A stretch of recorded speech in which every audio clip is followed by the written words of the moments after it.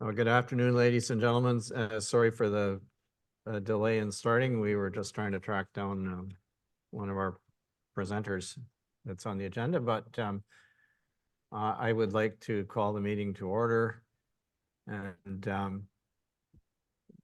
we'll start as we usually do with the playing of O Canada, and followed by our Indigenous land acknowledgement.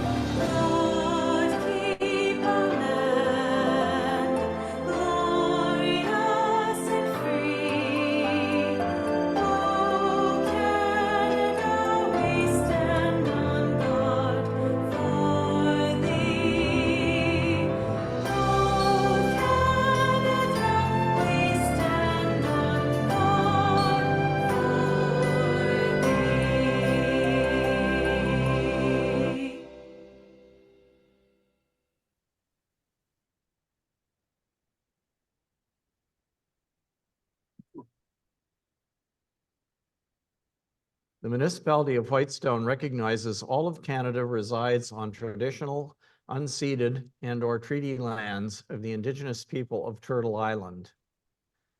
We recognize our municipality on the Robinson-Huron Treaty Territory is home to many past, present, and future Indigenous families. This acknowledgement of the land is a declaration of our commitment and collective responsibility to reconcile the past and to honor and value the culture, history, and relationships we have with one another.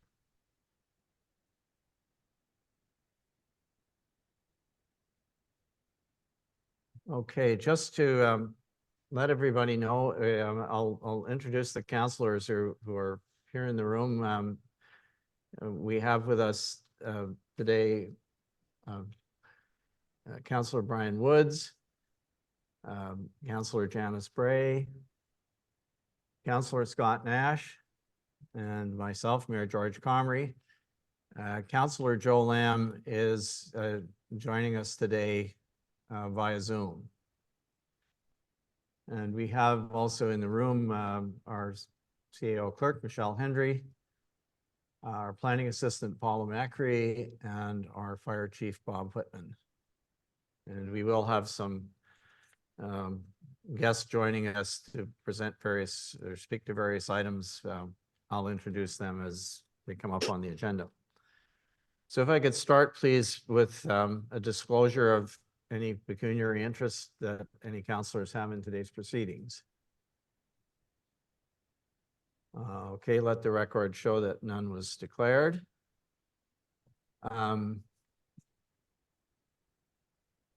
Next, I would entertain a motion to approve the agenda as circulated. Moved by Councillor Woods and seconded by Councillor Nash. Is there any discussion?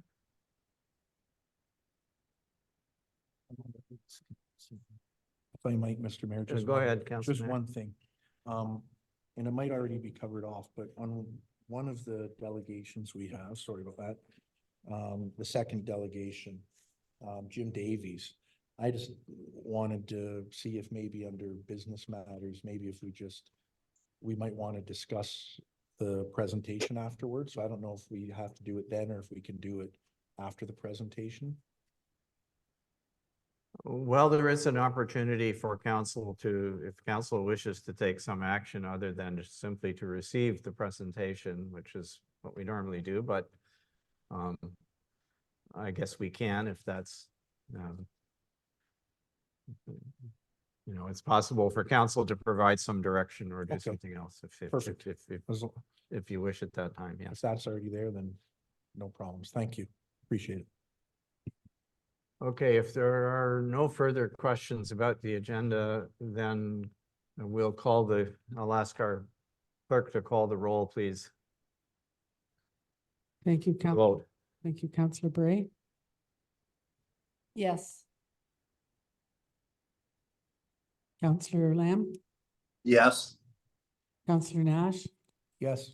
Councillor Woods, Yes. and Mayor Comrie. Yes. Motion's carried. Gonna take care of that. Okay, that's I'll fine. just put You leave them it there. right That's there. good. Thank you.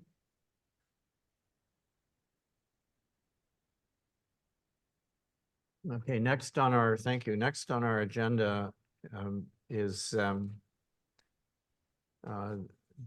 we have two presentations, and the first one is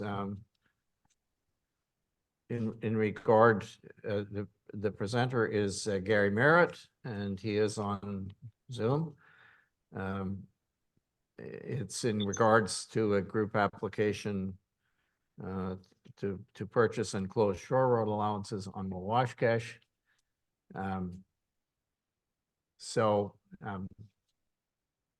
Without further ado, I will welcome you, Gary, and turn the meeting over to you, and you have a few minutes to present your material. I think everyone who's here certainly has what you submitted in writing, has seen that it's in the package, and anyway, we'll go from there. Floor is yours. Okay, thank you, Mayor George Comrie. I am representing the 5 property owners as described in the background part of the council agenda notes. We all wish to purchase the shore road allowance in front of each of our cottage properties on Lake Washkesh.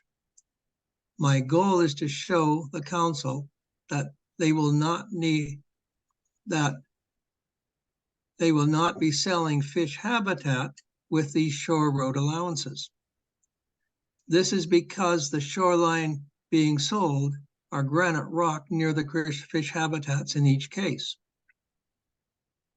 Now, if you look at the agenda notes, Part A includes an email from John Jackson and a map of the fish habitat.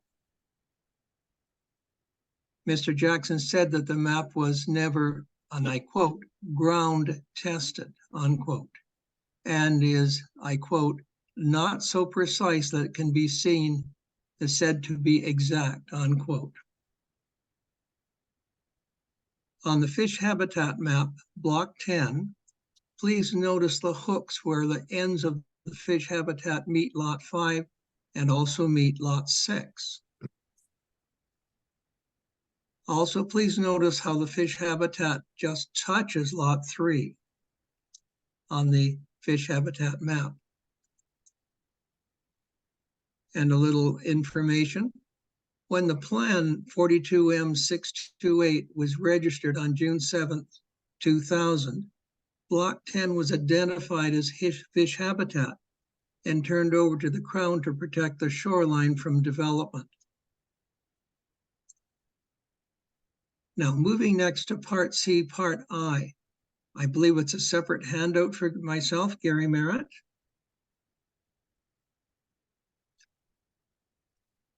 The first picture shows the granite rock shoreline that I am purchasing, and you'll see the sand beach in the end of the picture. The second and third pictures show the end of my shoreline purchase and the survey marker on a large granite rock. You can also see the Block 10 grass fish habitat just past my granite rock shoreline purchase. And you'll notice the fish habitat is that grassed area. Now, if we go back to the regular agenda, there's Part 2, Lot 6, Colleen Van Berkel. Colleen's survey map shows the part of the shoreline she is purchasing. That is in blue. The shoreline in yellow along Block 10 is the fish habitat that she is not purchasing. The series of pictures with Colleen's package are pictures that show her granite rock shoreline that ends in block 10, which is in the fish habitat. If you follow it through, you'll see the rock shoreline, and then it'll just turn into grassed area, and that's the fish habitat she's not purchasing.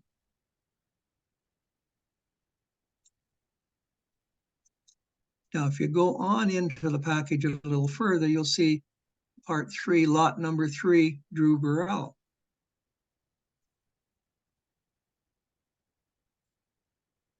Now, the pictures show his granite rock shoreline as well.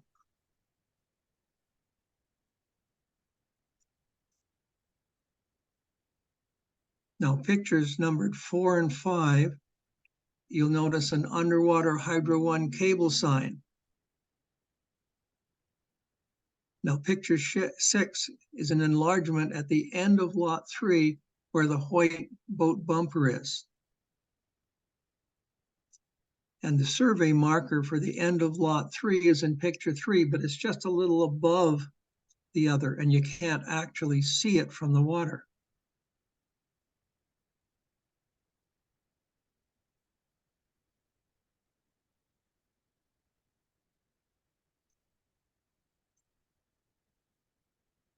Now, we hope that the Whitestone Council will take this presentation under advisement and realize with this new information, they can safely approve these shore road allowances purchases without a study being necessary by a marine biologist.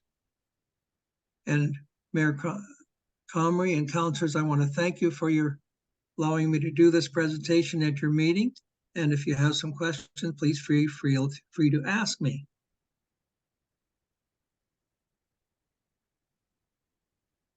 Okay, thank you, Gary, for reviewing the material.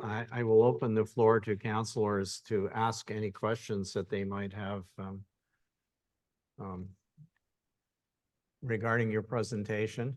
I will mention this is not an opportunity for debate. It's simply an opportunity for councilors to ask questions.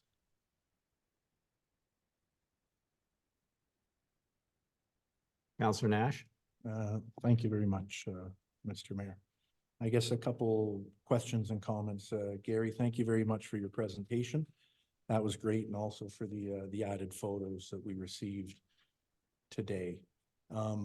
I guess a couple things. When I look at the photos that we received today, item Scott, can you speak into the mic, please? Sorry.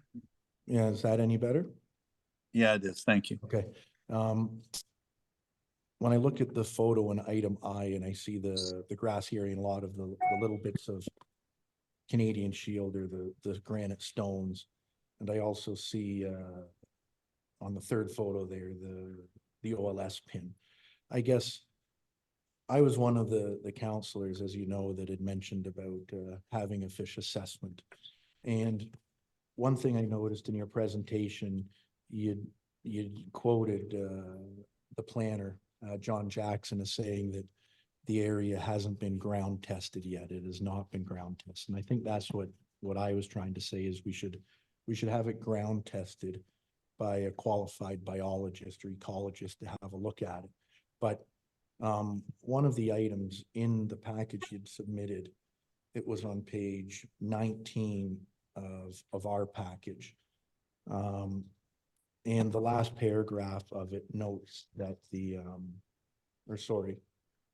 page 18, under the second word answer, the second spot it shows up under question 2.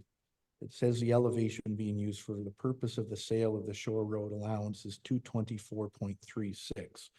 And one of my concerns, and I appreciate you including this in your presentation again, was part of our official plan, and it says the following: historically only Wawashkesh Lake has been identified as having potential flood hazards. Flooding on Wawashkesh occurs annually during the spring freshet, where fluctuations of 3 to 4 meters are natural because of the large numbers of inlets to the lake and restrictions at the outlets, where the Magnetawan River is narrowed by a significant gorge. The summer level of the Washkesh is controlled by a fixed dam with an elevation of approximately 224. And then it says the regulatory flood elevation for Washkesh Lake based on the 100-year flood is 229.57. So I'm a strong believer that if we're using 224 point something and allowing area to be sold below that mark, we should really be using the high water mark. And part of the reason for that is we quote in the official plan that part of the shore allowance identified as having any environmental features may be retained by the municipality. And under natural heritage, we say, is there any significant gaps in the data respecting natural heritage features? The proponents shall be required to undertake the ecological assessments at the proponent's expense to determine what, if any, natural heritage features are present. And where I'm going is on the official plan, we speak to, and it's quoted, Lake Washkesh is known for its Atlantic coastal plain flora. The lake is ranked in the top 5 of all lakes in Ontario for such flora. This has been extensively documented by the Natural Heritage League and the World Wildlife Fund. So when we know that's around and that occurs in areas that are flooded in the spring, we really shouldn't be selling the shore allowance in areas of type 1 fish habitat or having environmental features, which would be the flora and fauna in the areas that are flooded. So we have to be really careful as council. Do you have a question, Councillor Nash? Please, this is I the time do. for questions. To what Not- to what elevation was being used. And I guess on the survey, I guess here's one of my questions. On the survey that was provided to us, why would have 224 been used instead of the high water mark of 229.57 in the official plan? Why is there a 5-meter difference? Myself, I do not know. Now, I do have a topographical map of all of the land there that was provided by my surveyor, but my question to you is, are we looking at the fish habitat being the grassed area that has absolutely no granite rock that we're concerned about, or are we concerned about all the shoreline, even when it has granite rock quite a ways up on the shoreline? Well, again, I know this isn't a debate, but I guess the question is a qualified biologist would tell us what's environmental features are there and what's type 1 and type 2. I'm not sure your employment background or not, but you're a qualified biologist, because I know in your pictures you're showing us and saying it's not type 1 fish habitat. So have you had that assessed by a biologist who's told you that it's not type 1 fish habitat or environmental features on the property? No, I considered the type 1 fish habitat to be block 10 with the grassed area.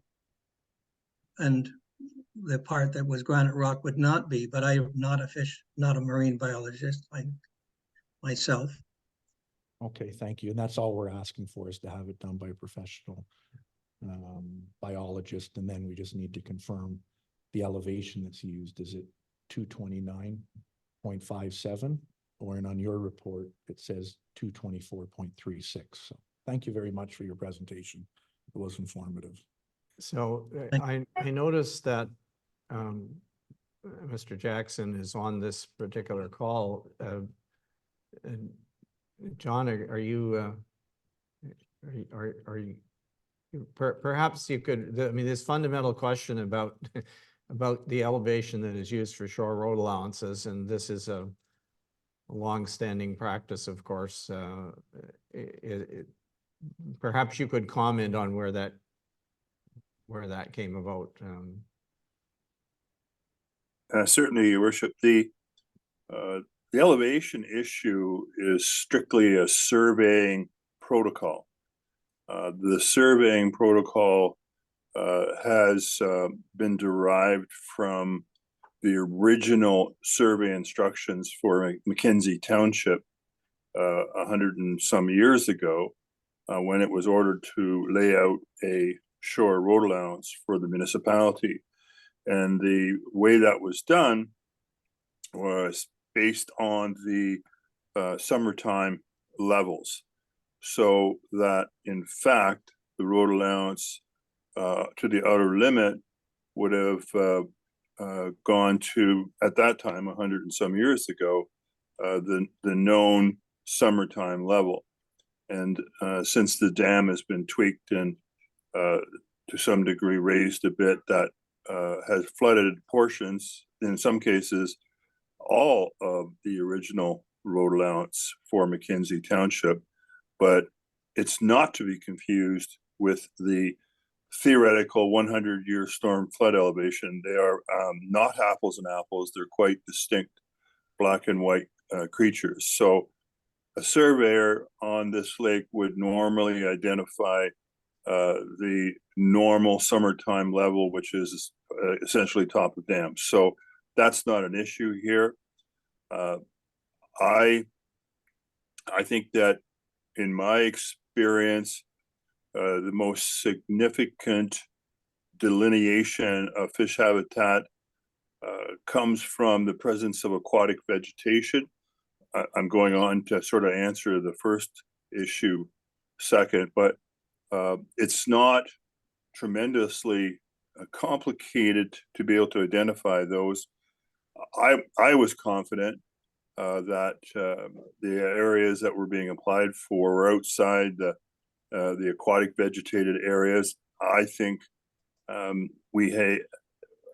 practical purposes, we make a distinction between the need for areas that are in fact potentially needing additional, more sophisticated assessments by marine biologists. But I don't think that happens very often. If the truth were to be known, many decades ago, I used to judge these things on my own without the introduction of fishery biologists, which only blossomed really in the late 80s and 90s. So I know what they were after.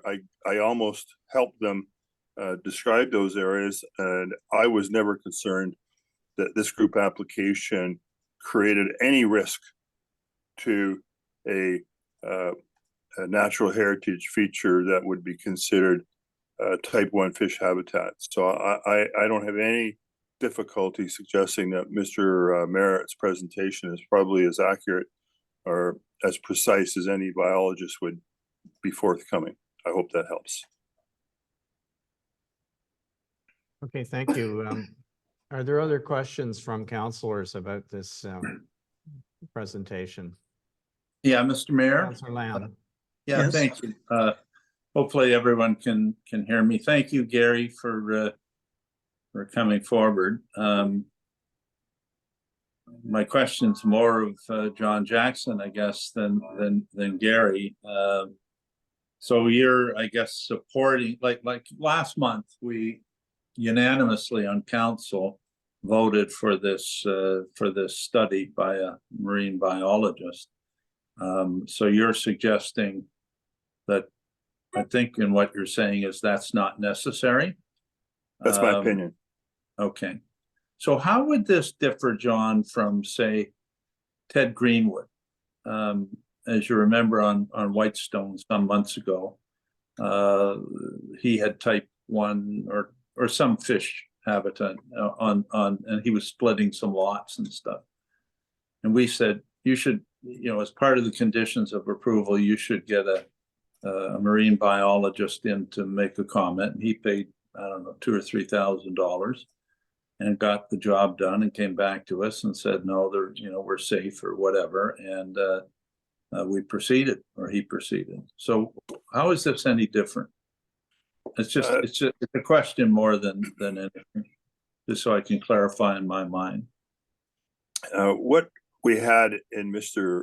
Greenwood's case was an application to create new lots, which is called new development.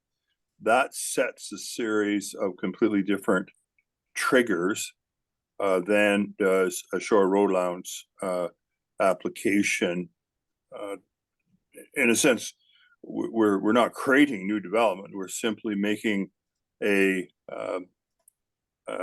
I suppose, an implementation of the policy that says, look, if there is no potential threat to any environmental or public interest, you know, we're supporting the closure of these shore road allowances. And so the risks have a different level, if you like, of consideration. In Mr. Greenwood's case, he's creating new lots.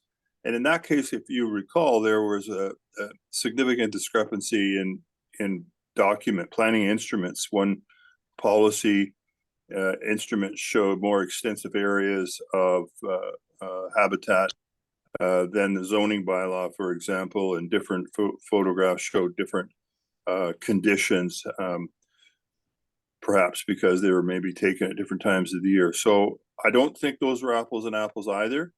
In this case, the risk that we're being exposed to is very minor. I once had a biologist tell me that when it came to shore road allowances, they often considered the notion that having those areas of shore road allowance fronting a person's property were better and more responsibly looked after if they were held in private hands versus them being in public hands. So you get an array of opinions and positions, even within the industry. So again, in this case, the risk, I believe, is quite low. Thank you. Okay, thanks. Other questions? Just one final, Mr. Mayor. Are we dealing with this tonight? Is there some motion or something that's on this tonight? I know Mr. Merritt's on, but I think it's on a different situation. It's his lot addition, so. What, There- what, I'll sorry. answer the question. There is another presentation. And once we finish that, then we have the opportunity to address matters arising from the presentations. There is a suggested motion that we receive them in each case, separate motions, but and that's all we would normally do in situations like this. We would reserve action to another meeting if we, but however, there is an opportunity for council to also introduce and pass another motion that either directs some action to be some further action to be taken, or we could rescind the motion to require a study by a biologist or whatever at that time, if it's up to the wish of council. Thank you. Councillor Woods or Councillor Bray, any comments about this or question? All right, for the moment at least, we will move on from this item then to the second one. And Mr. Mayor, I wanted to follow up with John if I could. oh, sorry, I didn't. problem. Councillor Nash, go ahead. Thank you. John, thanks for being on the call. I guess just two quick questions. Do you know, I was trying to look for it here, just even if it's roughly, do you roughly know what the elevation of the dam is right now? Like what it shot at? Is it 226 or 225? Do you happen to know? I think it's between 224 and 225, closer to 224. I think it's about 224.37. Okay. And it's important to know that it's not a complete dam. It's as you are quite aware, it's kind of a V cut. So it's just a water level control measure. It's not a true dam. Perfect. And the second and last question I have is, the official plan says that the part of the shore road allowance identified as having any environmental features may be retained by the municipality. So that might be type 1 fish habitat. It could be the flora and fauna. And I know when we had another planning item on the lake, there was a lot of discussion about the flora and fauna and how it could be destroyed with the dock being put in or whatever it might be on the same lake. And if this Atlanto-coastal fauna is considered an environmental feature, which it certainly looks like when we read our official plan, why would we be selling the shore road allowance that might be above the high water mark in an area that has this environmental features? It's not type 1 fish habitat, but it's environmental features, being the special flora and fauna that grow in the flooded lands. So in that case, on a lake like this, why wouldn't we use the high water mark that the MNR has shown is 230.5 or the municipality's level of 229.14, if we know those are environmentally significant things and we don't sell stuff where that exists? So forget the type 1 fish habitat, but The, through your worship, the specialty flora and fauna that occurs on Wawashkash comes from this annual severe swing in water level cycles, such that you end up really with a flood occurring over several weeks in the spring, and every spring, as those that live on the lake are aware of. And then it goes to summer level, which is almost arid or desert-like for a period of time. And it's that swing that creates this specialty flora and fauna. It's not pockets, it's ubiquitous in terms of the entire shoreline. So would you call it critical as far as a natural heritage feature? I wouldn't. It occurs on the entire lake, all of its kilometers and kilometers of shoreline. So I don't see it as being a critical driver towards an ecological policy framework that council needs to rest a lot of emphasis on. So it just happens to be the flooding, in fact, that causes this unique flora and fauna, which you don't find because not very many lakes swing 6 to 10 feet every year in the fashion that Wawashkash does. So I don't consider it particularly relevant. okay, thanks a lot, John. So I guess if it's not considered sensitive, really, I guess on our next official plan, we should take any reference to it out then if it doesn't mean anything.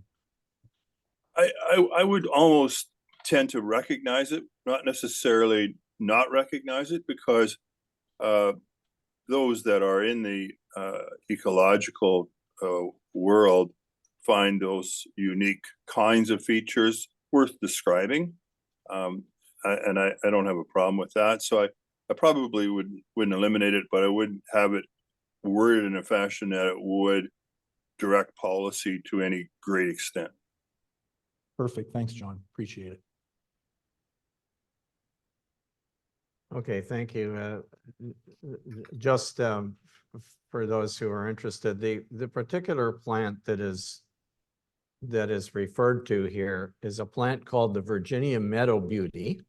You can look it up if you want and see what it looks like. And what John just told us is absolutely correct. It only grows on that portion of the shoreline that is that is out of the water in the summertime. And of course, there has to be some suitable soil and so on to grow in, although it does kind of grow in between little bits of rock, and grows typically right at the water's edge. And in the winter time, and it has to be submerged in the wintertime. So any part of the shoreline that is not flooded during the freshet, it doesn't grow there. So it's a relatively narrow band, and it's all around the shore of the lake that meets those qualifications that I just mentioned. So and yeah, I suppose if somebody were to attach a dock or a path to go into the water or something, they would probably harm it. But there's quite a lot of it, and the typical uses of shore road allowance that people make, don't affect it or don't affect it very much. So anyway, that's Councillor Bray. I'm sorry to interrupt that. It's No. just that I do have a final question. And it's for Mr. Jackson. John, on your, on the diagram, I just want to make sure I'm clear that what we're looking at is only the parts that are not touching the speckled part, which is the environmental protection. Is that correct? Like the shore, Yes. so the shore allowance that touches that area is not being sold. Correct. Okay, thank you. Okay, thank you. If there are no further questions, then I would like to move on to the second presentation that we have, which is a presentation from the Magnetawan Pioneer Association, and it looks to me as if Kelvin Williamson has joined us, and I'm gathering, Kelvin, that you're going to present this. Am I correct?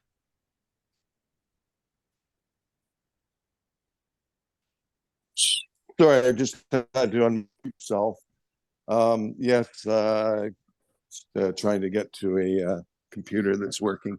Jim Davies was going to, but Michelle, he's tried numerous ways to get on to the link and dial in, and it's just saying invalid for some reason.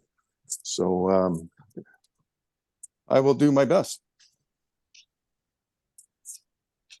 Are you able to hear me? Yeah, yes, we are.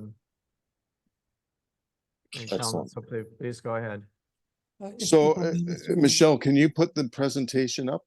Oh, okay, that, I was just about to ask you, if you'd like me to do that one moment, please. Yeah, if you wouldn't mind. Wasn't planning on this in the middle of something else. Okay, the presentation is up for those folks on Zoom, and I believe our members of council have a copy in their package. Okay, very good.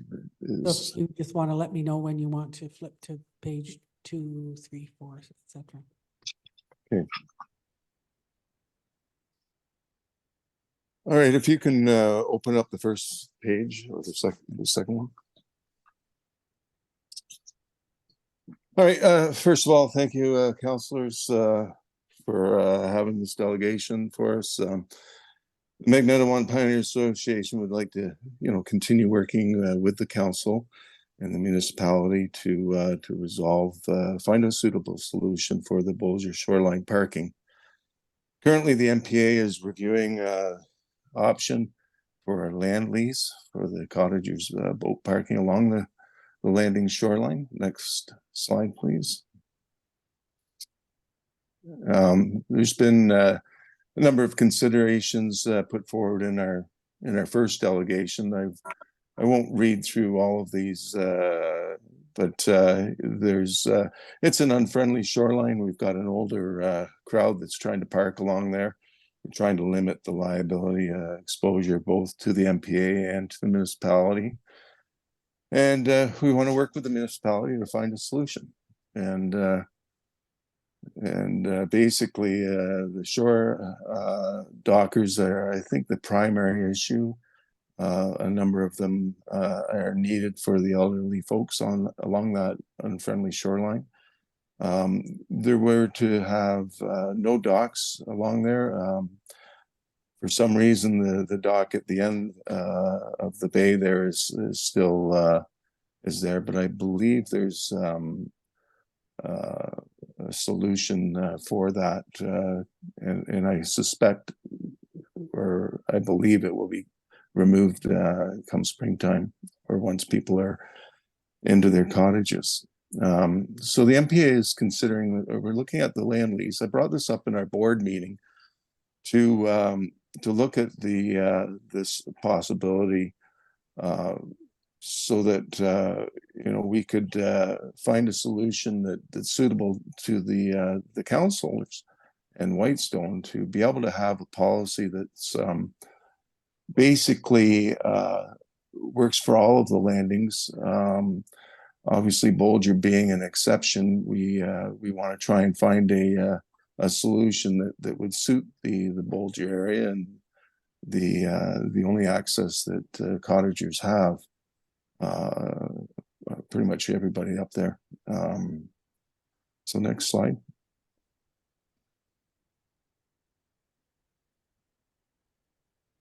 So we're trying to find something that is sustainable, so we don't, you know, future generations or counselors will look at the solution that's been developed here and be able to carry on with it for a number of years. And if we can find a solution that's agreeable prior to the 24 summer season, that would be great.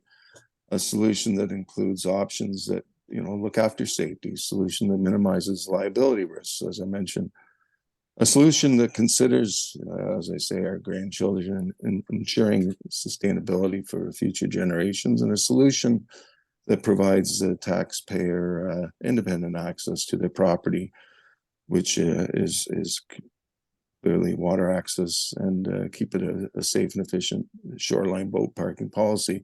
With the land lease idea, then I think the MPA would look at being able to manage that shoreline that's in a suitable way, and maintain as much of a pristine shoreline as we can. And so let's go to the next slide, please.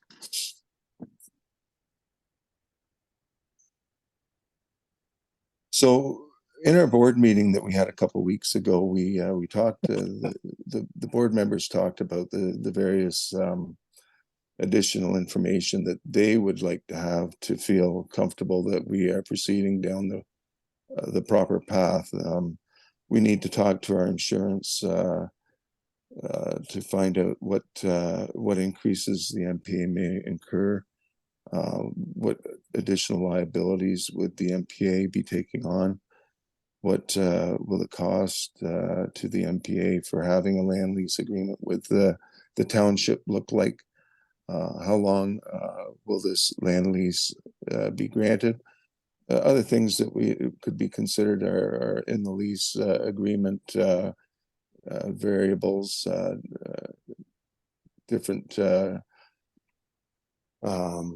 conditions that would be put on that lease. And I think what we need is some answers for the board to be able to come back and have a resolve and a plan in place to go forward with the councillors, aiming for the mid-February. This is a very busy time of the year for a lot of people, and I think that would be a reasonable goal to hit. Others have suggested that we should probably have some sort of a working group that could be done virtually with some MPA board members and perhaps councillors to make sure we get it right and how we do it. I think is that the last slide, Michelle? I believe it is. Yes, it is.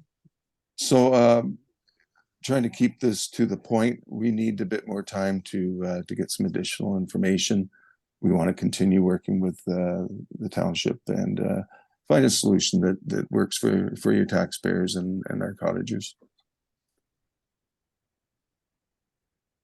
Okay, thank Any you. questions? Calvin, once again, I will open it up to councillors for questions.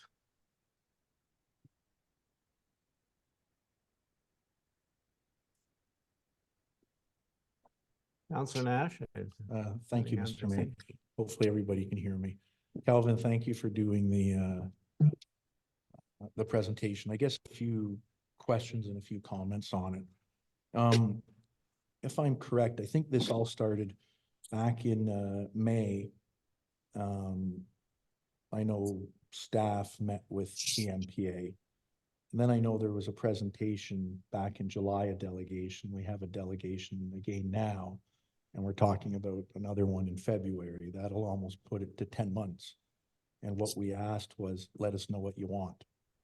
And I don't think we're getting an answer of what they want, because it sounds like the association doesn't really know, but it might be going with leasing might be an option.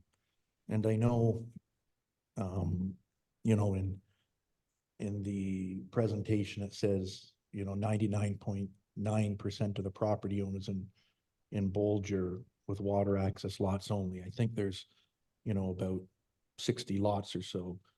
And one of them is drivable, which I think puts the number at 90-something%. It's not 99.9, right? I think we just need to get some of the facts correct when we note things here. Ask a Um, question, please. Mr. Mayor, I have the right as a delegation to respond back to their presentation. It's an opportunity to ask questions, not to debate, remember. I wasn't debating. So I guess, Calvin, why would you put 99.9% if there isn't 100 properties on the lake then? There's a question, Mr. Mayor. Okay, so there's, my understanding at the moment is there's 80 properties, of which most have cottages. I guess 99.9% is an exaggeration. My apologies for that. Whatever the percentage is certainly above 80%, I would think. Okay, and I guess another question, if leasing was an option, would members, because I think if you were to do, I think from a liability point of view, you couldn't do a lease to the MPA, because then if somebody got hurt, it would just go back to the property of the person that got hurt. So would residents of Bolger be willing to do a lease that might be the cost of, and I don't think the municipality wants to be in the marina service, but would they be willing, from what you know, to pay something like $500 a year for a lease and take out commercial liability insurance to insure their spot and pay for the legal fees to set something up like that, and the survey costs? It'll probably be $2 or $3 grand to start up, and then pay $500 a year for a lease? What would you think the membership would say to that overall? A yes or a no? Do they want it for free, a lease? Well, I'll start by saying that the likely answer is no. And the reason being is that a lot of the cottagers have had these cottages that have been handed down over years and years. And it's not a Muskoka type scenario where a lot of the people have to be wealthy to have a cottage. That is why our membership dues are pretty low, is because we have the experience that the association members can't afford a lot. We're doing the best that we can. So obviously, the road takes up a majority of the dues that we do collect. And my feeling is that people would like to see a status quo scenario continue, with the marina parking due to expand somewhat for next summer. I think naturally that shoreline will see a decrease. There's not more cottagers, more properties that are going to be popping up in the Bolger area, at least very limited. So I see the boat parking being decreased. I think we're going up to 20 spots or so, if I'm not mistaken. So that's my short answer. Perfect. I guess And a couple more questions. Sure. On the MPA's involvement, I know we'd asked that there be no docks and no storage units. And I know the last time I was out there, as you noted, there was still a dock there and there was Yeah. still a storage unit. If I didn't know that municipality part. was to think about leasing and do it to individuals or through the MPA, what would you guys be able to do if you can't even manage the MPA members for removing their dock now or their storage units that are there? Well, first of all, I didn't know that there was a storage unit still there. And I think my belief was that dock was going to be removed, and I'll have to engage with that dock owner. Okay. And then second last question, since the municipality had asked the shore dockers to be removed in June, has any new shore dockers appeared, or has anybody done any work to the shore dockers to improve them since they knew that we'd asked them to be removed? I'm not aware of any new shore dockers, and I'm not aware of any improvements. I've been watching the shoreline, and if I had seen anything dramatically change, I would have certainly looked into it. Okay. And just to Perfect. make a point, though, you know, we've been the association's been looking after the landing for decades, or at least specifically since the agreement with Whitestone. I think we've done a good job of that. Yeah, no, and I wouldn't question that. And I my certainly last question, am, shore we're dockers. willing to work with the councillors if they have certain requests to change things as demonstrated this year. And I just want to point out that any of those notices, the sign on the dock, that was all purely to try and get more members, because our membership numbers had dropped to about 50%. And so those messages were purely to get more members. You know, a cottager comes up and sees the sign on the dock. Hey, I should really be paying my dues if I'm going to use this. It in no way, shape, or fashion was to discourage public, and never has that even crossed my mind. Okay. So I just wanted to clarify something on that. Yeah, and I think that's more to do with the maintenance agreement. I think what you were talking to, I think you got cut off for 5 or 10 seconds there. I think you were talking about some of the signs at the bulletin board. Yeah. Referenced MPA senior members or association members only. And I don't want to get into that tonight because I know we're not debating, but I know those signs were also, I think, asked by staff, if I'm correct, and I could be wrong, to be removed last year, and it was again this year. It wasn't just one time. But my last question would be, in the last 12 years, we'll say since 2010 or so, and I know because I believe from what I've seen out there and pictures I have, and from my, you know, yearly visits out there for a long time, in the last, since 2010, is there more or less shore dockers, and is there bigger or smaller boats on the shore dockers than there were in 2010?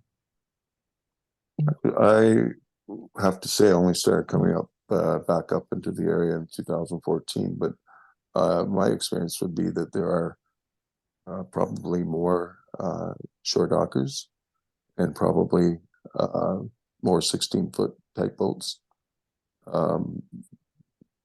mainly for the safety of people getting to the cottage. Okay, I think that wraps it up. And the reason I'd asked that is, and I know in the agreement, it says it'll maintain their current level of operation in 2016, right? That's not adding more shore dockers, it's keeping it the same, right? So I think we have to be really careful. And again, this isn't a debate. I appreciate you letting us know what's being looked for. I know I'd suggested some things of improvement with some gravel and stuff like that. And I think we as council, you know, have to decide where we want to go. And personally, I know you spoke about liability. I think we as a municipality have a very, very, very large legal liability of boats or shore dockers there, and somebody trips and splits their skull and kills themselves, and the municipality is liable when we know they're all there. So I think that's one of the biggest and most important things we have to cover, which is enforcing or dealing with them in a proper way. So we're not sued for millions of dollars and lose because we know there's a problem there. So thank you, Calvin. Thank you. Are there other questions from councillors? Yeah, Mr. Mayor? Councillor Lamb, go ahead.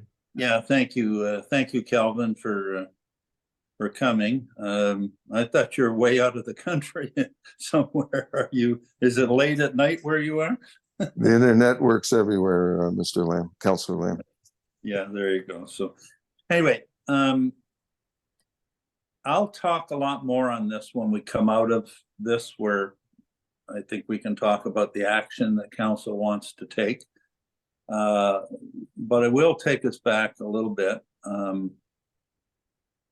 This has been going on for months. You know that you and I had a conversation, I'm gonna say three or 4 months ago, I don't know. I was the only one that was trying to I think, come up with a solution for the shore dockers. And I think the only issue we have is shore dockers. And I said that at that time. And that's, I suggested to you the idea of a lease. But I also said to you at the time, you're not going to like the terms of a lease from the municipality.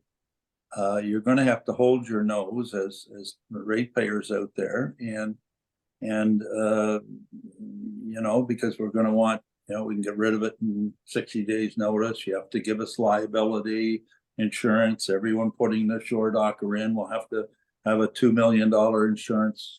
All these things are going to be attached to that, and you're not going to like it. But that's the only way that I could see coming up with shore dockers. But quite frankly, I don't see my other members of council, and I respect their position on this. I don't think they want shore dockers. So no matter what we talk about, you and I, on shore dockers and allowing them, I think it's a no-go right from the start. But anyway, having said that, I thought we had a pretty good conversation.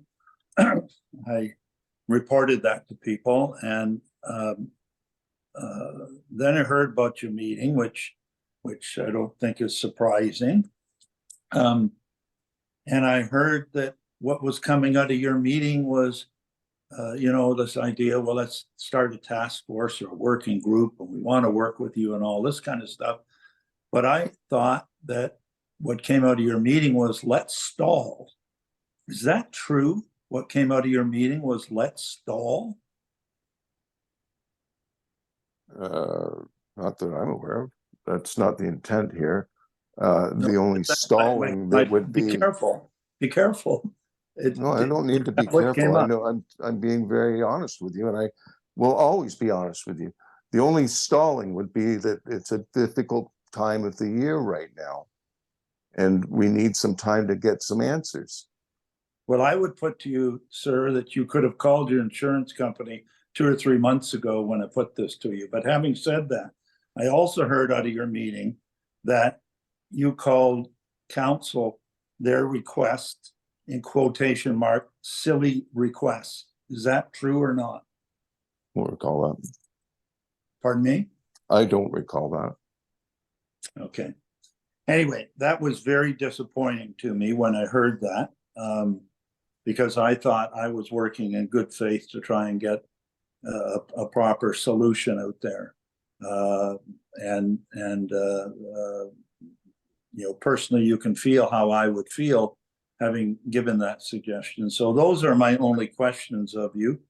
I will again have lots to say when we finish this and we get into discussions on it, which you won't be able to talk on it, by the way, at that point.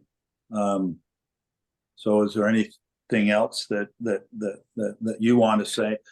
You know, I'll save my comments, but I can tell you that any other municipality that puts this in, I was forwarded an agreement from Almaguin Highlands just this week, where the government got involved in this kind of stuff there, that area over there, and you should see what their requirements are, Calvin. Not only for just putting boats on shore, but for putting boats, docks in front of your place, which are the shore road allowance that may be owned by the municipality. You have to pay $2,000 for legal considerations and bills. You need to pay $750 fee on the first year to put a dock out there, and $500 a year every year after that. You must give a $2 million liability insurance claim or coverage to the municipality. I think it's way, way over the top. But that's what happens in governments when they start, you know, getting legal advice and all this kind of stuff. So that's why I said to you in the summertime, you're not going to like some of the things if we go there. Quite frankly, the shore dockers, there's 10 or 12 of them, or maybe 15 of them. And that's all we're talking about. And I don't think you want the liability coverage of it. I would put to you, your group is probably very hesitant to take on any type of liability because you don't want it. I don't expect the rest of the taxpayers of Whitestone should take it on. So why don't we just say there's no shore dockers? Anyway, I'll talk to this more when we come out. So Anyway, thank you again for your presentation, and that's all I have, Mr. Mayor. Thank you.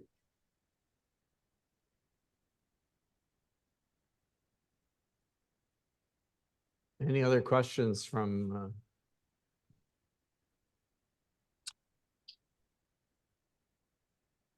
Okay, I guess maybe I will ask one, just that since we have Calvin on the line. I'm wondering if you think that there is an acceptable solution, because I know we've talked about this, it's come up in previous discussions.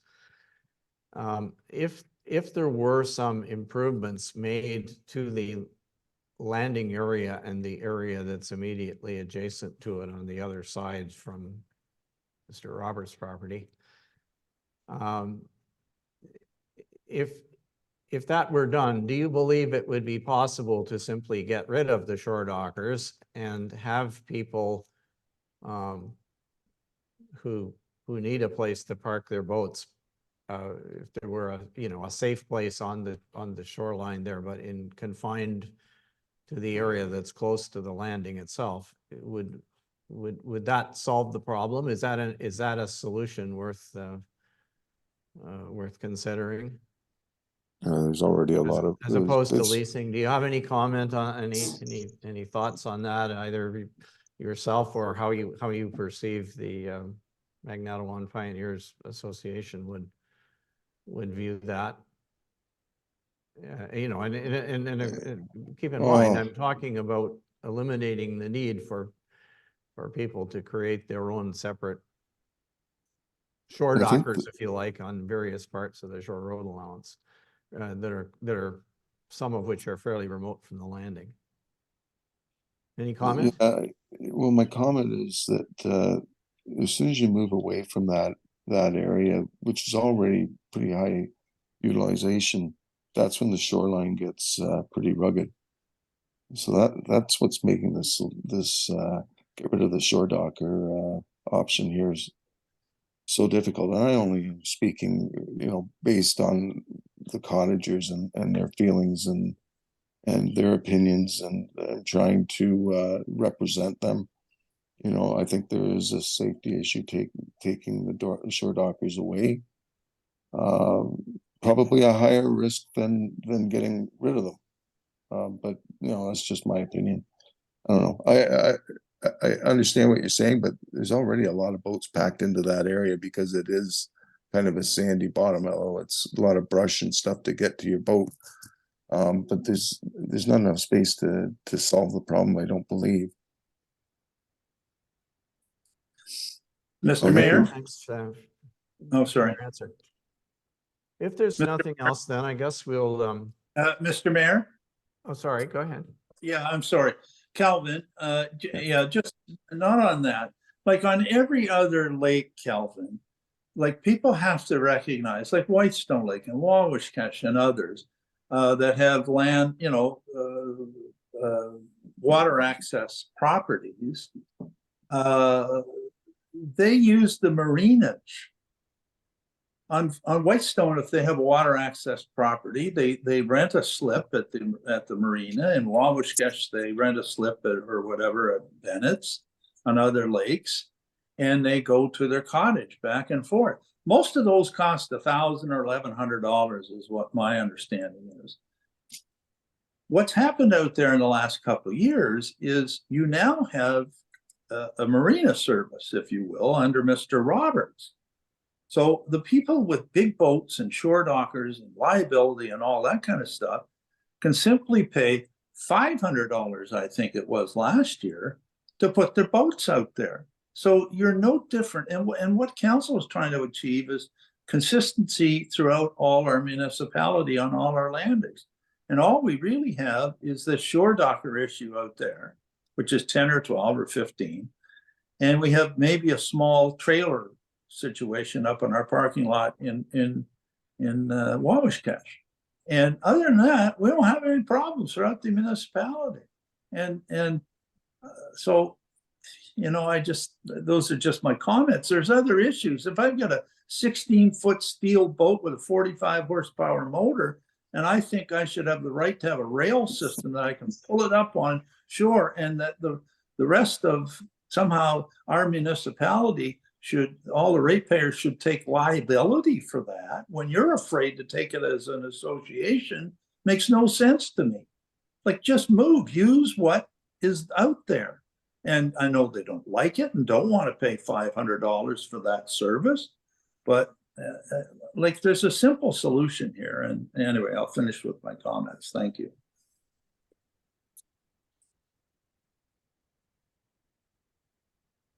Okay, any response from Mr. Williamson? Last word? All I can say is it's a tricky situation. We've been through all of the information that was shared by the cottagers and their viewpoints on the marina. We've had our delegation in July. It's tricky, and all I can say is I'm trying to find a solution that works for both, and I'll continue to do that. Okay, thanks. So I think we are now in a position to move on. And we have matters arising from the presentations and delegations. The first one, we'll go back to the first one, Mr. Merritt's application. Excuse me, may I be excused, Mayor, from this meeting? Oh, yes, thank you. If you wish, yeah, I'm sure you're, it's getting Yeah, on in time, yeah. Thanks Thank you for very much. coming at the last minute, Calvin, I appreciate it. Okay, thanks.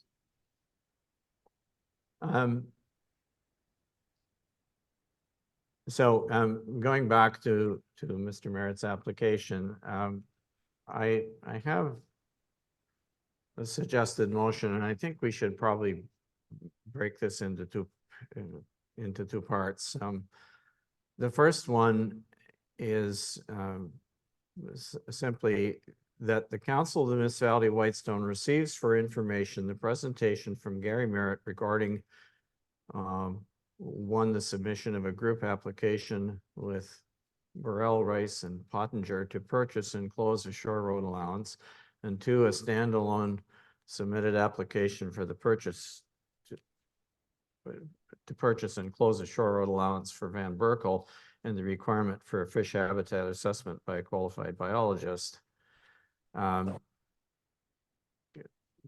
we get a mover and seconder, and then if anyone wishes to add something to that motion, then we'll do it by way of amendment, let's say. So Councillor Woods moves. I can second that, Mr. Mayor. Hmm? I'll second that. And Councillor Nash seconds. All right, so we have something on the floor for discussion. And so that's a fairly non-controversial part. Is there any, does anyone wish to take any further action at this time? Either in terms of directing some action to be taken or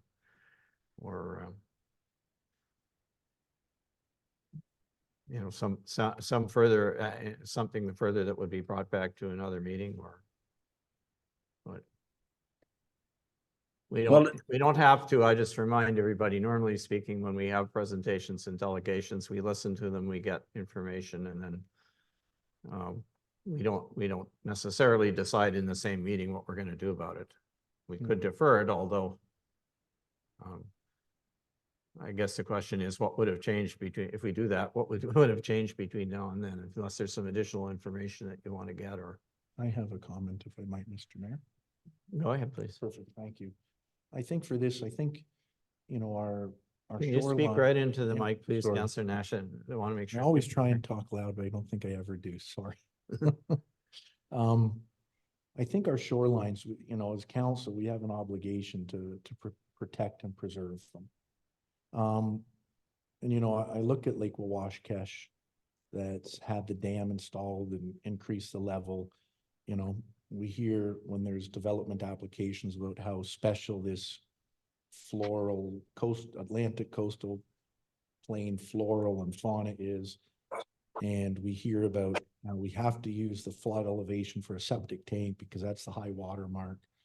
And then we go to selling the land, which we know a lot of it can be flooded at times, and we say, let's use a number that's not a foot lower, from 229.14 to what was used by the applicants of 224 point something is 5 meters, the height of this room almost, if you look at it up, 20 feet.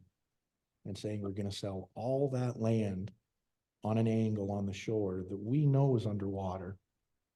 So no investigation needs to be done, but we'll sell it because we don't want to use the high water mark, because then people can't buy the shore allowance because a lot of it will be underwater, considered underwater. We talk about how if there's any environmental features that we won't close it.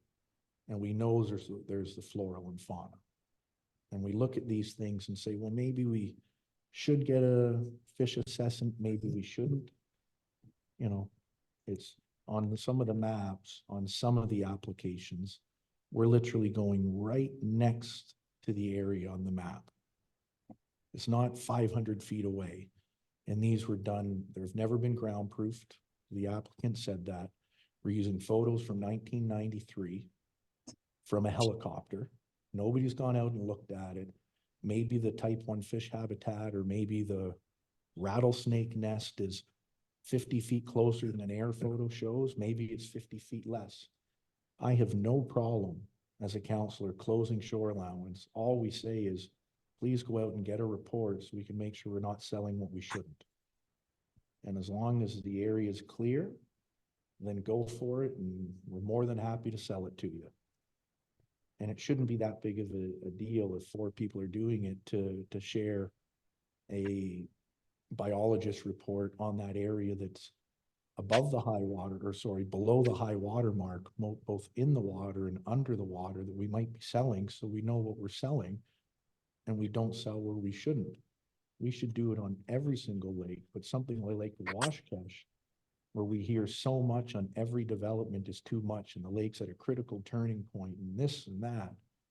And then we go and look past it because somebody wants to close their shore allowance and doesn't want to spend the money on a fish assessment. I don't know why, and I would never support removing the fish assessment from the motion we have with the information I have at hand today or in the past. And I think I try and do research on a lot of stuff. And one last thing, I found it very fascinating that back in, I think it was September, there was under correspondence a memo from our planner, origin of flood elevation policies. And if we as council, I know for us that are new,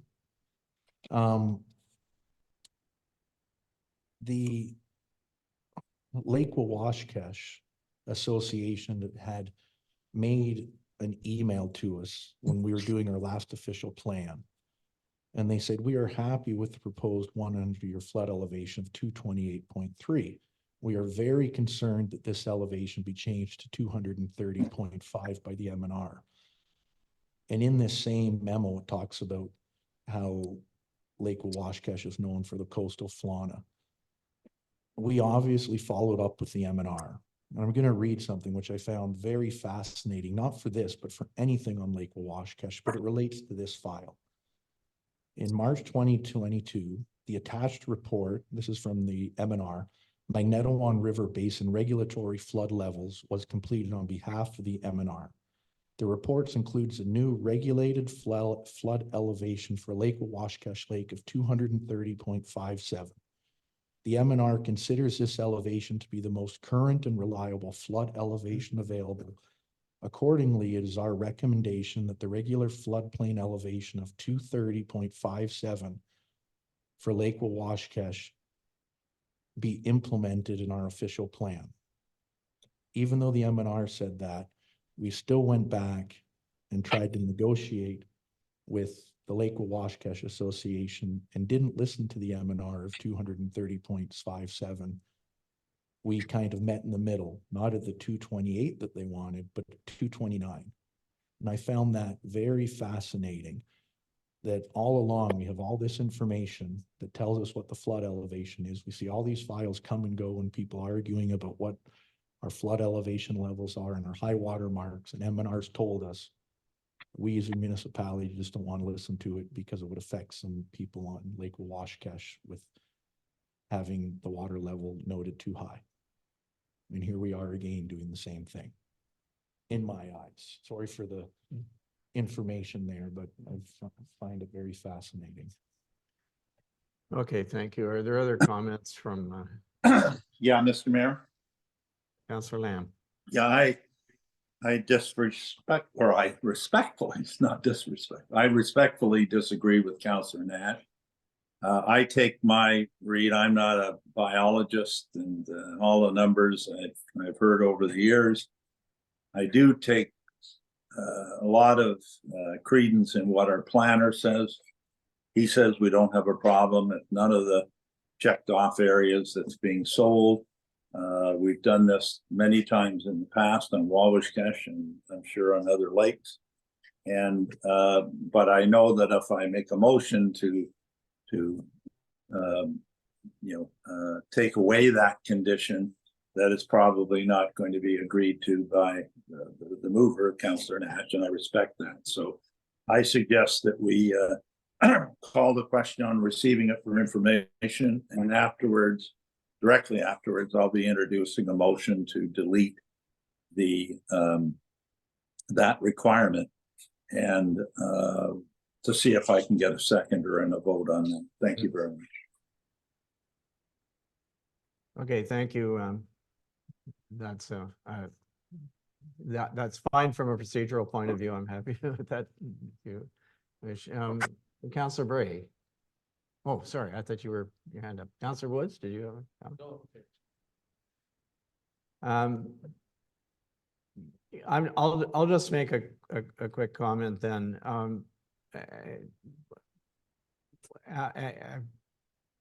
I guess I was trying to reconstruct in my mind how we arrived at the concern that caused us to pass this to tack this requirement on at the previous meeting. And I mean, I know how we arrived there, but the only reason that I supported that particular motion at the time was that it seemed to me there was some confusion about exactly how much of the shore road allowance, how much of the shoreline around two of the properties.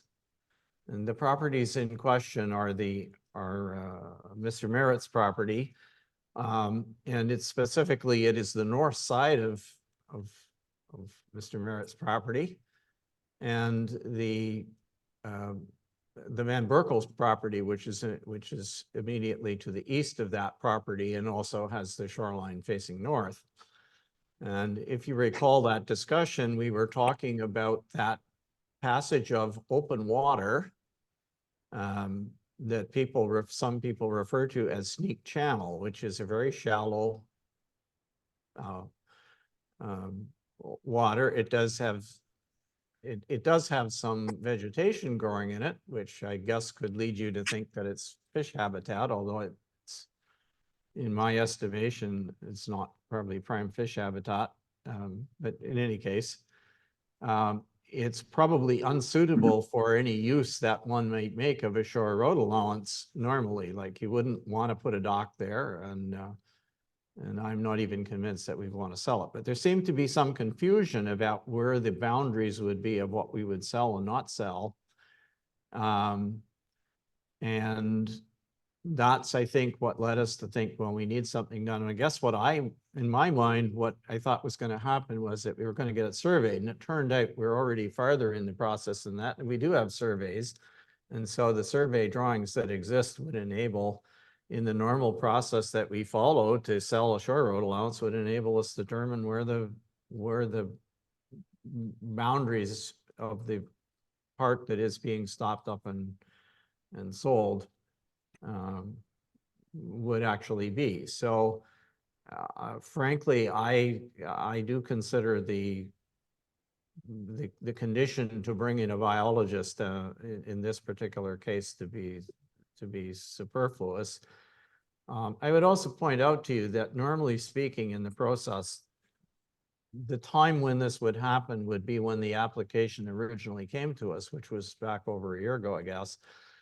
And it's kind of unusual for us to tack on at the 11th hour when they're saying, okay, now we've done what council asked, which was to get it surveyed and so on, then come back and say, oh, now we've got another requirement. We want you to have a biological assessment. And I'm not against biological assessments in areas where there is a genuine concern, but honestly, and I am familiar with this shoreline, I kayak around it quite regularly, that I just don't see that the concern applies in this particular case. So anyway, that's my view. Councillor Bray. I just have a question, and Yeah. maybe the other councillors and yourself, Mr. Mayor, can help me out. I guess this came as a group application. So I'm wondering, I noticed like the two middle pieces of property are not attached or even close to the part that I gather indicates fish habitat, I think. And so because it comes as a group, does that mean then all of the regulations apply to the whole group? Or does it, or can it be broken up? I'm just curious. I think that's perhaps a question for either either Paula or our planning assistant. Are you going to answer?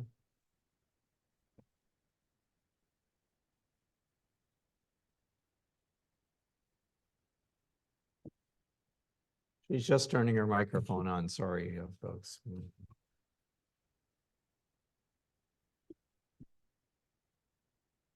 Through you, your worship, I don't have an answer for that. John, are you still on the phone? He is. I don't know if he's. Yep. I'm still here. Mr. Jackson. How would you deal with? I realize it's not a planning board issue, but how would you deal with that? I think as a group application, they're in as a group to get economies of scale. So, I mean, as long as the matters have been sorted out for the group, whether it affects one member or another member or not, I think that it shouldn't matter. I think if there is concurrence that we have a very low risk in terms of a decision to proceed to sell what the surveyors have identified are outside the type 1 habitat areas, as also supported by the evidence of Mr. Merritt and his colleagues, I think I don't think it's an issue.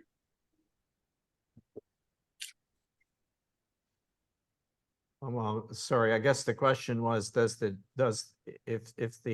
if there's no fish habitat, if there are only 2 properties or potentially 3 of the 5, to which the requirement might apply, does it automatically by extension apply to the other 2 that were part of the group application? That's.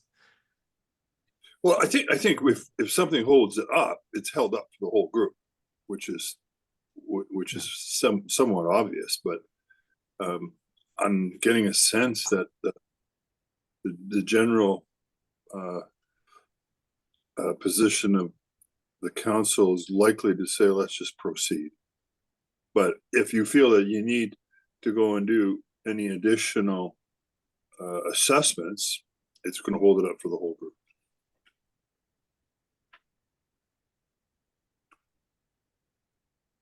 Okay, thank you. Any other questions or comments in regard to this one? Mr. Mayor, could I just have a follow-up? I didn't know John was still on the phone. If I might, Go ahead, please. perfect. And then I think we are gonna have a vote after that. Yeah. So I guess some of it's a comment and some of it's a question. Be it Shore Road purchase or lot creation. We look at these plans and, you know, on the plan, one of the lots has an EP zone. Well, I guess two of them touch EP zones. We'll call it lot 1 and 4 for ease. And I guess, you know, sometimes we see this and, you know, somebody's doing an application for a lot creation. We'll say, well, you better go and get it to make sure what's in front really is what's in front, not just what's on a map that, you know, might be, this was a high level photography that was just, you know, if that pen mark was over 1/8 of a centimeter on this sketch from the air, it would be 100 feet kind of thing. And I guess I don't understand, or I guess, would it be fair to say, maybe this is my question for you, John, if we don't need a fish assessment for purchasing the Shore Road allowance, why would we ever ask for one on a lot creation? And why wouldn't we always rely on our maps? Well, I do think that, as I mentioned earlier, the distinction between new lot creation triggers a variety of different, I'll call them triggers that are related to provincial policy statements, where the policies are more direct. And that direction is that where you're creating new development, you are to be sure, and you're making those decisions, that you're not going to be inconsistent with provincial. In this case, however, I think that the position of council is we will sell Shore Road allowances so long as they're not sensitive environmentally or flooded, for example. So I think there is a distinction. I do not believe in this case, in many cases where we have good data. The M&R data overall is good, but it's like MPAC records. They, you know, you really don't go to your casino and bet on them, because it's not within the sort of the 95th percentile. So I think we know what they're looking for, and in this case, I do not see a risk. So, do you want to impose a somewhat unnecessary task, which will be time and money to your ratepayers when there's no public good being served? And that's been my principles throughout these kinds of things, and I'll stick to my principles. Perfect. No, thanks, John. I appreciate you saying that. And I guess when you said, you know, it's the 95 percentile kind of thing, you know, and again, I guess this is a comment and then we're doing our vote. The part of the Shore Road allowance identified as having any environmental features. If we don't know if there's an environmental feature because a biologist or ecologist hasn't walked the land and looked at it, we don't know if it's there. And if I was going to do a lot creation on Mr. Merritt's property, maybe there's a rattlesnake hibernation in the middle of his lot, but he doesn't know. And the only way you know if there's an environmental feature is to go have it ground proof and looked at. So we say it in our official plan, but we look the other way, relying on data from 1993, that's 30 years ago. And I'm sure I'd like to use my MPAC assessment from 30 years ago, before my dam was created. So that's kind of the only, anyways, thank you. Okay, let's move on. All right, thank you. So if there's nothing further, I would like to call the question that we have in front of us right now, which is, has been moved and seconded, that we receive for information, Gary Merritt's presentation. Thank you. Madam Cito, Madam Clerk? Oh, sorry, we already did that. Okay. Councillor Bray, Yes. Councillor Lamb, Yes. Councillor Nash, Yes. Councillor Woods, Yes. and Mayor Comrie. Yes. Motion is carried to receive the merit presentation for information. So, Mr. Mayor, I would like to make a motion on this subject.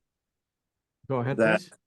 That I don't have it all written out, but basically that we delete the requirement for a biological study as we approved last month. I'll leave it up to you and Michelle to The write. the council motion. of the, what's the correct term, rescinds, or we Rescind the requirement or rescind the something. requirement, is that okay with you, Madam Clerk? Yes, Mr. Mayor. I'm gonna try and write down. I believe the clerk is just getting the actual resolution, Thank you. so that we got there. Okay, rescind. All right, so that's better. Resolution.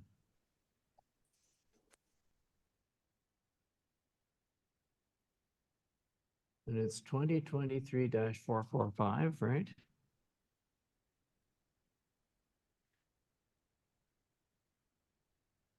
Requiring. Oh, it's that, it's actually that portion, rescind that portion of resolution. Yeah, it was a two-part thing, and just so you know, I'm not making up stuff here. What it actually says, what the resolution. Mr. Mayor, perhaps I could make the suggestion that we take care of this through our recess break so we can have it written out properly, and then after recess, come back with a comfortable motion. Yeah, the Because we need to reason, reference both of these motions, and they both, one speaks to Burrell, Rice, Pottinger, Merritt, and the other one speaks to Van Berkel. So we're going to have to be careful how we word this. solutions, yeah, I think I see how to do it. 2023-445 and 444, what was that, the other one? Yes. Solutions. 2023.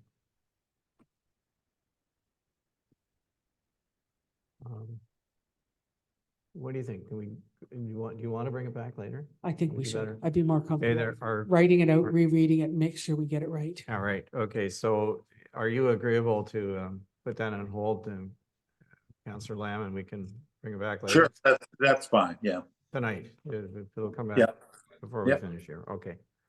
thank you. All right, thank you. So we then have we do have two other planning matters that I guess I'd like to see if we can get done before we What finish about here. Bolger Lake? Sorry? What about the Bolger Lake presentation? Oh, Yes. I apologize. You're absolutely right. Sorry. We have the same situation with respect to the Bolger Lake one, and so I'm going to ask for, let's just do the same thing. I'm going to ask for a resolution to receive for information the presentation. So here's the motion: that the Council of the Municipality of Whitestone receives for information the presentation from, and it was actually from Kelvin Williamson. So we'll put his name to it. Of the Magnatawan Pioneer Association regarding the shore road allowance at Boulder Landing. We get a mover and seconder to receive it. I see Councillor Bray moves and Councillor Woods seconds. So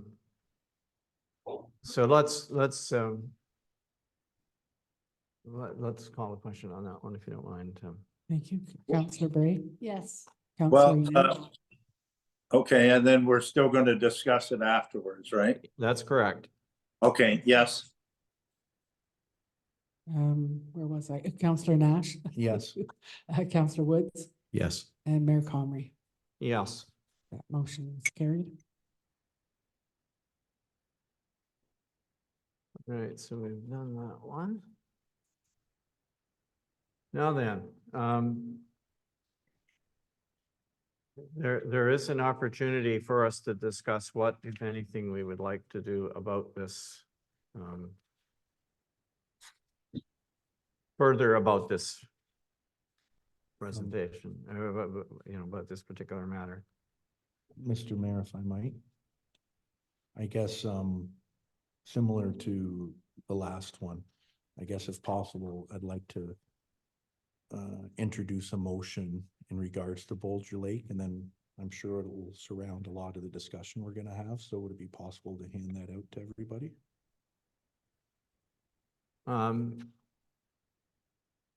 Well, I guess it's possible. I must say I'm reluctant to deal with motions that people have not had, that have been crafted by one individual that nobody else has seen, but And with all due respect, we're about to do it for the item just before this. well, yeah, okay, all right, we can go ahead and you can move it and see if we get a seconder. And we can have some discussion maybe. So, I can read it out to everybody. So this is the motion that I propose. Mind me, because it's a little lengthy.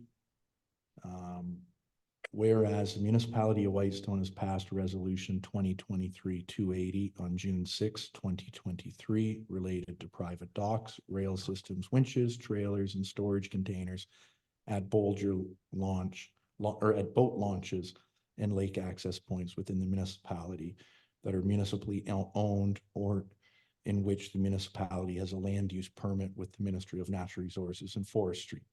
And whereas the municipality of Whitestone had indicated a date of August 1st for private docks, private rail, shore dockers, systems, private storage containers to be removed by owners. And whereas the municipality of Whitestone, following resolution 223-280, mailed out a notice to the property owners on Bolger and Cachagama Lakes of the resolution. And whereas the council of the municipality of what, sorry, 223-280 should be removed from there. And whereas the council of the municipality of Whitestone has further heard and reviewed information related to Bolger Landing access point for negotiation purposes. Now therefore be it resolved that the council of the municipality of Whitestone does hereby approve the following. Municipal staff draft a formal notification advising the property owners on Bolger and Cachagama Lakes of the following. A revised deadline for owners of private docks, rail systems, shore dockers, private storage containers that are located at public landing and related municipal shore allowance to the east and west of the landing to remove them by an extended date of June 15th, 2024. That any private docks, rail systems, shore docks, dockers, private storage containers that remain at the public landing and related municipal shore allowance to the east and west of the landing past the revised date of June 15th, 2024 will be removed and disposed of by the municipality of Whitestone or their agents with no further formal notice. That it be confirmed that no trailers are allowed to be parked or stored at the public landing within the municipality-owned lands unless attached to a vehicle, and that if attached to a vehicle, that the trailer can remain no more than 14 days as of June 15th, 2024. And that the municipality of Whitestone send out the formal notification letters to property owners on Bolger Lake, Lake Cachagama Lake, and Lake Wawashkesh in the form of registered mail, no required signature. And that staff arrange for the removal of shore dockers, storage unit, docks, trailers, or other structures that are not removed by the June 15th, 24 dates noted above in items 1, 2, and 3. Any expenses or legal fees be at the owner's expense. Now that was long to read, but the reason that I've put that in is, I think overall, or I guess, do we need a first and second before I go on, or do we want to see if there's a first and seconder for that? So I Yeah, can discuss I it? think we have to find out if there is any, if there's even a seconder for this. So I'll make the motion, obviously. Yeah. Mr. Mayor, I'll second for discussion purposes. Okay, so it's moved by Counselor Nash, seconded by Counselor Woods. So So did you, or Yeah, do you wish to continue? if I Okay, might, good. thanks. And I'll try and be as brief as I can, Mr. Mayor, because I know Yeah, we haven't gotten too much into the meeting and we're already at this time. So I think all of council's heard a lot of discussion. I think a lot of councils reached out or been reached out to by members of the MPA and given their ideas. I'd given an idea, Mr. Mayor, that was very similar to yours, but maybe doing some improvements to the right. I kind of said it. I don't think it took really any credence because obviously they haven't suggested it in the presentation. So I think it's something they don't really want. And what I heard at the the presentation today is really status quo. We want what we have now. And it's been like this for a while, but it hasn't been like that for decades and decades, but it's been like that for a bit. And yeah, maybe in the last 10, 12 years, there's a few more shore dockers, just like there's a few more cars, I'm sure. And then we heard the comment, I think there's a higher risk of liability getting rid of them. As in, if somebody trips and falls when they're not there, there's a higher risk than if we ignore them and somebody trips and falls on them and we're liable. As I've said before, I think we have a really large liability problem there. I think it's been shown, unfortunately, that the MPA can't control their members because I know there's been improvements done out there in the summer. I know there was still a storage unit out there when I was out there in September. I know that there was still docks out there. The letters that we'd put up, or the letters that were posted about the MPA members and jet skis, all that was still there from last year. And we, have a very big, legal liability with municipalities, as we're all too well aware, are one of probably the biggest expenses that can happen to municipalities. It's like we're moving to what the States was. Somebody trips and falls, we're going to get sued. There you go. And when we look the other way and we pretend it's not happening, and when we hear and I ask a question, well, what if we charge $500 a year? Well, status quo, I don't think they'd want to pay, basically. Well, I think that's it. They don't want to pay. They just want it done the way it is. And it's the only place out there that's doing it. I tried to do investigation. I tried to speak to some people in other municipalities. Nobody else has anything like this that's free. Nobody. You can do it as the Maitland Highlands did, and it'll probably cost you $2,000 a year by the time you have commercial liability insurance and you pay the $500 fee. And I did a quick phone call to my insurance company because I was very curious. It took me about 5 minutes and I got an answer right away. If I'm an association and I do docks under a lease agreement, what would happen? The person chuckled. They do liability insurance. Well, you'd have to take out a special policy for a marina because you'd be considered a marina if you had 20 docks or 20 shore dockers. So that would cover you for oil spills, gas spills, people tripping and falling, damage to the shoreline, damage to the water. It's not as simple as just somebody tripping and falling over a dock or a shore docker. People leave gas in them and it all leaks in. There's so many other things that go on with it. And unfortunately, we live in a world where people like to make money suing each other. And it's only going to get worse, not better, right? And as much as I might say that people have done it, I don't think they've done it for 30 years. I know bigger boats have gone in the last 30 years or 20 years and more shore dockers that appeared in 20 years. And not one person of council, I think, has said you can't store a boat there. Pull it up on shore. We're just saying, let's stop with the structures that are being built or the docks that are being put in or the storage units that are being put in. We have a legal liability. We have to cover it. And by the time, I think Councillor Lamb said it very good, by the time we were to put a lease agreement together, it would cost way more than going across to the place that has a marina now. So nobody would do it, would waste thousands of dollars. It'd probably cost us tens of thousands of dollars to make 20 little spots on the shore just to say we can lease them. And we're talking about 20 boats here, unfortunately, when there is alternatives. I think we've all done our due diligence. We've worked very hard looking at it. I think we've all reached out, we've been reached out to, but I'd just kind of like to put it to rest for now and kind of move on. And then staff behind the scenes will probably have their handfuls in the next number of months of, you know, mailing things out, getting a proper letter together, doing all that stuff. But at least we can put it behind us. It's been 10 months. So sorry to go on about it. I'm sure I forgot a few things I wanted to say, but I would hopefully like to see people pass it. And I think June 15th gives ample time for people to make alternative arrangements, right?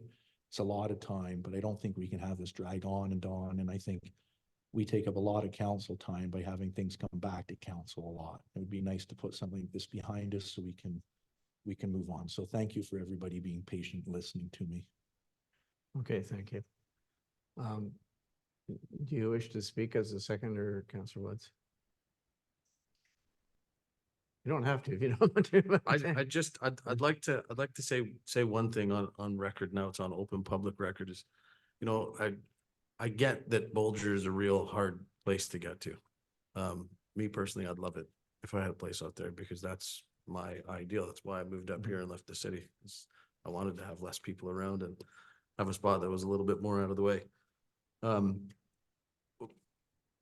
just some of the people when they talk about what happens out at Bolger and we've had shore dockers for 30 years and the fact is, if they did, they either had an agreement with a private property owner to get to them or they were trespassing.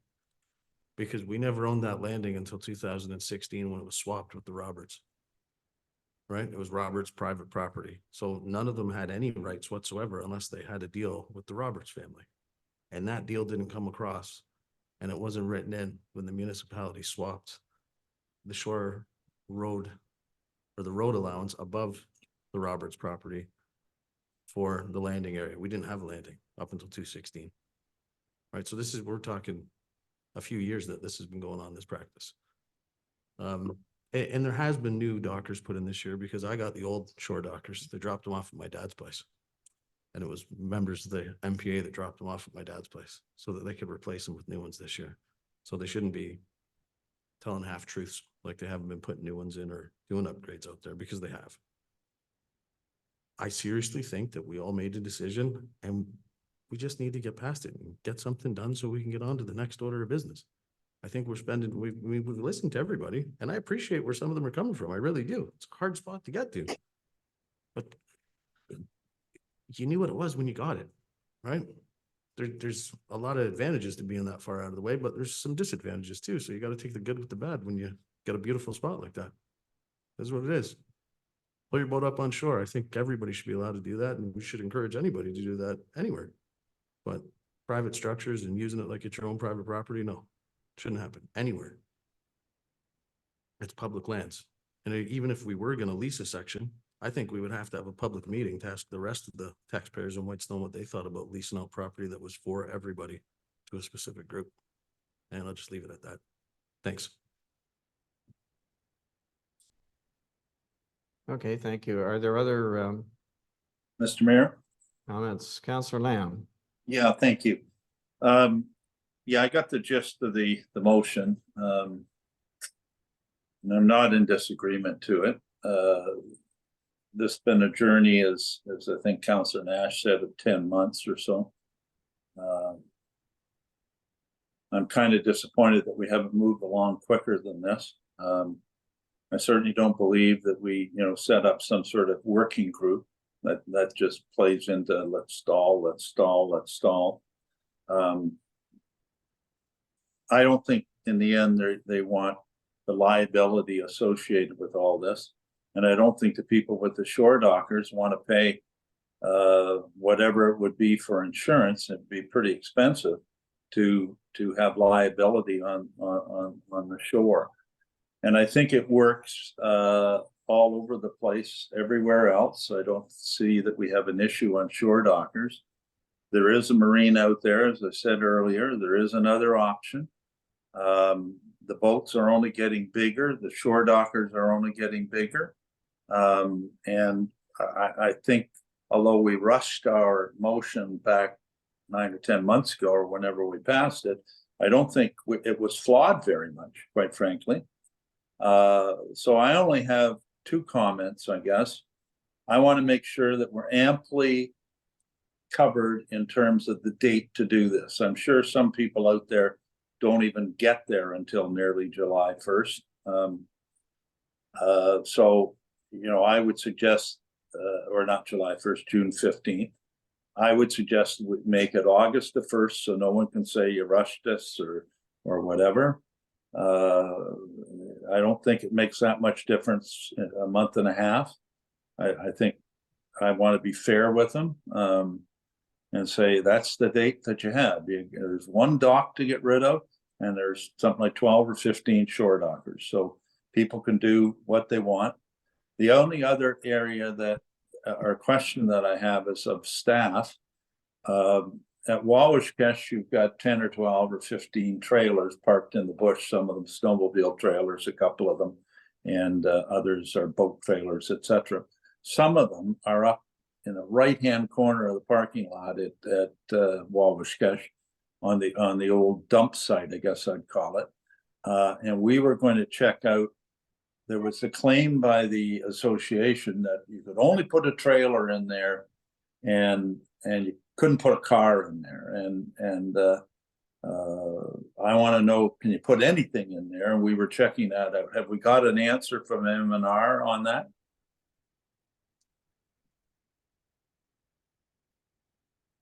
Through you, Mr. Mayor, I'm looking at Paula. She was dealing with on this file. Paula, are you able to speak to that? I didn't think we did get a clear answer, to be honest with you. I think they were looking into it. What we did here, I'm speaking, and maybe Paula should, but what we do know is there was never written permission given. I think there was some verbal permission, but there was never anything in writing that was documented. So I'm going to turn it over to Paula because she has been speaking to M&R. Through your worship, I did contact M&R. I just don't remember what the outcome was. That was a couple months ago. I can provide you with a response in about a day or two in regards to that particular area of Wawashkesh waste disposal site area. Okay, so so having said that, I guess council needs to debate whether they would allow for trailer parking or indeed car parking up in that area or whatever, because this motion, I think, would say there's no trailers allowed, and it's a small thing, but that's the only question mark that I would have. I guess if it is allowed, we could bring it back before the letter's brought out in January or whatever and say, you know, you can park a trailer up in that area only, right? Or whatever. So that's my only concerns. I could go on about the whole situation, but I think it covers it. I think people have to think of this in practical terms. Where are we going? You've got an association that's reluctant to take on liability. We don't want to, on behalf of the rest of the municipality, take on the liability associated with shore dockers. So why don't we just get rid of them? Back to where we were. That's plain and simple. And the idea of fixing the shoreline, by the way, I think is problematic because that's our shoreline, but don't forget the park is there, I think, and the the MECP, and they're already cut down dozens of trees out at Boulder, which I think are inappropriate, and I think there's some investigation going on. So I don't think it'd be so easy to say we'll put gravel all over the place, but Calvin sort of shut that down tonight. So I probably will support this motion. But I would like to suggest an amendment to August the 1st. Thank you very much. And Mr. Mayor, as the mover, I have no problem with an amendment to August 1st whatsoever. And just to answer Councillor Lamb's question about the trailer parking really quickly. To me, I think it's a matter of if we're going to allow trailers in the parking lot, it would be anywhere or nowhere. And to me, I look at it and say, if you're there for, I think we've said 14 days, there's ample spots. We could make an area for vehicle and trailer parking that are connected or up to 14 days, make a designated area for that. But if you're there longer than that, dozens and dozens and dozens of people pay marinas to store their trailers. So I think even if the dump could be allowed, that would just be an area that could allow for the 14 days, not for a whole year of parking. That's the way I'd look at that. Once we get that answer, it'd just be, can that be an expanded parking lot? But not, is that somewhere we could store boats for a whole year and fill it up right away for the select people that might be able to put the first 10 boats there in the year? Or trailers, I mean. So I'd look at that and say that's just part of the parking lot. If that answers your question, Councillor Lamb. Thank you. Councillor Bray, do you have any comments?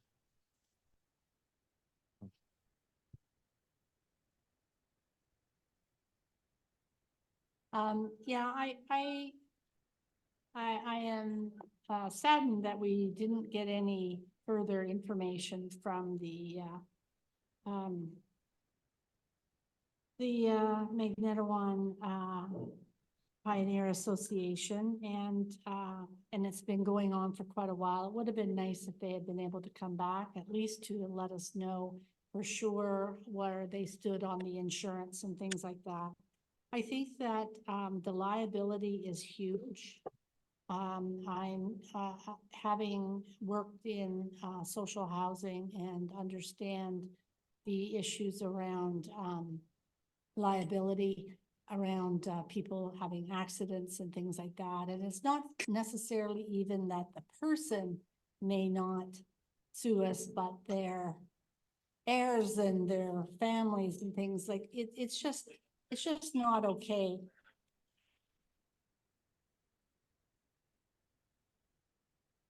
It's not okay that we have this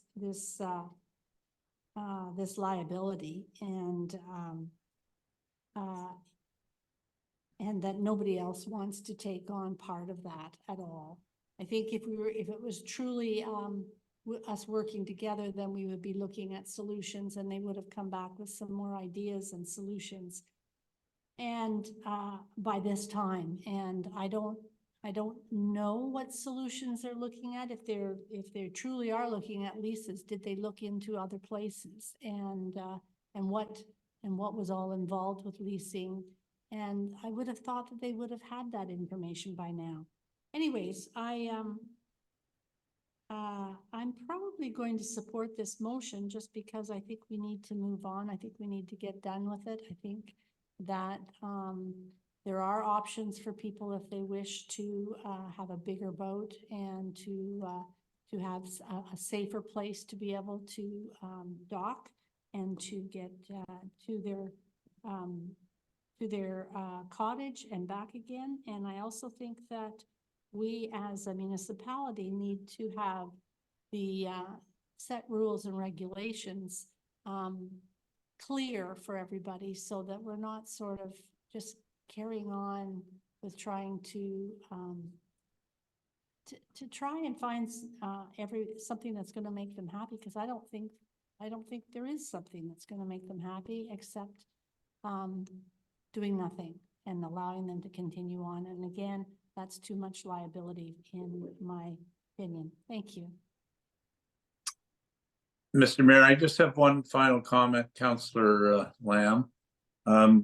I guess I'm concerned or would like to see that our staff go out in the spring and cordon off an area with signage that says you can park your boats without the shore dockers from this area to that area, because it keeps expanding. So I think we should put signage that here's where your boats are to be and here's where your boats are to end. And if you're outside of that area, you're not in compliance, sort of, right? Otherwise, people are gonna park it wherever the heck they want to, right? And I assume that makes sense, but if it doesn't, someone tell me why it doesn't. Thank you. And I don't know whether we have to put that in the motion or whether we just direct staff to do that in the spring. I think the clerk, the CAO clerk wants to comment, but Thank you, Mr. Mayor, through you.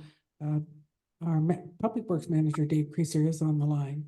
But I think and this doesn't have to be decided tonight. This can be another motion that comes back in terms of the boundaries that council is looking for. I think we'd have to look at some mapping. And we're certainly, nobody's going out there now. And maybe that can be decided in the spring. Yeah, But no, okay. It should be a direction of council and voted on. So I Okay, would well, suggest can that you just put be put on your hold until- calendar that it comes back for discussion in, say, February? Maybe with a report from Dave saying, you know, here's, this makes sense or it doesn't. I just want to contain it in an area, enough area, obviously, that 40 boats or whatever can go in, or 50 or whatever it is. So, Through you, Mr. Mayor, I'm wondering if it's something that, and I don't want to speak for Mr. Creaser, but if something that he wanted to physically look at in the spring when he could get out there, as opposed to a mapping table talk exercise. oh, okay, that's fine, but I just don't want to lose sight of it.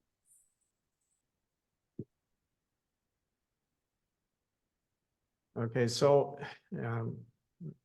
I still have a number of issues with this whole thing, and I guess my number one issue probably is the fact that we are trying to treat all of our landings the same. And if this were just about Cashagaba or Bolger Landing, at least, it would make life simpler in some ways. But we're trying to treat all of our landings the same, and they are not the same for a whole lot of reasons. And I don't think that we can just have a uniform policy that applies to all of them. I don't know where to start. There's quite a number of things. I have a number of issues with it. The date, of course, is one of them, and we've kind of resolved that in a way, I think. You know, because there's the practical matter, but there's a bunch of other kind of practical matters. Let me start with Bolger, because that's the one that we're talking about for the moment. And the issue I have simply is that this is the only landing that we have that is essentially inaccessible by road for practical purposes. And I mean, that is a long discussion, but you know, when I look at this in retrospect, and you have to remember that you know, Councillor Woods mentioned about the fact that we made a decision back in 2016 to swap some land with the Roberts. And before that, of course, the landing itself was on their property. But historically, for a much longer period of time, and the municipality has had nothing whatever to do with those folks. Keep in mind, that's Burton. Burton was an unorganized township until 2000, when this municipality was formed. And I mean, to put it bluntly, if I were a ratepayer on Bolger or Cashagaba, I would say, why in goodness did they ever get included in the municipality of Whitestone? Because the reality of it is, we're not, I mean, these properties go back to 100 years, and essentially for the length of time that they've been in, a lot of them in the same family, nobody did anything for them. The province of Ontario did nothing for them. And the province of Ontario is still not willing well, I shouldn't say nothing, they're still not willing to do anything with respect to accessibility of the land itself. They did agree, as you know, to rebuild the Cashagaba Dam. But that's one of the things that we did ask them to do, and they're doing it, so I can't fault the government for that, but in reality, they're treating that whole area as saying, well, this is Crown land, but you use it at your own risk and you access it if you can at your own risk. And it seems to me that that's that is a problem for the folks who are Whitestone ratepayers, who are maintaining a road I shouldn't use the word road, they're maintaining a trail for the benefit of the public, by the way, because there's as many people in the public at large using it as there are them, but they're doing it at their own expense. We're relative to the cost of trying to make the road usable, we're not contributing very much as a municipality. So, I think I question morally, what's like, what's in it for us in terms of our opposition to this. And like, I'm not a fan of shore dockers. I've said that before, but so what is the issue? The issue is liability. Well, that I hear that's the issue of liability. And that's the only sort of, I mean, I get that there's some angst about the people who are back there for some reason or other, but that's not, I mean, I don't know how that would be driving our policy. Our policy has to be driven by some real concern, which potentially is liability. So I would have to ask, well, what's our liability with any of the other landings that we have? Let's suppose somebody pulls a boat up on the shore, which I point out to you, they do all the time on Wawashkash. There aren't any shore dockers that I know of, although some of our contractors have sort of permanent places where they moor their workboats, and stuff, but there is a designated area at the Narrows Landing for people to pull boats up temporarily.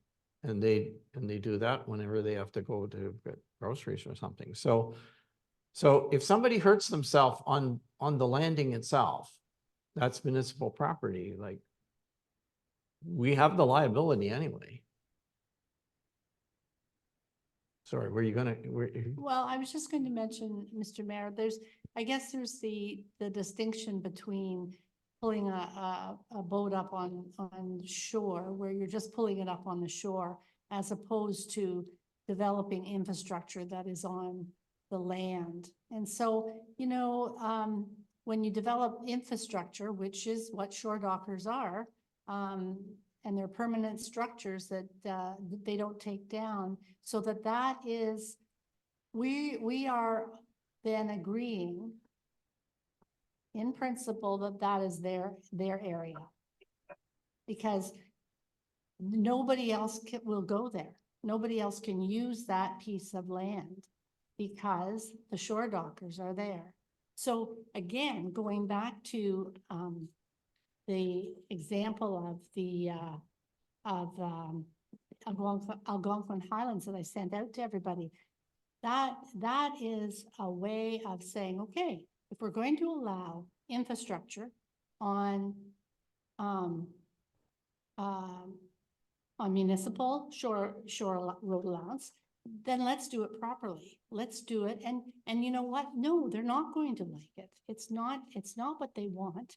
But if they really want the shore dockers, if they really want to be able to have that infrastructure there, and we say, okay, but here's the requirements, then they can choose whether they want it or not.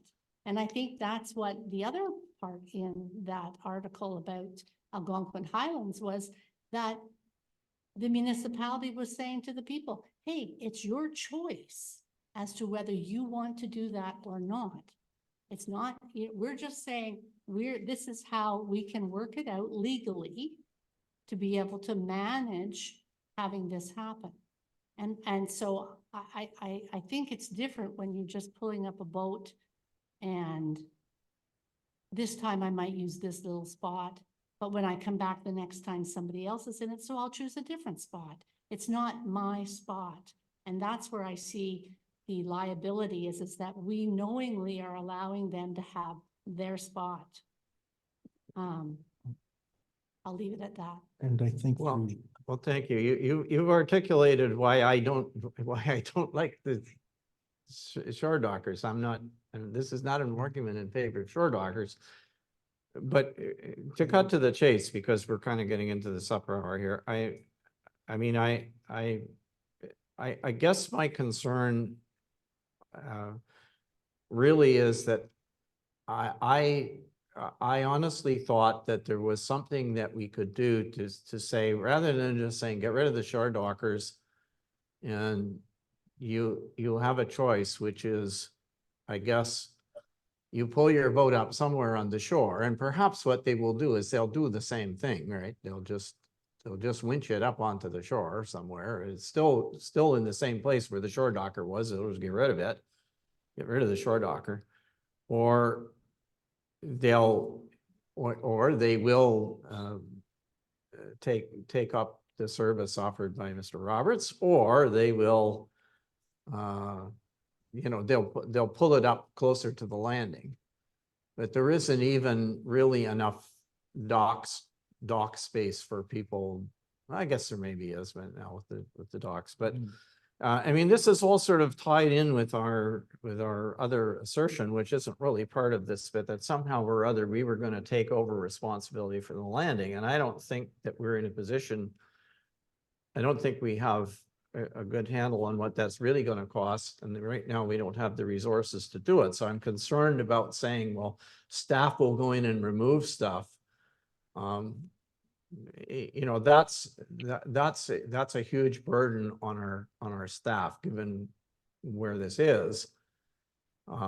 So, I don't mind I'm willing to support a statement saying, look, we don't think shore dockers are the way to go, and we don't want to, we want to get rid of them. But I think we should be in a position to do something else other than, I mean, I suppose maybe this motion allows us to recover the expenses of the thing, but We can contract that out, Mr. Mayor. I don't see any implication. I don't see anything here related to the resource implication for the municipality of the things that the municipality is going to do. And But Mr. Mayor, I we would can- support having that discussion, but I think we should have it at budget time, not now. Yeah, but Mr. Mayor, Mr. Mayor, if I might just close it. interject. Oh. Sorry, if I might Councilor Lamb interject. he requested to respond, so Yeah. I'll let him go first. Yeah, I'm sorry. Yeah, just a couple things. I mean, I don't suspect it's going to be our staff that's going to go in. I suspect we'll get a contractor to contract out to go in and remove whatever shore dockers may be left next August. And hopefully they'll all be gone, but there may be one or two, but I'm not suggesting, if the motion says it will be our staff, then change it to say we will remove them. Like, you don't have to say who's removing them, right? That's not important. And I guess liability, I've lived many years on council trying to judge liability, and I've been one side of this and the other. Right down to, why would we have a beach, right? In Dunchurch, for instance, someone drowns, we're probably going to be sued. So why do we have a beach, right? Someone falls in the Dundome on skating, and that's all liability that we have. But when it comes to shore dockers, I think Councillor Bray put it very, very succinctly. And as far as Wawashkesh pulling the boats up, again, it's fine. We don't have a problem with people pulling their boats up, right? And it's just the structures, right? Because they keep getting more. And you know, storage here, you know, all those things. Now the Bolger, the association has come off a lot of things. You're not hearing anything about cameras, not hearing anything about storage. They admitted they thought the dock was going to go. It only comes down to the doggone shore dockers. And everyone on council is saying, we don't want shore dockers. So all we're really doing is giving them a date to get rid of the shore dockers. That's all we're doing. So let's not overcomplicate it with, well, we want this, we want that. We asked Calvin all the questions. We just don't want shore dockers. So that's what we need to get rid of. And that's what the motion speaks to. And I don't know why anyone would be against that unless they're for shore dockers, right? I don't reread this as anything more than that. So, you know, let's not overcomplicate it. So thank you very much for allowing me to interject, and I apologize if I did. Okay, well, I just had one other thing, and that was, I mean, I could buy your argument if we just had 1 and 2 there, but number 3, which deals with trailers, which is again a separate issue, and it's a separate issue at both at Washkesh and so if that comes out of the motion, then I guess I could support it. But if it's still there, I can't. I mean, there's a rich history at both places of the problems of having trailers that need to be stored for longer than the short period of time that somebody who's just coming to the area has. And that applies even in Washkesh, where there is a road that you can easily get them out. But you're essentially, what you're saying to somebody is, if they bring a trailer into Bolger, then they have to, you know, then they have to get the trailer back out of there and put it somewhere else. And the question is, where, you know, But they it's because of that, because of the particular road that's involved, it's not a convenient thing to do. And somebody mentioned cutting down trees. Well, that's an old issue that goes back quite a few years ago. What happened is some individuals went, the association didn't do it, didn't sanction it, but some individuals went and cut down some trees in the actual conservation reserve in order to find some space where they could push the trailers off the road, because there was literally no place to park them. And by the way, some of the people had their cars still attached to them when they did it. But like when you've just spent an hour driving in from Ardbeg to get there, and you're going to take the boat to the cottage, what are you going to do with the trailer? So and that was the thing that started this whole discussion about Bolger, was trying to find some more space where those things could go. And I'm not sure that we solved that problem yet, but I you know, again, But the I association. think we should just remove this we should remove item 3 from the But motion But Mr. Mayor, the and association. just deal with the shore dockers, because that's not, I mean, I don't understand what our interest is in trying to force people to remove boat trailers and things like that. And So- Mr. Well, Mayor, Mis- if you're done, if I might, just as the mover, just respond to a couple things that have been said. So I guess one of them, I guess I'll get to first, was about the trailers and if it should be removed. And no, I think it should stay. I'm gonna talk to Bolger about the trailers first. If somebody can drive a boat an hour, as you say, all the way into Bolger, they can certainly drive an empty trailer out. If somebody's gonna go to the hassle of taking a trailer in with a boat, they can certainly drive an empty trailer out. And to say they can't is just a really bad excuse on the people driving boats in. When you get to boats on, or trailers at Lake Washkesh, for example, you know, we could say that 30 years ago it was common practice that 1 vehicle came up for a family. Now it's common practice that 4 vehicles come up. You could say as common practice, people used to leave their really good boats across the lake, be it at Bolger or Washkesh. Now people rent slips from people. Time changes things. The parking lot is busy at Wawashkesh. There's a parking problem. If there aren't dozens of trailers left there with no boats on and somebody pays $100 to a private individual just down the road to store them, you don't have a parking problem that costs us 50 grand to fix. They can go spend $200 or whatever at the marina on Wawashkesh, or $100, you know, maybe in town here at a storage unit.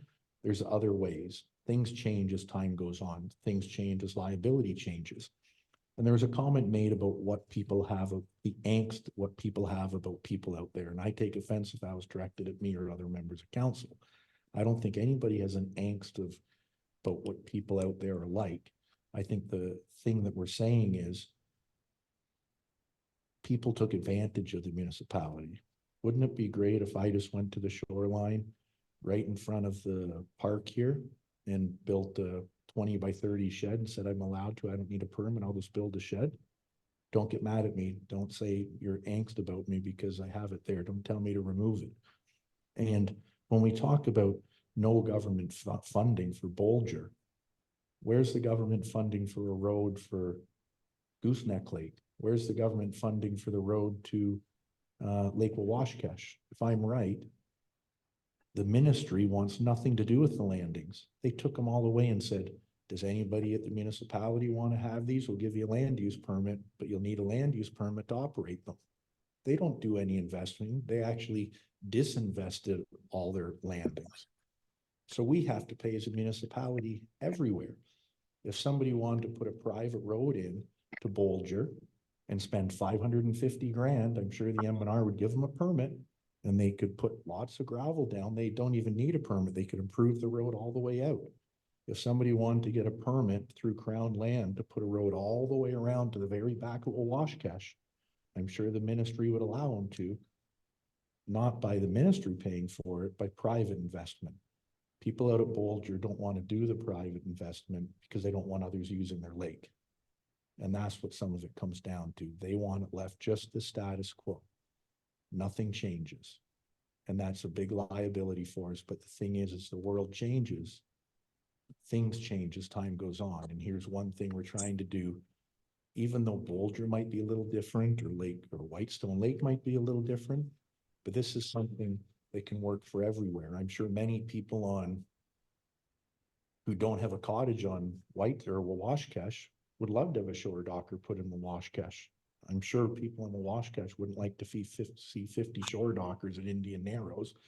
And the excuse is, well, we can't afford the land there, so therefore we want them. Wouldn't fly. Anyways, I just ask that we make the vote the way it is. And the word about staffing, all it said was, and that staff arrange for the removal.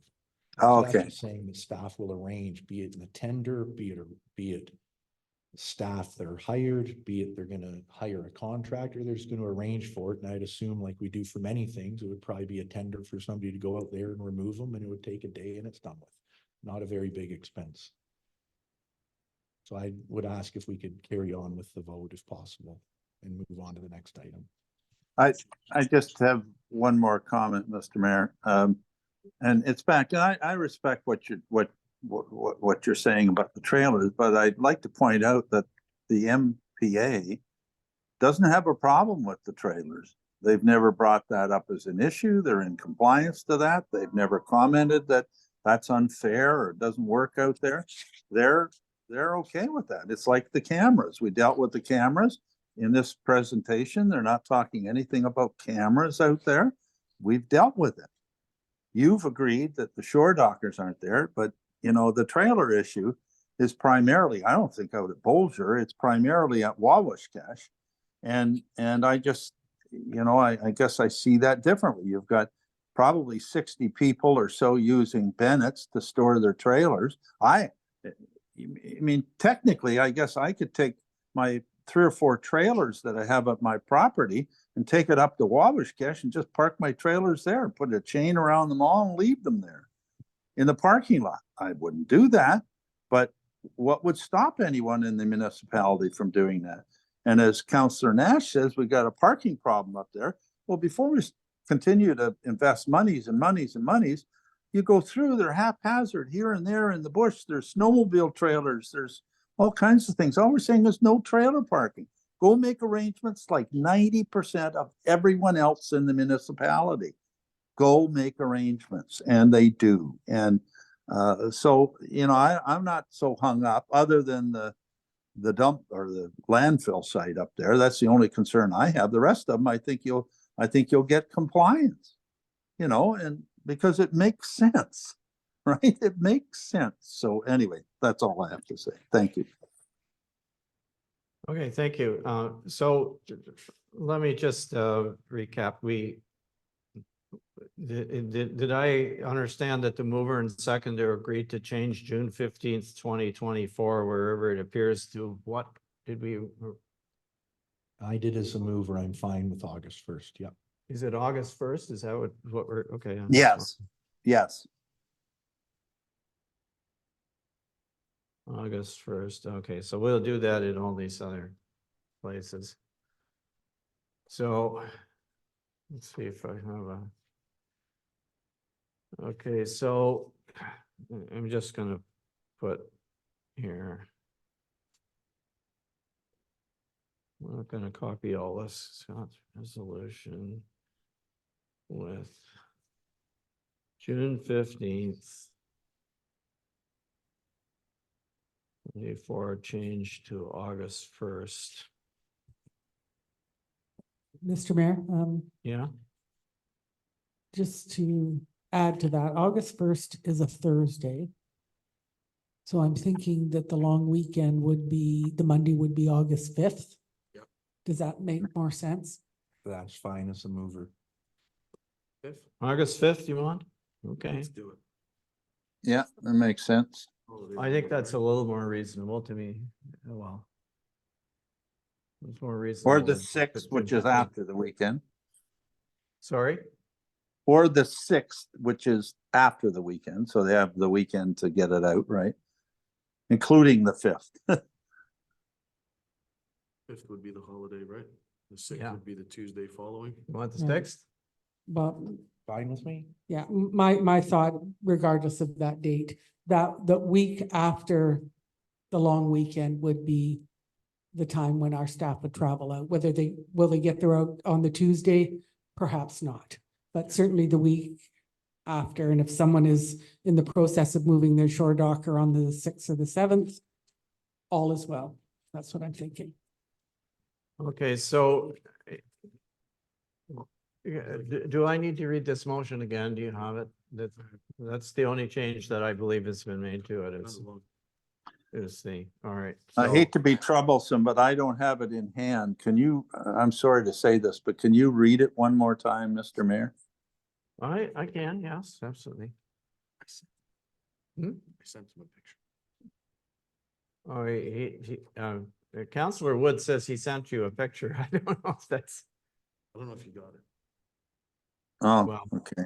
Fine, we can. Well, no, I'm using my phone as the, yeah, okay, let me as the read it to you. connection. And my Whereas the computer. municipality of yeah. Whitestone had passed resolution 2023-280 on June 6, 2023, related to private docks, rail systems, winches, trailers, and storage containers at boat launches and lake access points within the municipality that are municipally owned or in which the municipality has a land use permit with the Ministry of Natural Resources and Forestry. And whereas the municipality of Whitestone had indicated a date of August 1st for private docks, private rail/shore docker systems, private storage containers to be removed by owners. And whereas the municipality of Whitestone, following resolution 2023-280, mailed out a notice to property owners on Bolger and Cashagaba Lakes of the resolution. And whereas the council of the municipality, oh, sorry, of Scribbled out. there's a typo in here, but we'll take it out. Of Whitestone has further heard and reviewed information related to the Bolger Landing access point for negotiation purposes. Now therefore be it resolved that the council of the municipality of Whitestone does hereby approve the following. That municipal staff draft a formal notification advising the property owners on Bolger and Cashagaba Lakes of the following.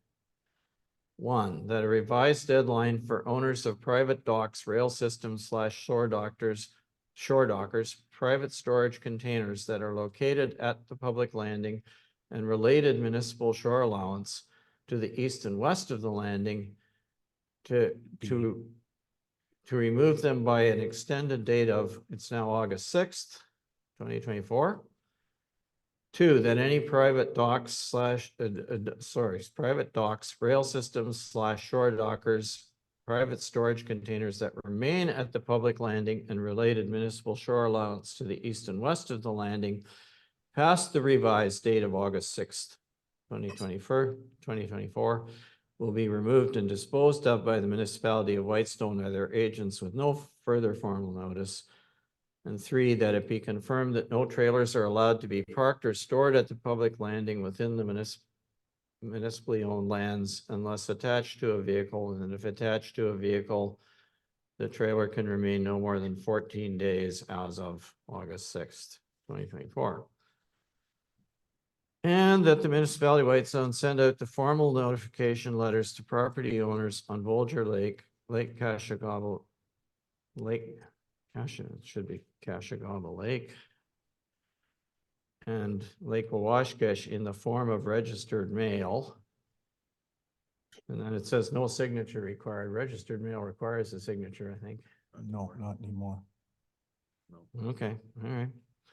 And that staff arrange for the removal of shore dockers, storage units, docks, trailers, or other structures that are not removed by the August 6, 2024 dates noted above in items 1, 2, and 3. Any expenses or legal fees at the owner's expense. That's what the motion says. Okay, Mr. Mayor, I have an amendment to it as I see it. Number 3 seems to just deal with the landing. It says that it be confirmed that no trailers are allowed to be parked or stored at the public landing. I think that should be at any public landing, not at the. The is a singular. So it should be allowed to be parked at any public landing within the municipality owned land, unless attached to a vehicle, etc. So I think we need to change that. Mover and seconder, or do you want to? I'm fine with that as a mover. And one other thing I noticed, Mr. Mayor, through you. The very first, when you're reading it, and whereas, it said, and whereas the municipality of Whitestone had indicated a date of August 1st. I think we should just put 2023 after that. Right now it just says August 1st. That's correct. That's a good one.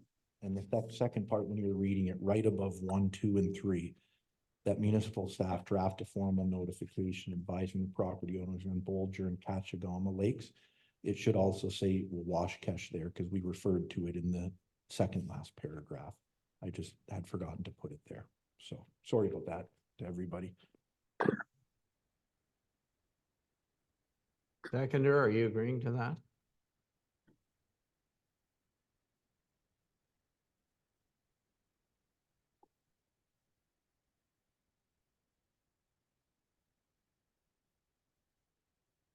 Okay. Anything else?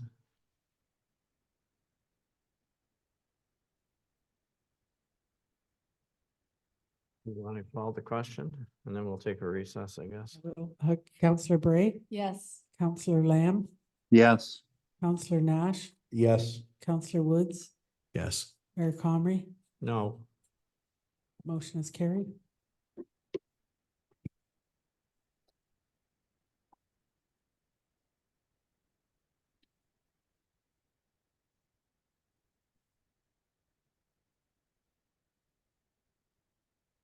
All right, I think we will declare a recess because we're 20 to 7. So about 20 minutes or so.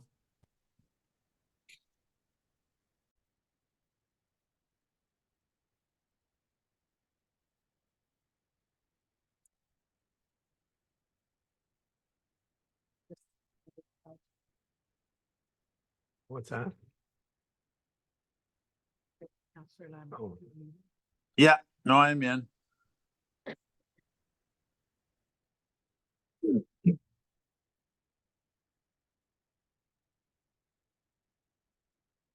Okay, thank you, everybody. We're resuming the meeting after our recess, and we are recording, correct?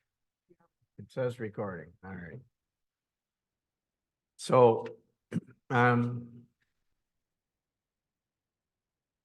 before we exit, we're still actually in this matters arising from presentations and delegations, and we had a motion that was moved by Councillor Lamb, and we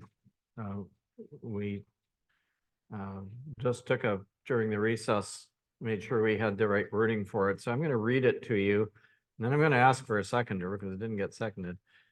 So this is a matter arising from the merit delegation.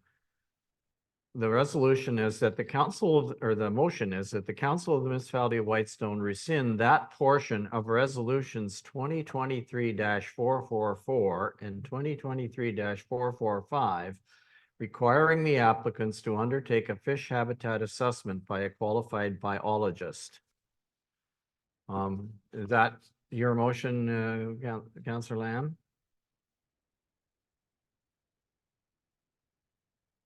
Sorry, I can't, we didn't hear you. I don't know. Are you muted maybe? He was muted. He's now not muted. Yes, I'll make that motion. So you're okay with that motion? Is there a seconder for the motion? To rescind the. All right, I'll second it. Any further discussion on the motion?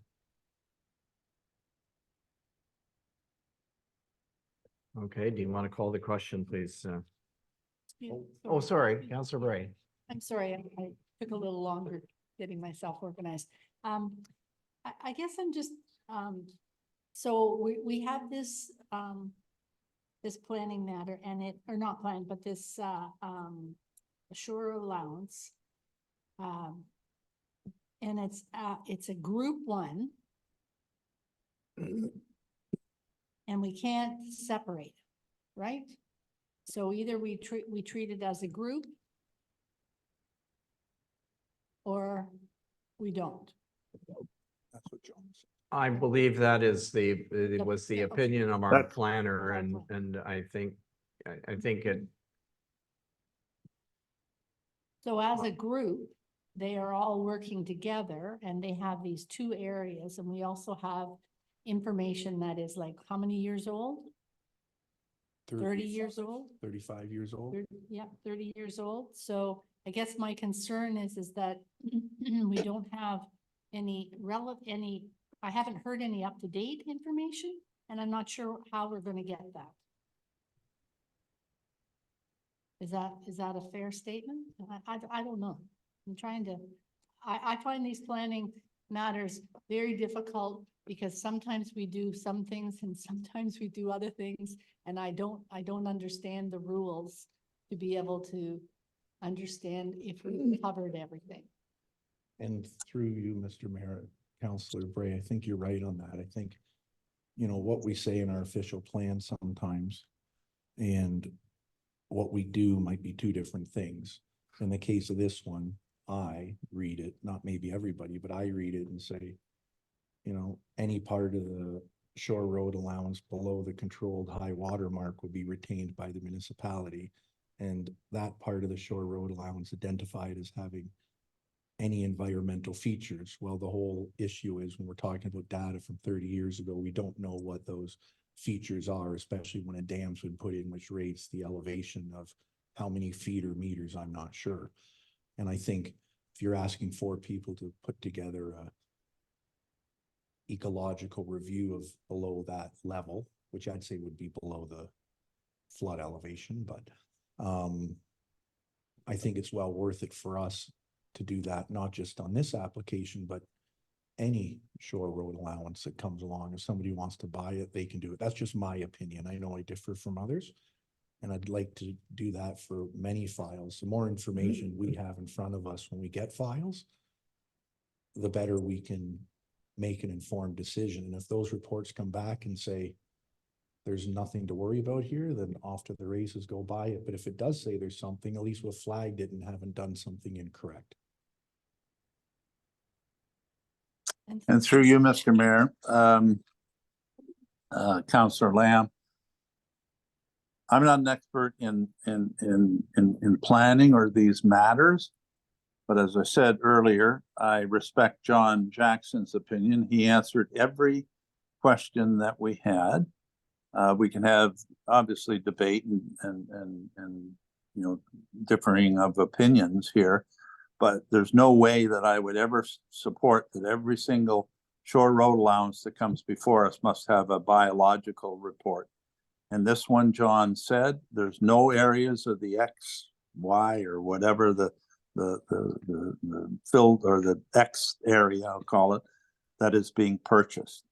And if we're going to have a change of policy, which this really is, where every file coming before us is now, we're going to now ask them to, you know, buy a shore road allowance and spend whatever it is, 3 or 4 grand on a study, then man alive, go for it, because I won't support it, and I don't support this one. I think if we're going to change something in the future, then we should do it with our new planner, and I guess debate it and instruct our new planning group, which is coming up tonight. And I don't see the problem here. This was dealt with a year ago, right? It started a year ago when it was passed. And anyway, I've said I'm repeating what I said already, so I guess we can call the question. But again, there's people out there, it doesn't even affect it. They've got nothing in front of it. But I guess in Councillor Nash's world, we'd say there's no indication of anything there, but you need to do a biological report, and I just don't agree with it. So anyway, I guess we can call the questions. Yeah, well, thank you. Not to repeat what Councillor Lamb just said, but that's my view. And I am particularly familiar with this area, and I'm also familiar with a number of other shore road allowance acquisitions, including my own that have taken place on Wawashkish under the current plan. And I'm satisfied that there is no significant fish habitat in the areas represented here that would be included in what we're talking about. So I see the risk being very low. If I thought the risk was high, I would probably, because there have been some situations where people did want to buy road allowances that were high, where there clearly was fish habitat, then I think, you know, then it's appropriate to do some extra due diligence. But we approved it in principle without doing that, and essentially, as Councillor Lamb says, we are making a policy change in how we process this, and I think it would just provide a disincentive for people to acquire their shore allowances, which we said we were going to encourage in our official plan. And then we get into issues about people wanting to put docks on them and do other things, and whether we have to, you know, permit them and not permit them, but, you know, make special arrangements for encroachment and all this other stuff. You know, it seems like we're changing a lot, and I don't see a justification in this particular case. So that's why I'm supporting the motion to remove that requirement. Any other comments? Mr. Mayor, Councillor Bray? I can agree with what you're saying, and also with Councillor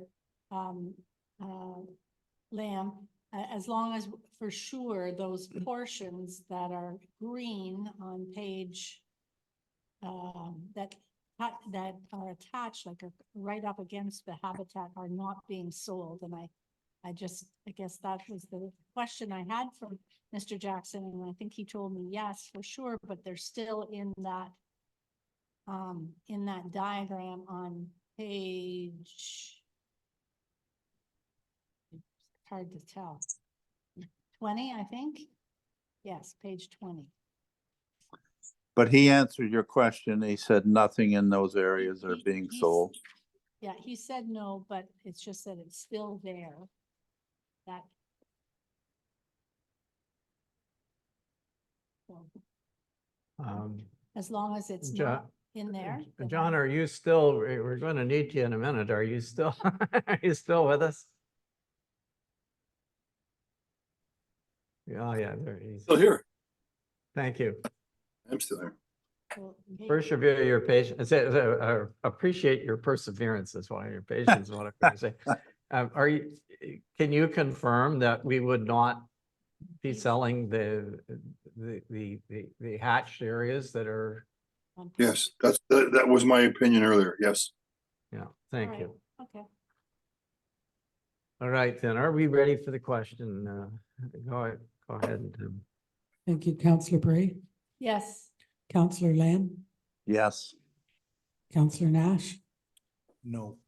Councillor Woods, No. Mayor Comrie. yes.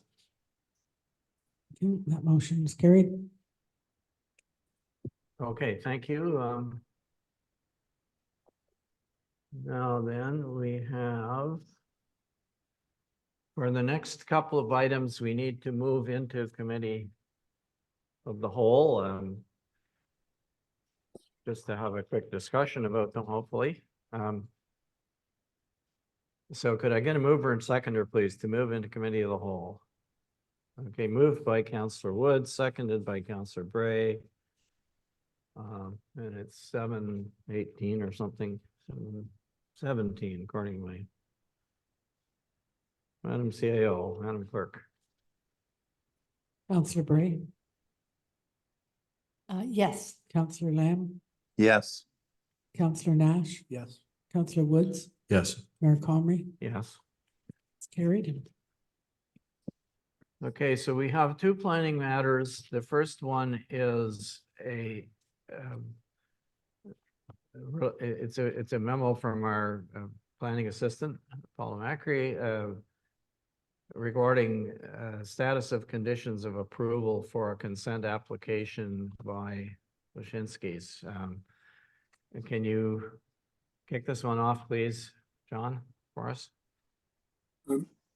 The matter of Mr. Brzezinski's consent included a condition that required a rezoning to recognize slightly undersized frontages. So it's coming up, I believe, on the agenda. So just an update to indicate that we're proceeding to implement the various conditions for the Brzezinski consent along the 124 highway using an existing entrance, and there are a number of conditions, some of which were imposed by MTO and the municipality.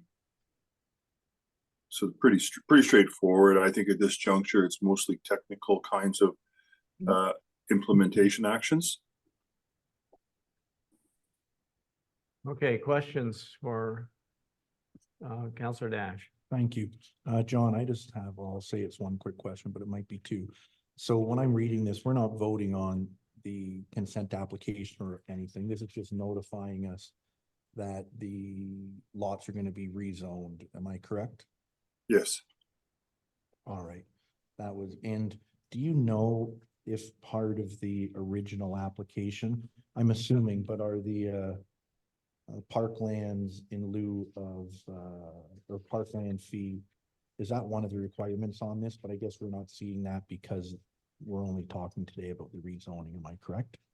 Right. The parkland usually is the last item that's carried out by an applicant, mostly because it's a check, good sized check, probably in this instance. Perfect. Thanks, John. Mr. Mayor? To correct the question and and hopefully the answer.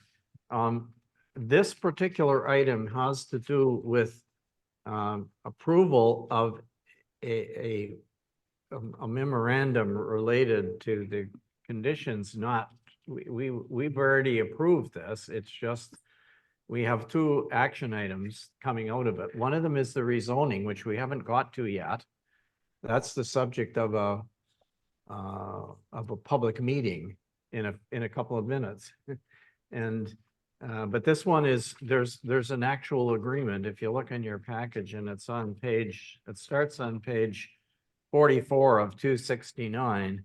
This is the consent agreement that was referred to as one of the conditions that we passed when we passed it originally. So just to clarify that. Yeah, through you, What Mr. what we're Mayor. doing this time Oh. around. So the Sorry. issues that you would have would be with the, you know, with the conditions that are in that agreement itself, right? Through you, Yeah, Mr. Mayor. Your Worship, based on my memo, it has to deal with the consent agreement. Winooski has applied to sever 4 lots. 2 lots are off of Moore Drive and the other 2 lots are off of 124. Their consent lapses on March 2nd, so that's why these 2 items are on the agenda for tonight. The consent agreement, it's regards to section 5126, and it deals with the lots 3 and 4 that are off of the 124 highway. The Boniski's lawyer, Dan Wyatt's office, has reviewed the consent agreement and he has approved it.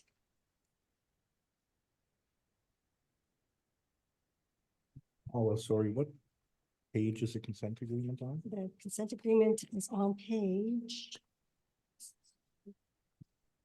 It's 44 of 269 in my package, attachment 3 to this application. page 44.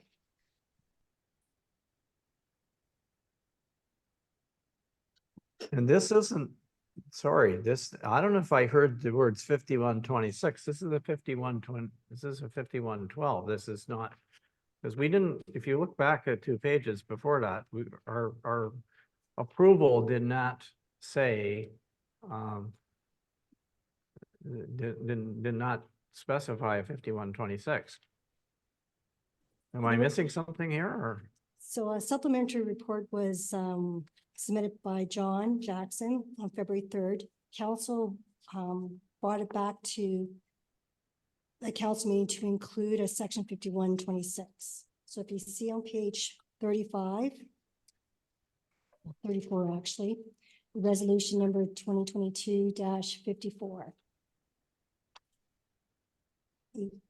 Page 35, that the owners of the proposed lots 3 and 4 enter into section 5126 to confirm the status of the right-of-way to be shared by the beneficiaries of the right-of-way, setting out the obligations and responsibilities.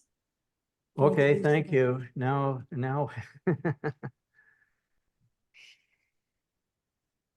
Okay, so now we got, I think we have straight what we're doing. So now I was sort of wondering, like, why is there 5126? Thank you. Mr. Okay, Mayor. Are there any other, if you're not now thoroughly confused, are there any other questions about this particular one? Yeah, Mr. Mayor, can you hear me? Yes? Okay, Counselor Lamb, through you, Mr. Mayor. Just a quick question. I think it's on Paula's memo when it says status of conditions of approval. And with respect to the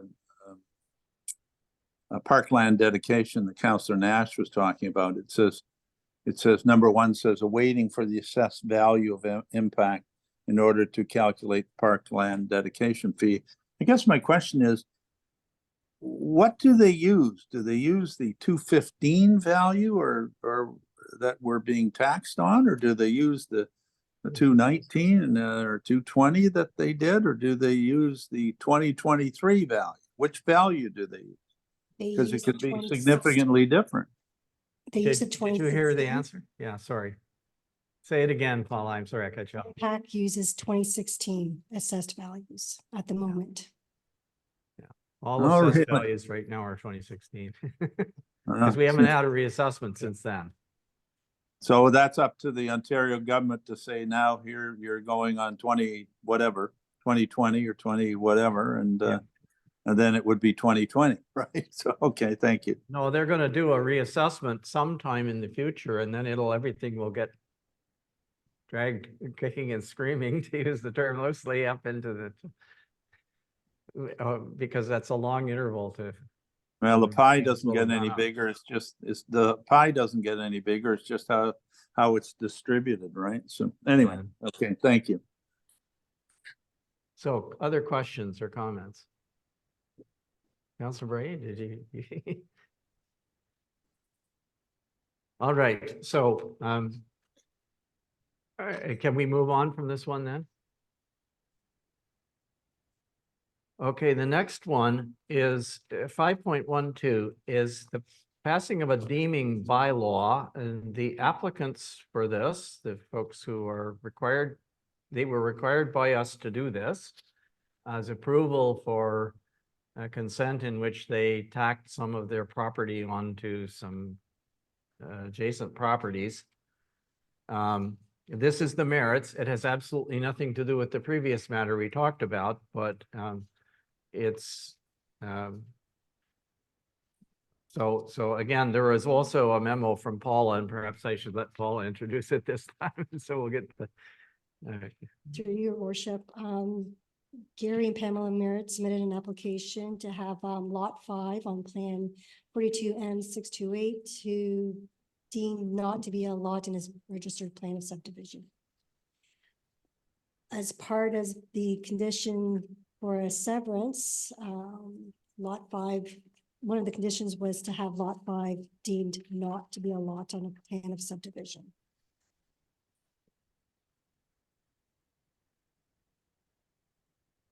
Okay, thank you. And for those of you for whom this is new, this requirement to deem things not in a plan of subdivision is to prevent unintended consequences of a provision in the Planning Act. It's something that I keep suggesting to lawyers they could have found a way to fix in the Planning Act, but nobody's ever done it. So we keep doing this. I've had to do it myself. In any case. Question from Councillor Nash. Yeah, it's really simple. From what I understand from the application, when it was in several meetings ago, basically all we're doing is adding several acres to the very back of it. Yeah. Is basically what we're doing, just increasing it, the size of the existing lot by a little bit, right? That's correct. Yeah, okay. Okay, is there anything else about this one? All right, if not, then we can end our brief sojourn in Committee of the Whole by reconvening into a regular meeting. If I could get a mover and seconder, please. Moved again by Councillor Bray, seconded by Councillor Woods. That we reconvene to a regular meeting at, we'll say 7:30 probably by the time we get there. Go ahead, Madam. Councillor Bray, Yes. Councillor Lamb, Yes. Councillor Nash, Yes. Councillor Woods, Yes. Mayor Comrie, Yes. motion carries. Okay, and that brings us to Committee of the Whole. Do we need to do the curfew, or can we take our break out of it and go for a bit? What do you think? I think our current procedure bylaw is vague, but I would say that during our break, we were not meeting, so we could take 20 minutes All right. out of it. We're gonna need the 20 minutes, folks. So we'll hold off for a little bit. So we're now at matters that would normally have a public meeting, and so I need to. I guess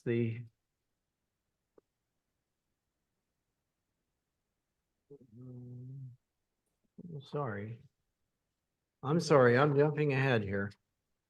So there are matters. Matters arising. arising from committee, there are some resolutions. My apologies. I'm trying to get us done quickly, move us along quickly, because we got a lot of stuff to do yet.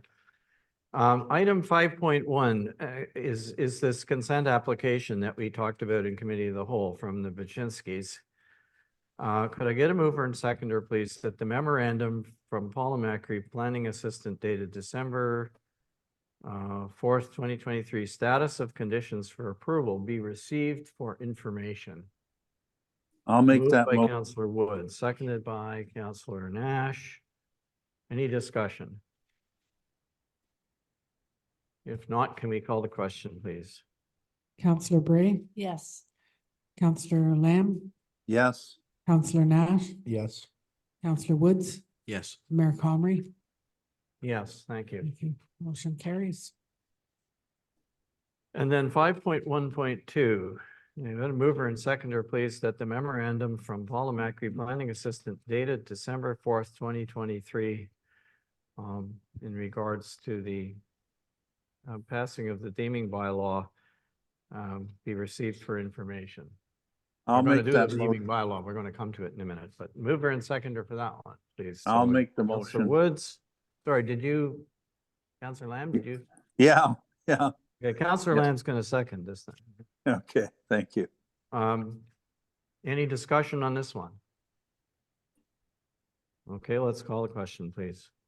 Thank you, Counselor Bray, Yes. Counselor Lamb, Yes. Counselor Nash, Yes. Counselor Woods, Yes. Mayor Comrie. Yes. Thank you. That motion carries. Sorry. did I No, miss no, it? no, you're fine. I'm just looking at something, just. Okay, now, this is what threw me off. I was looking for a motion to move into a public meeting. Mover and seconder for that, please. Counselor Woods, seconded by Counselor Nash. Okay, thank you. That the Council of Municipality of Whitestone move into a public meeting at 7:32 PM. Any discussion? Ready for the question then, please. Counselor Bray, Yes. Counselor Lamb, Yes. Counselor Nash, Yes. Counselor Woods, Yes. Mayor Comrie. Yes? Motion's carried. We're in a public meeting. We are now in a public meeting. And the subject of the public meeting is the rezoning application that Mr. Jackson referred to earlier from the Blazinskis. So again, following the protocol for a public meeting, I will introduce our council and staff. We have Counselor Woods, Counselor Bray, Mayor George Comrie, Counselor Nash, present in the room, and we have Counselor Joe Lamb, Mayor Joe Lamb on Zoom. And we have staff, our CAO clerk, Michelle Hendry, our planning assistant, Paul Macri, and our fire chief, Bob Whitman, already happen to be here. And we do have Mr. Jackson, our planning assistant is still, I see he's still on Zoom, so. Anyway. Is there anyone else on Zoom, Mr. Mayor? I'm guessing I see Muriel, and I'm guessing that is Muriel Stiles. I don't know for a fact, but I'm guessing. That's the only other member of the public, the only member of the public on Zoom. Okay, thank All you. right. That's correct. Plus our Public Works Manager is hanging in there. Oh, yes, I'm sorry. Okay. I forgot our public manager of Public Works is also on Zoom. And he's just opened his camera and waved at us. All right. Good evening, So, Mayor. is there any pecuniary interest to disclose on the part of councilors in this matter? Okay, I hear none declared, so the protocol is that the chairperson will ask that all comments that's me, will be addressed through the chair, and that the person making the comment states their name before speaking. Next, I am going to ask the clerk how the notices were delivered and whether we received any correspondence. Thank you, Mr. Mayor. The notice for both items was posted on the municipal website. The items, to be specific, being the Blazinski proposed rezoning amendment and the procedure bylaw. was posted on the municipal website and on the public bulletin board at the municipal office on November 15th, 2023, and posted with Metroland online newspaper on November 16th, 2023. No correspondence has been received for either matter.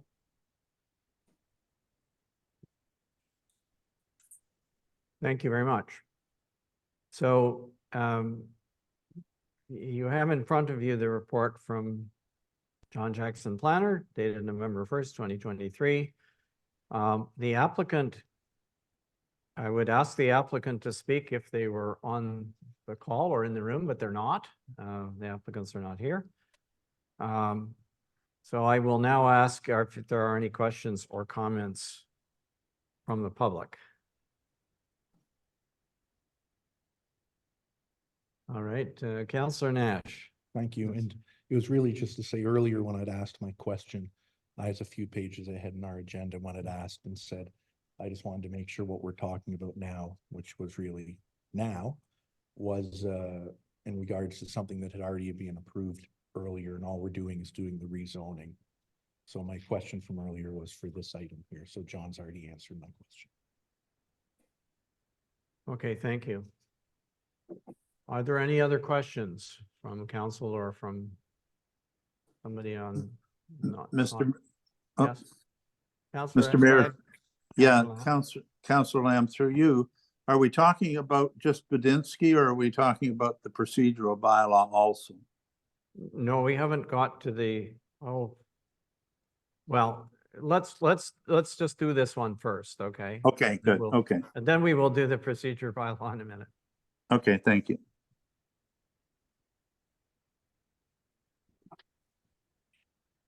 So this is under matters arising, the resolutions are under matters arising, right? Yeah, they are because they're bylaws. Yeah, okay. All right, sorry. I just want to make sure we're not getting ahead of ourselves. So the other item that we had for discussion in the public meeting was our revised procedure bylaw. And there is a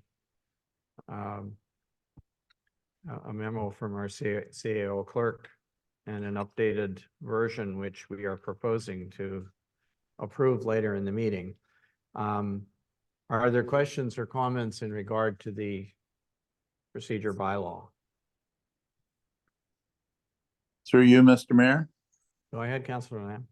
Yeah, and I'm glad after whatever, 10 months or 11 months that we're going to pass this tonight. Oh, and I don't want to not pass it, but let me just, in the bylaw, if we go into the community hall and the internet isn't working, we get 15 minutes to, is it 15 minutes to get it working? And if not, we have to cancel the meeting. Is that correct? Through you, Mr. Mayor, that's what it says. Okay, so what we did 2 weeks ago when, we couldn't have an in-person meeting, or shouldn't have, with, I think it was weather, wasn't it? Weather related, but anyway. So in the future, we can't do that. Is that correct? Yes, technically, even that evening, the option was, and it was an undesirable option, and that was to cancel the meeting. So the advice that I got was, what we're doing was not technically correct, but it was low risk. And I'm sure if was a report to the Ombudsman's office, we would get our hands slapped. But as you know, there was discussion between the mayor, the deputy mayor, and the CAO, and we decided the meeting needed to carry on. A notice was put on the door of the community center. One person did arrive at the community center, actually, didn't see the notice. We're not quite sure why, but he subsequently went and joined the meeting. So from a positive outcome, he was, the person that came to the community center was able to join the meeting. But you're correct. So technically, if we can't get the internet working, if we've advertised for a hybrid meeting and we can't get the internet working after 15 minutes, as the bylaw says, then the meeting is thereby canceled and will have to be rescheduled. But we would have the ability to, I guess, suspend the procedural bylaw and carry on. Like, I'm just thinking where there's non-controversial things on, you go into a meeting, you know, the internet isn't working. Well, we wouldn't know who's on the internet, would we? I was gonna say no one's on the internet, but we wouldn't know. I'm just concerned here's my bottom line, is 15 minutes long enough? Is everyone comfortable with 15 minutes, or should it be 30 minutes? That we get to fix whatever the issue is before we cancel a meeting, because there's a lot of extra work goes into canceling a meeting. But that's my only query on everything. Everything else I think is good. I think we have a good bylaw that is, you know, far better than what we had. It's been a long, arduous journey, but I think we've kind of got it right. So. But anyway, just my question on, should 15 be 30, or is there, if everyone's comfortable with 15, then I'm comfortable. So thank you. Through you, Mr. Mayor, that, if I do say so, Councillor, and that's a good point. By the time you realize you have a problem, we may have to call our internet provider, we may have to make some calls. That 15-minute gets eaten up just trying to decide what the next steps are.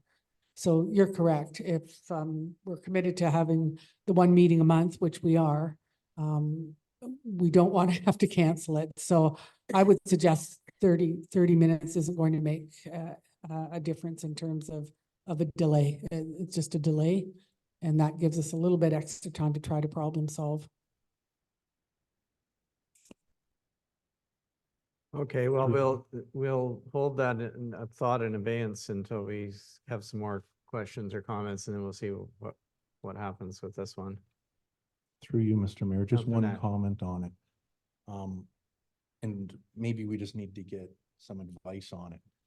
I think if we were to cancel, or if the meeting, how long is too long or how long is too short kind of thing? If somebody's trying to get on and there's technical problems, and say it's an important meeting, or maybe there's an item that's important to 10 people on a meeting that we don't think is important to many. And if somebody's trying to get on and they can't, are they going to sit there for half an hour continuing to try? I think that's one of the things that, you know, is there something out there, like a protocol out there that the Ombudsman Office or our Integrity Commissioner might know to say what's reasonable in a situation like that? I would guess if I was trying to get on something, I probably wouldn't wait half an hour. I'd probably say something's gone on, I'm not going to be there.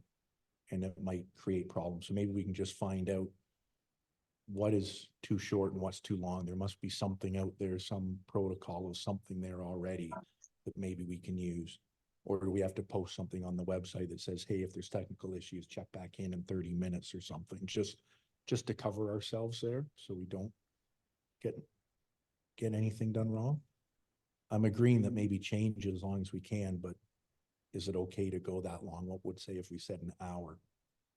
What's too long? Well, I can tell you through you, Mr. Mayor, in Burlington, they had a council meeting yesterday that went 45 minutes or an hour before it was fixed, but they carried on during that time. So actually, but their bylaw obviously is much different than ours, I'm sure. So. And through you, Mr. Mayor, other municipalities have different procedure bylaws, and what you write in your procedure bylaws, what you have to abide by.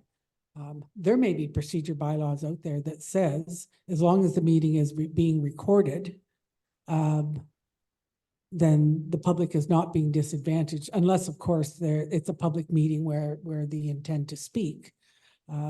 I don't know. We didn't delve into that too deeply when we were doing our procedure bylaw. I think it's an important point, especially as we move to one meeting a month, and the amount of work and effort that goes into preparing for that meeting and people planning to come to the meeting, councillors rearranging their schedules. Maybe we need to revisit that and make sure we've got that piece right. And I'm not sure that it's the integrity commissioner, frankly, or the ombudsman's office. The ombudsman's office is going to base any ruling on a procedure bylaw that's written, as long as it's written reasonably. If you said, well, a 3-hour delay, I think that would be questioned, but it would be interesting to see what other municipalities are doing and what that link is between a missed internet connection and being able to troubleshoot.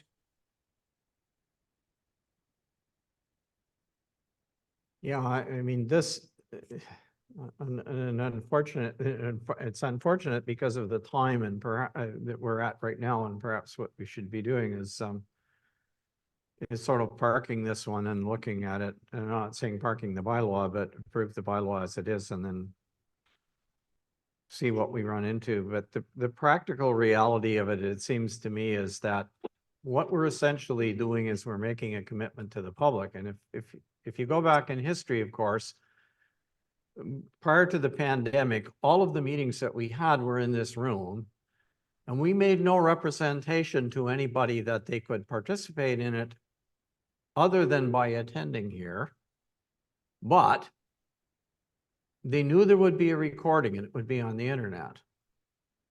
Now, obviously, if it's a meeting that is supposed to be a public meeting at which the public is supposed to be allowed to provide input to council, if they can't do so, whether electronically or in person or both, preferably both, then that meeting, if you can't do it, then they're being, in a sense, disenfranchised of something that we told them they could do, and they would be able to do, and so the meeting would have to be canceled. On the other hand, I don't know that we ever made a commitment to the public, to the general public, that they could participate. Really, all they can do is listen to the meeting. So the question is, do they get to listen to it live? In which case we should be doing live streaming, which is not what we do, right? Or at least we don't do it at kind of anything like broadcast quality, or we should. But I don't think for a municipality like ours that would make sense to make that commitment. So I don't know. I mean, I think we could give ourselves some more wiggle room if we said, well, unless it's a meeting where the public really has this expectation of being able to provide input, that as long as the recording is still functioning and you can come back and listen to it after the fact, because let's face it, if you were sitting here in person, you wouldn't be able to speak anyway. So what's the difference between, I mean, yeah, it's nice to be here live, but if you can't, as long as you can hear it later. And the minute the recording stops, that's another matter. Then I think, we don't have any record other than the minutes. That's a different story. But so I don't know. That's something we might want to think about. Question, I just don't know if we can tweak it in the time that we have tonight, or I don't know if you want to tweak it in the time. Try to tweak it in the time we have. Through you, Mr. Mayor, one really quick thing, I think just on that, it'll be 20 seconds or less. That maybe we could do something like that, but then I think for the meetings that aren't public, would put ourselves in a problem because we have questions from the public at the end. So if you're going to do that, I think the only time you could have questions from the public on the meetings dates where you have public meetings where people could speak, because then somebody could say they're disfranchised at the very end of the meeting, they weren't able to ask a question. Seems silly, but like I said earlier, more like the States every day. Okay, well. Well, what I suggest we do is pass it with the 30 minutes and staff can look into it. We can always change the bylaw, but what do you have to do then? Go back and have another advertise it and all that kind of stuff? If it's going to cause all that, leave it at 15 minutes. I do not want this going into 2024. It's be the longest bylaw in history. So we need to pass this tonight. I just got thinking of the 30 minutes today and think everyone's in agreement to it. So let's just pass it with 30 minutes and carry on. Well, I don't know. What do we have to do that? Or leave it at 15. I don't In care. the Pass it. memo to approve it when we come to the end of it. Sorry, there is one. There's a, really the approval is when we get. Oh, it's the bylaw. we That's the get to thing. You ride see, this. the motion that happens right after we come out of the public meeting is to receive for information our CAO clerk's memo. But not to do it, but it's not, we don't actually cast anything in stone until we get to the bylaw, and then we would have to amend We would approve the bylaw with an amendment. with an amendment. I guess we can do If- that, yeah. There's two things we can do, that we can approve the procedure bylaw as written and as discussed with the 15 minutes. Staff will take under advisement the concern of the 15 minutes, do some research, see what other municipalities do. And if we have to amend the bylaw, we do, and we have to have another public meeting, we do. But that's after I come back with a brief report on how other municipalities are handling it. And if in fact we have to cancel if our procedure bylaw says the meeting carries forth regardless of how it's advertised, that's a possibility as well. I just need some time to get working on that. Or to make a long story longer, you can pass the bylaw with that amended. I'd have to give you the specific section to amend 15 minutes to 30 minutes. So two options. I'm only concerned that the 30 minutes maybe doesn't really solve the practical problem that we might have. That's all. We might Okay, still- leave it at 15, and I brought the idea, Yeah. leave it at 15, and staff, you do your research. Okay, so any other comments about this bylaw? If not, I will entertain a motion to reconvene. If I can find the motion, what do I do with it? Don't we have to reconvene to a regular meeting somewhere? We do. Did we not have a motion? Zelinski? Oh, yes. Yeah, I that's- just got it in the wrong place here. So, all right, can we reconvene and mover and seconder, please, to reconvene? One moment, Ms. Macri has a question.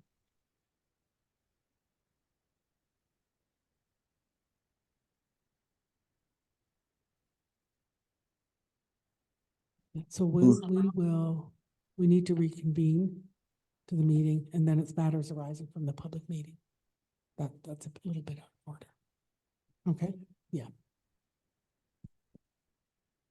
Carry on, thank you. All right, mover and seconder, please, that the Council of Municipality Whitestone reconvene into a regular meeting at, moved by Councillor Wood, seconded by Councillor Bray. And it is now 7:54 PM. According to my computer. And we call the question, please? Councillor Bray, Clerk. Yes. Councillor Lamb, Yes. Councillor Nash. Yes. Councillor Woods, Yes. Mayor Comrie, Yes. motion's carried. Okay, now the business arising, 6.1. And this is regarding the Wyszynski's application to rezone parts 3 and 5 on their plan of consent, I guess, subdivision. The motion here is simply, because we will get to the bylaw in a bit, that the Council of the Municipality of Whitestone received for information the report from John Jackson Planner dated November 1st, 2023. I'll make that motion.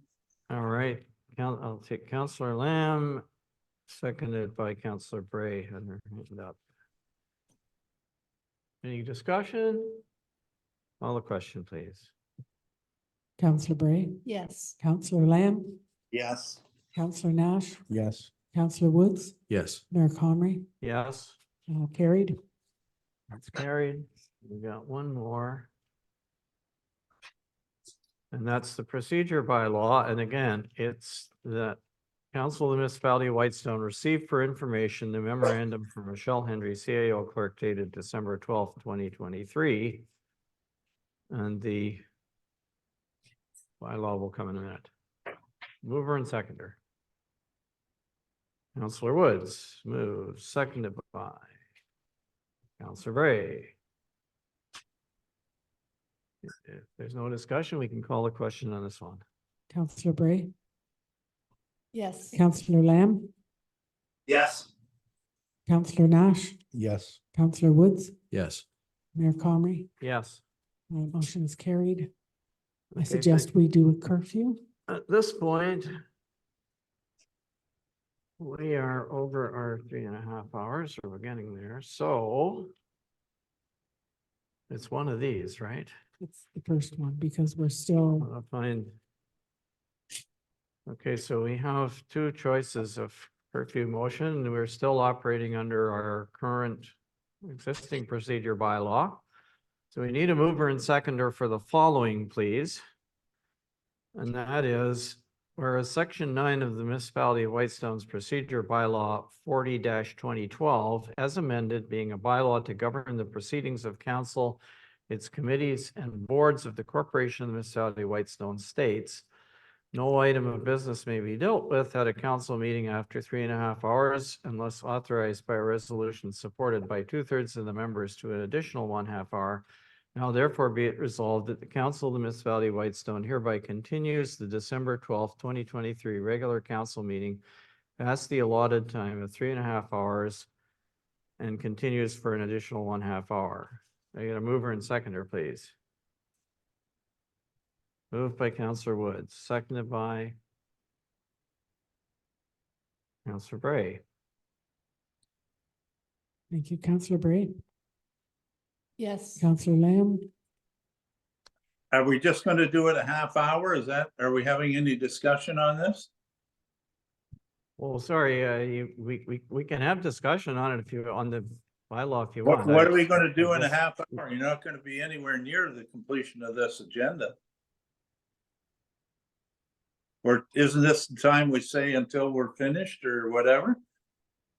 I don't know.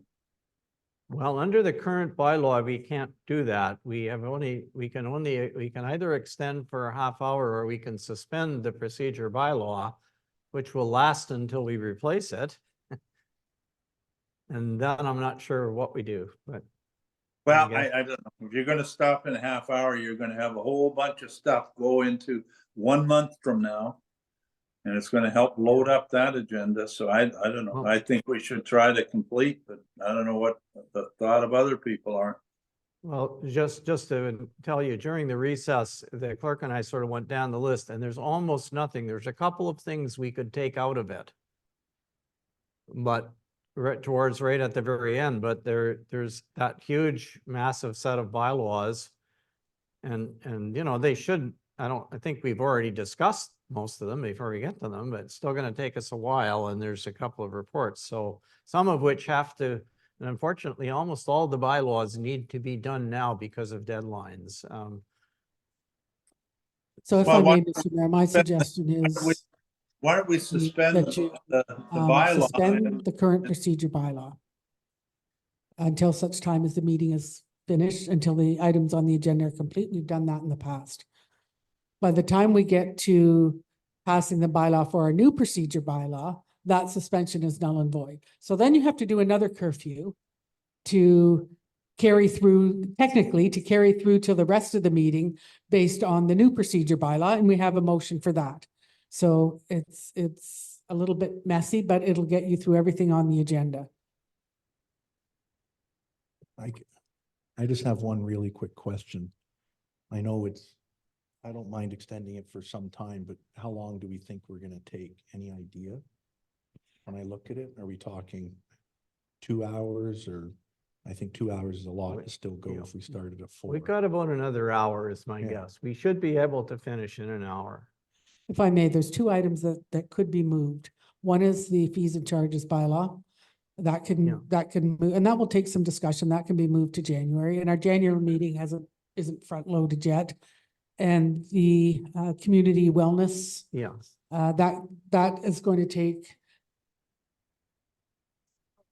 It does? Does it have to be? I think the recommendation is all the municipalities approve it by the end of the year.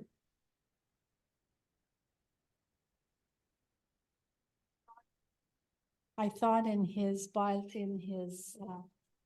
suggested bylaw, there was a reason why it had to come, because it has to be in by the end of the year, I thought. We had a deadline. I think there might be some flexibility there, but, you know, as we approach that, I'll do a bit of research, and as we approach that item, I'll see if there's any possibility, but some of the bylaws will move fairly quickly. They're just matters that, I don't think, in my opinion, require a lot of discussion. But they do need to be passed, and they're all recorded votes, so that takes some time as well.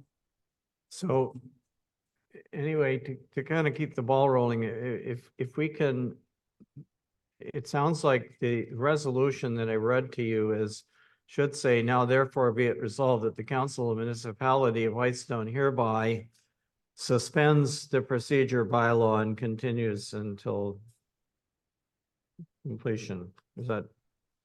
Until agenda completion, yeah. Yeah, completion. Is that? No, I already have a mover and seconder. Are you okay with that, mover and seconder? All right, they indicate they are. So that the council hereby suspends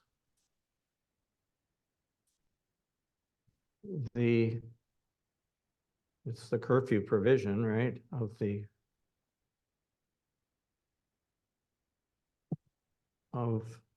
procedure bylaw.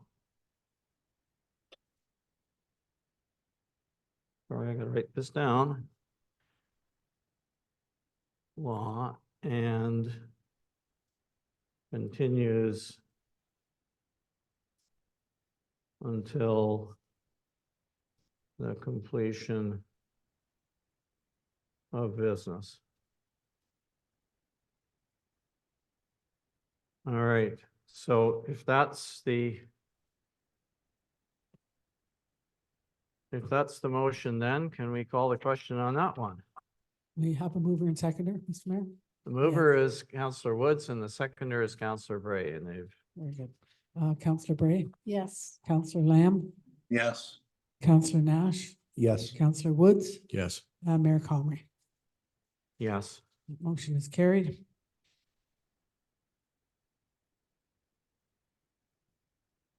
Okay, just completing the necessary paperwork here.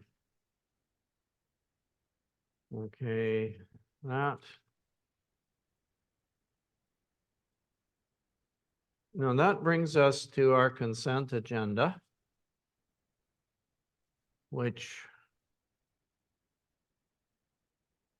so here's the motion. Whereas the Council of the Municipality of Whitestone has reviewed the consent agenda consisting of council and committee meeting minutes, and they're listed here for you in unfinished business.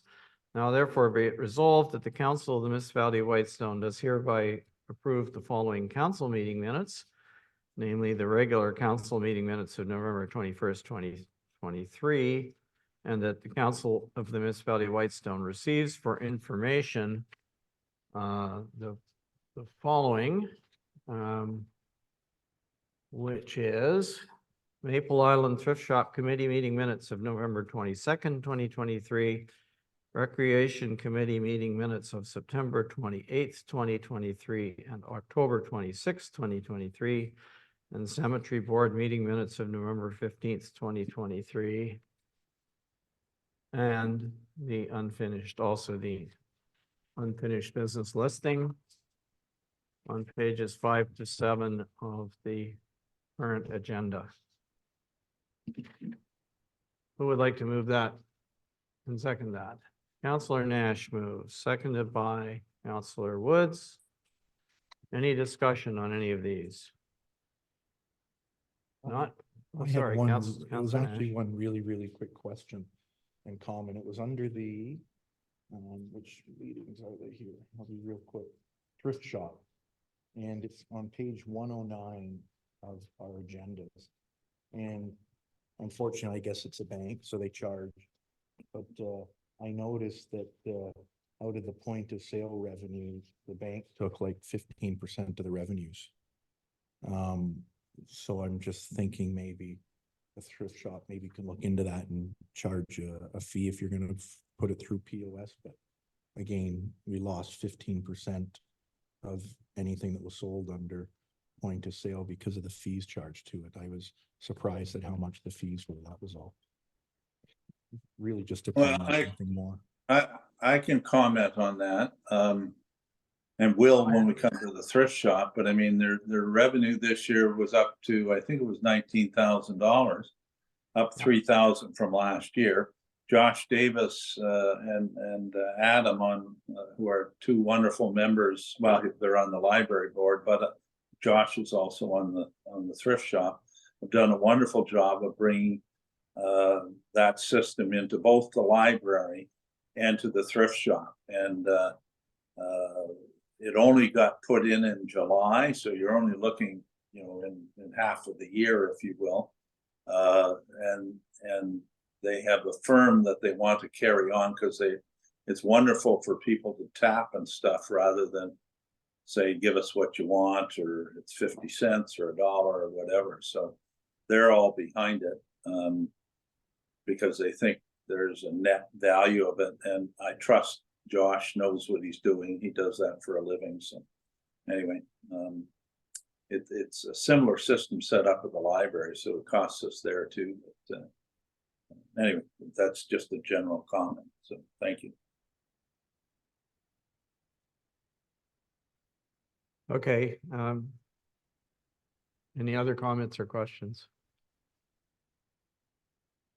Basically, all we're doing at this stage of the game, we're going to approve the thrift shop expenditures in a minute, but this is simply to Mr. Mayor, I have verify one their question. minutes, essentially. Mr. Mayor, I have one question. Yes? When it comes to the rec committee, I just a word of caution, I guess. Sometimes committees want to wander a little bit, and I notice in there that there was, overtures towards meal delivery in the community, and that's a very worthwhile cause. I don't see it as part of the rec committee. That's more like community services and the lunch and learn people and the people in Parry Sound. Like anyone that wants to get involved in meal delivery, they should be contacting them as opposed to trying to run it through the rec committee. And again, maybe I don't understand exactly what they're getting at there, but it's a more complex issue than that. So just a word of caution. So. Okay, well, perhaps I can just explain to you what that's about. There have been a couple of dinners here in the community center that were put on by actually a member of the committee, one of the newer members of the committee, out of, I might say, out of the goodness of her heart and her own resources, by the way. The Recreation Committee did not fund these, but members of the community were invited to come and participate at no charge, and it's an opportunity for them to get to know each other, and perhaps for some people to come out who wouldn't get out otherwise for whatever reasons. And the last of the three of them was actually last night, but there were a couple before that were very well attended. In one case, more than 100 people. But what happens is that the food that was prepared, there was more than people ate. And at the end of the meeting, rather than have it go to waste, they identified some folks in the community who might benefit from having it, and they delivered it. And I mean, as a practical matter, it would have got thrown out, right? I guess otherwise. So that's I realize that's not typically something that we do, but it was done out of a concern for individuals in the community who would benefit from having these are by the way are decent hot meals. This is not snacks or junk food or something. No, I realize. No, I realize. So that's why. But You know, I think there's some discussion going on within the committee as to whether this is something that we should do on a regular basis with or not, and so perhaps that subject will, that subject will come up, I'm guessing at budget time, but anyway, that's what led to that happening. They didn't want to just throw the food out or have it go to waste, so. Yeah, no, I know, and I understand that. I just in terms, that's a private event, and again, I applaud it. You know, I think it's great. But it's a private event, and I'm sure that we have all the regulations covered and all that kind of stuff, because I know, you know, when you do that, you need to go through some hoops and hurdles. You know, I don't know what they are, but hopefully they're all covered. And again, I think the thing is great. But anyway, I've made my point, so thank you. All right, thank you. Anything else about these minutes? If not, can we call the question, please? And Thank you, Councillor Bray. Yes. Councillor Lamb, Yes, Councillor Nash, Yes, Councillor Woods, Yes. Mayor Comrie, yes, I've carried.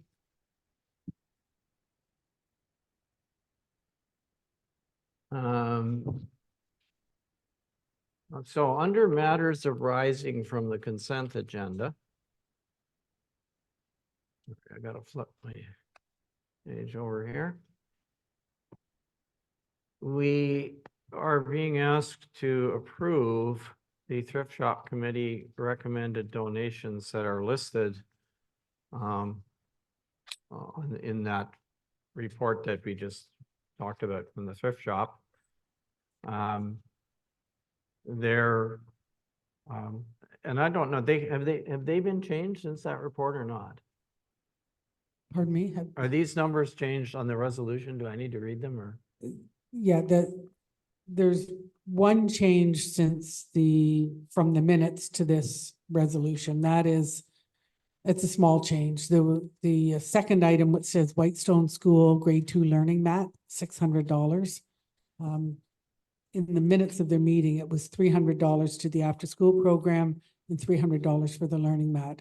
The after-school program does not need $300. They have more craft supplies than they can use for a couple of years. So that's the only change, but everything else is in line. And I think Councillor Lamb could probably speak to that as well. yeah, I'm trying to bring it up here on my computer, so we haven't got the accounts payable yet, no, so it must be. No. What pages?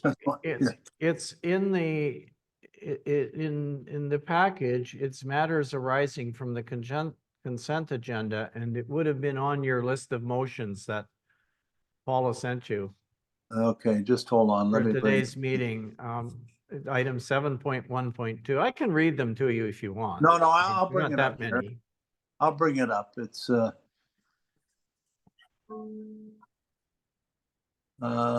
just let me see here. Recreation Committee is above the recommend. Oh yeah, here they are. Okay.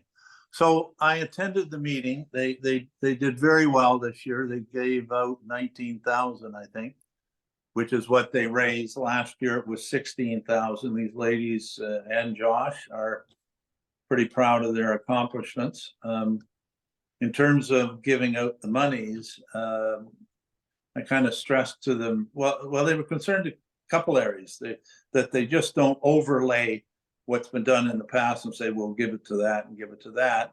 And I think they're looking more into specific projects that they should be asking the various people as to where the money would be applied, as opposed to just going into general coffers, right? And for instance, if they were going to give to the nurses station, is there a program where you know, maybe they didn't get something through their capital budget that they really need, that's $1,000 or whatever dollars that they could donate to, as opposed to just lumping it in so it gets sort of put into the general budget. And they were concerned about that. They're also concerned that I think last year they got like 4 replies of thank you, and for years they've been sending some things out and never getting even a thank you letter, and that's starting to concern them. So they're looking at this more carefully, and I think they want Peggy's going to, I think, work with staff that when these get approved and the letter gets sent out, that they're going to ask some of the questions I just brought up.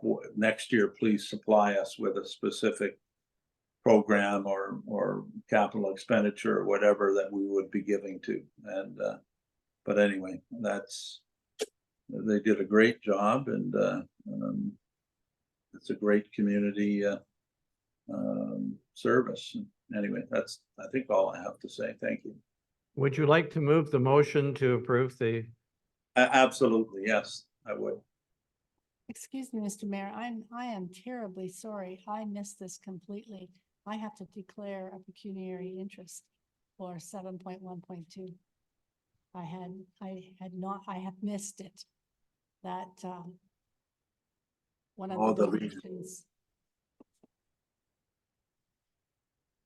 I'm not sure how we deal with that, but I'm really sorry. I just didn't see it. oh, I see. So you're talking about the one to the Legion, are you? No, no. maybe that one, but I was thinking of the one underneath it. the Oh, one yeah, below I us. see what you So mean. Terribly sorry. I just didn't. I guess I didn't look at it close enough. So our minutes will note that you've declared a pecuniary interest. The paperwork can come afterwards. That's noted. No. I mean, I guess, I suppose.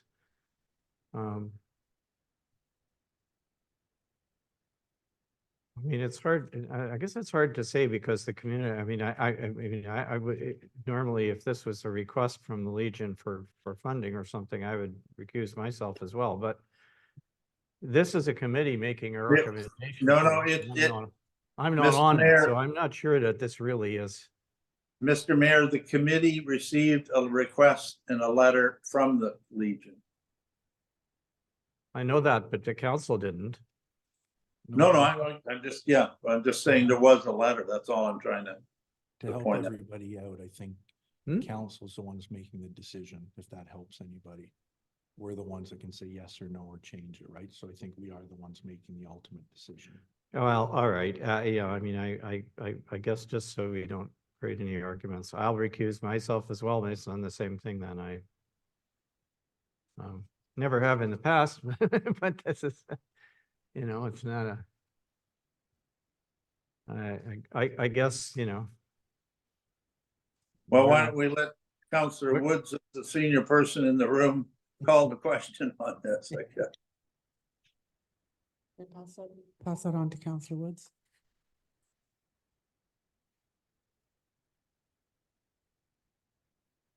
Well, we don't have a mover and seconder first, so we got to get, oh, No, Councillor. I'm a did you? mover. Are you I'm a moving mover. it, Councillor Lam? Yeah, Councillor Lam moved.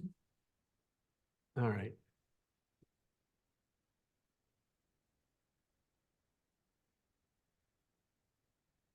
You need a seconder. Do I have a seconder? Yes, I'll second. Councillor Nash seconds.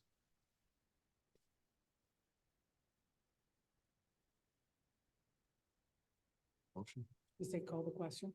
call the question, please. Thank you. Councillor Lamb, yes. Councillor Nash, Yes, Councillor Woods, Yes. that motion's carried.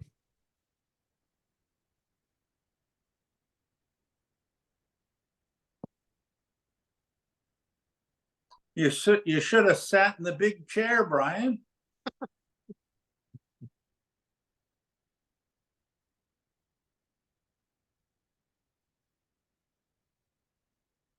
Thank you, sir. All right. We didn't get the headings, but we'll fix that up later, I guess. All right, so now where are we? Accounts payable. 8.1. Mover and seconder, please, that the Council of the Municipality of Whitestone receive for information the accounts payable listing in the amount of $501.77 for the period ending December 7th, 2023. Would like to move that. Counselor Bray, seconded by Counselor Woods. Any discussion on payables? Are you wanting to discuss something, Counselor Lamb, or no? No, I don't Oh, think so. sorry, okay. I just When's thought I the, just saw your, when's the thing coming up from the integrity commissioner costs? That's not under accounts payable, no. no, it's not. Okay, okay, no, I don't have anything under accounts payable, I don't think. Thank you. Okay, I'm looking for the accounts payable to see. Oh. Did we miss something? Oh, no, okay, sorry. All right, so nobody has any accounts payable to discuss, is that correct? Okay, I guess we can Mr. call the Mayor, question. Mr. Mayor, I'm sorry, I'm not on Zoom very often. But when it comes to I just want to have a comment. When it comes to the cemetery rates and fees, we're going to be passing that when we do the fees bylaw. Is that correct? I think we're not going to do the fees bylaw tonight. We're going to leave it to January. Yeah, but I mean, when in January that will include these costs, eh? Yes. Yeah, okay. Well, I'm certainly not in disagreement to what they're doing, but I can tell you that I don't know what other rural areas do, maybe the same, but if I was being buried, I'd be buried in Whitestone for $220. Because it would cost me $20,000 down here in Burlington or something, right? So anyway, it's a deal and a half. Yep. Anyway, I'm not suggesting we change anything. I think they do a good job, but man, what a deal that is. So thank you. Anything else about payables? Can we call the question, please, Madam Clerk? Counselor Bray, Yes. Counselor Lamb, Yes. Counselor Nash, Yes. Counselor Woods, Yes. Mayor Conry. Yes. So thank you. That brings us to number 9. The first staff report has to do with Integrity Commissioner Services. And essentially, the clerk is suggesting to us that we have 2 options, which is the first one is to extend the current contract for some period of time, and the second is to direct staff to issue a request for proposal for Integrity Commissioner Services. So we really have an option as to what motion we bring, and you know, is there anyone, we need something to test here. Is there anyone who feels that we should extend the existing contract for a period of time? Is there anyone who feels strongly that we should tender it? I think we should tender it. Are you prepared to move that? Sure. When I say tender it, that would be that the council issue a request for proposal for Integrity Commissioner Services. That would be the motion. What motion is there right now, Mr. Mayor? There isn't one, and I'm Okay. trying to get one on the floor so we can So we can talk so about we it. can talk about it.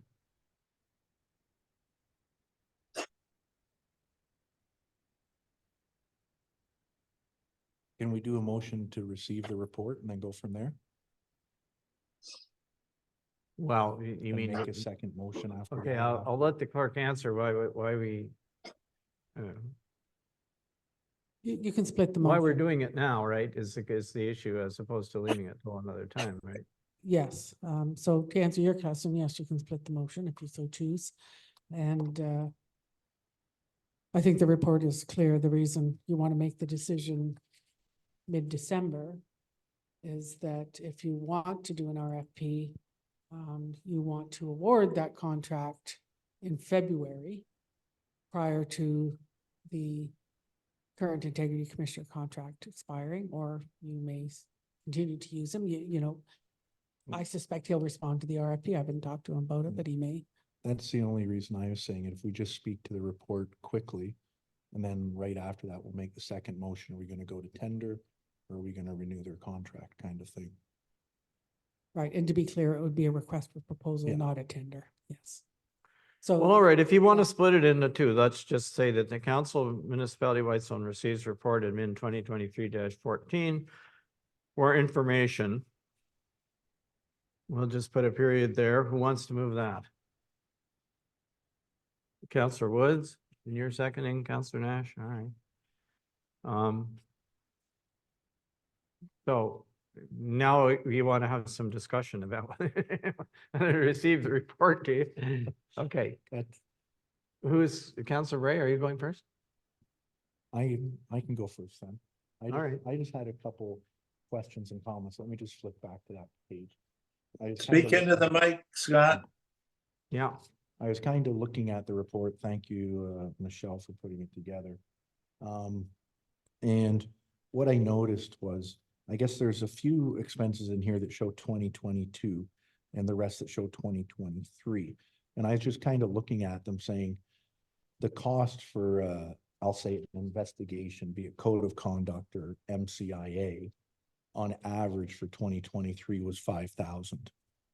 And the amount last year averaged about 4,000. I'm rounding to the nearest $500.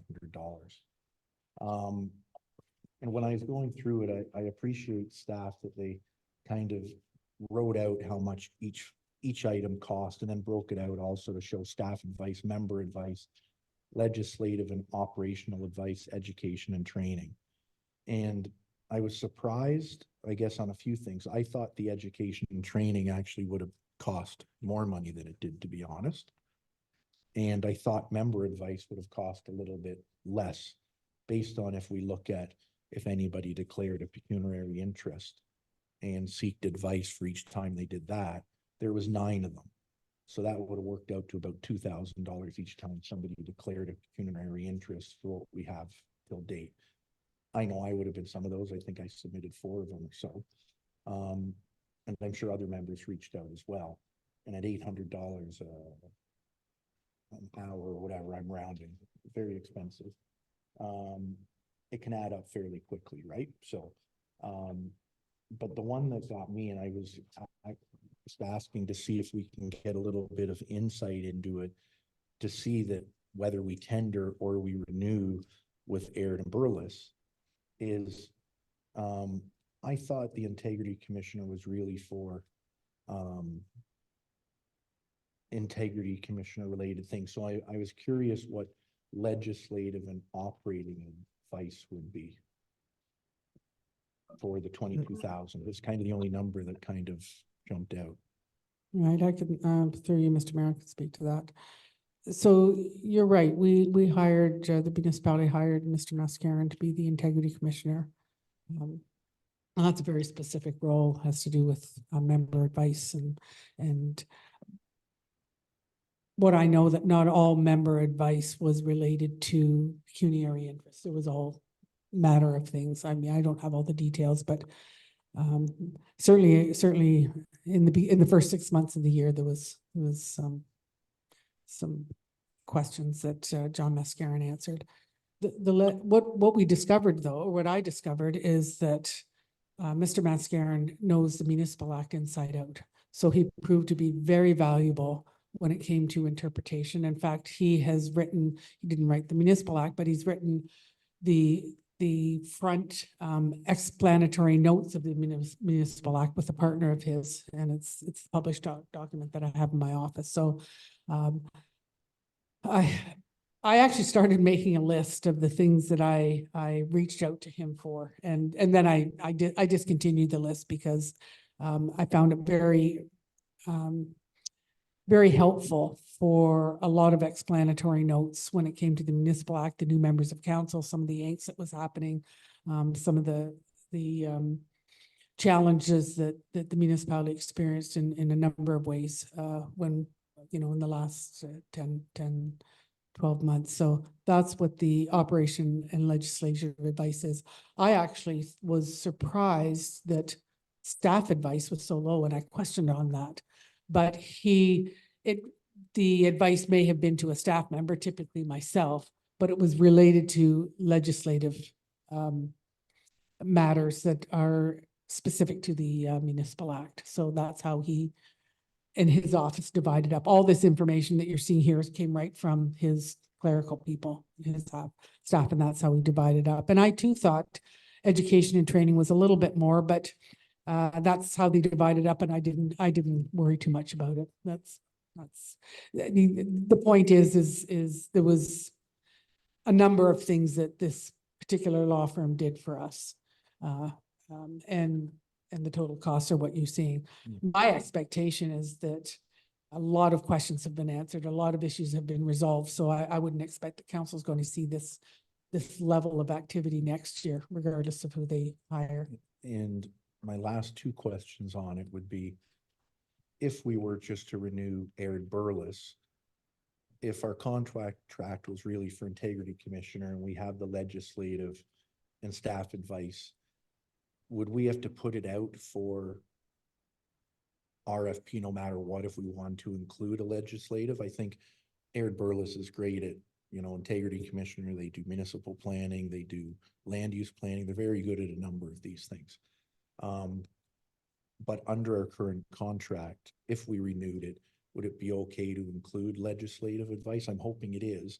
And if we were to renew theirs, is there a renewal clause? Like, is there an increase in price? I don't know what we can talk about tonight, but if we were to renew it, is there already something in place that would tell us what their fees would be? Through you, Ms. Bear, no, there isn't. And this is my thought. If you want to find a new integrity commissioner, you want to see who else is out there, then I would say the RFP is strictly related to integrity commissioner services. John Mascaron himself and the law firm, but specifically John, is an absolute expert on the Municipal Act. So regardless of who the integrity commissioner is, if there was a very sticky question that was problematic for our municipality related to the Municipal Act, I'd be tempted to go to Mr. Mascaron and simply use him as we do different legal services, because I can send him a question at 10 o'clock at night and he'll answer me at 3 a.m. He's that quick. And it's always good advice. It's really good information. I've challenged him on a couple of things and we've talked through it. So my sense is that the contract got expanded a little bit beyond which it was intended, but it was for the benefit of the municipality. And I think it served the municipality well in spite of the cost. And my very last question is, to be honest, I'm going to say I'm a little torn. Do we go out for an RFP or do we renew? I think they've been good. And I think, Mr. Mayor, you and I will both agree on this one. I think that the reason I might have said, well, should we get somebody else? Is I think under certain items, I think I might have been given different advice than the mayor might have been. And I still to this day don't know which is right or wrong. I mean that in an all due respect way. And I'm sure when it comes up next year, there's going to be the same questions to see, should I declare, shouldn't I declare? If it wasn't for that, I would have said, great job. Yes, it cost us a lot of money, but I think we're all more well-educated. And at first I'd say, well, how can you have two answers for the same thing? Maybe something was done wrong, but I have to look at that and say, you also have to put that water under the bridge. Overall, I think they're very knowledgeable, and overall, you know, they've given decisions and background information and helped us along as a municipality. So I am kind of torn on that, sitting there going, well, do we extend it if what you've said, Michelle, they're great for municipal planning items, right? And I don't think there's too many integrity commissioners out there, but I do think a couple times we were given advice for individual items that were different, even though they were very similar items, which really got me caught a little bit. So anyways, that's just where I'm thinking. It's really just a comment out loud, but overall, I think it has been an expense, but I think the education we got was really, really good for everybody. I really liked it.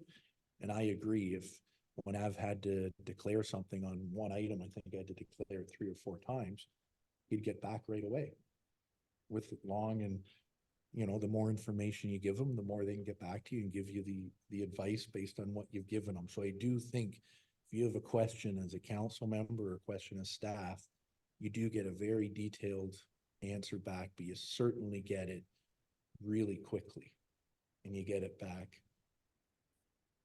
in a very timely fashion. I think that's a big benefit at the same time. So anyways, those are my comments. I'm torn.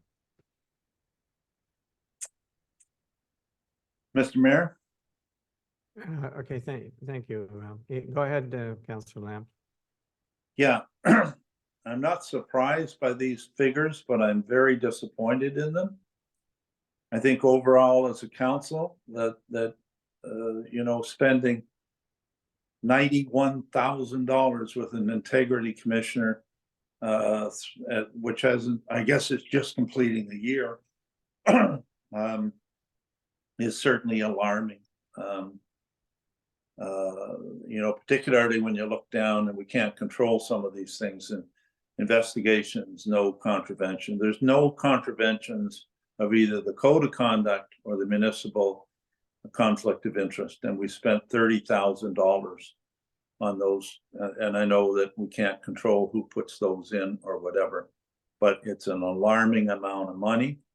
If you think of $90,000, it's like a 3% of the tax bill. So if you told people 3% of their money went to the integrity commissioner last year, I think they'd be alarmed, and it alarms me. Member advice, I've called, I think, John Mascaron once. So my portion of $19,271 is probably the $271. So between the other 4 of you, I guess you spent $19,000, but I didn't spend it. Legislation and operational advice, it's a tricky area. You trust John, so you go to him, but I think we hired him on the terms of reference of interpreting and doing things on the municipal conflict of interest and the code of conduct, not necessarily on operational advice and whatever. But again, we have to be very, very careful when we're dealing with, $800 or that area an hour. I share the same opinion as Councillor Nash on the education and training. We had 2 sessions and probably, 6 or 7 hours anyway. So somehow I would have thought that would have been higher. So I think we should go out. I think the last integrity commissioner, his hourly rate was $200 or $300 an hour. Now, granted, that was very low, but I have to assume that whoever we would get, and it may be Air Burles, are competent in what they do. I also share. I'm confused with some of the decisions that were made and the reasoning behind them. I don't necessarily agree with them. So is that a reason to throw Air Burles out? No, and I won't. But I do think we need to go out to at least find out what's in the marketplace. So don't forget, this was just for a year because our last integrity commissioner said he was no longer going to represent us, and he suggested Air Burles, right? So we've never really gone out for a big tender in many years. So that's more reason to go out to tender. So thank you very much.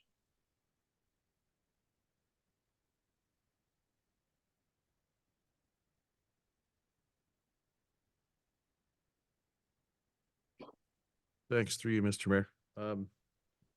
Want to just like to say thanks for the memo and the report. We look at the numbers and yeah, it's definitely a heck of a lot of money that was spent, but I know the education that we got, I found extremely informative, and twice I think I talked to Mr. Mascaron on the phone. He's a wealth of knowledge and he does get back instantaneously. It is expensive. I would go either way. If we want to do an RFP, sure. I would hope that they would still respond to an RFP, but if you want to go out and see what we can get, I'm okay with that. Okay, thank you. Just, I don't know, this is kind of a long subject for for a late night here, but I mean, I'm happy to keep what we've got. I will admit to you that I discovered a significant difference in approach between this integrity commissioner and the previous one. And you know, and I, well, I would have to say I don't entirely agree with all of his interpretations of everything, but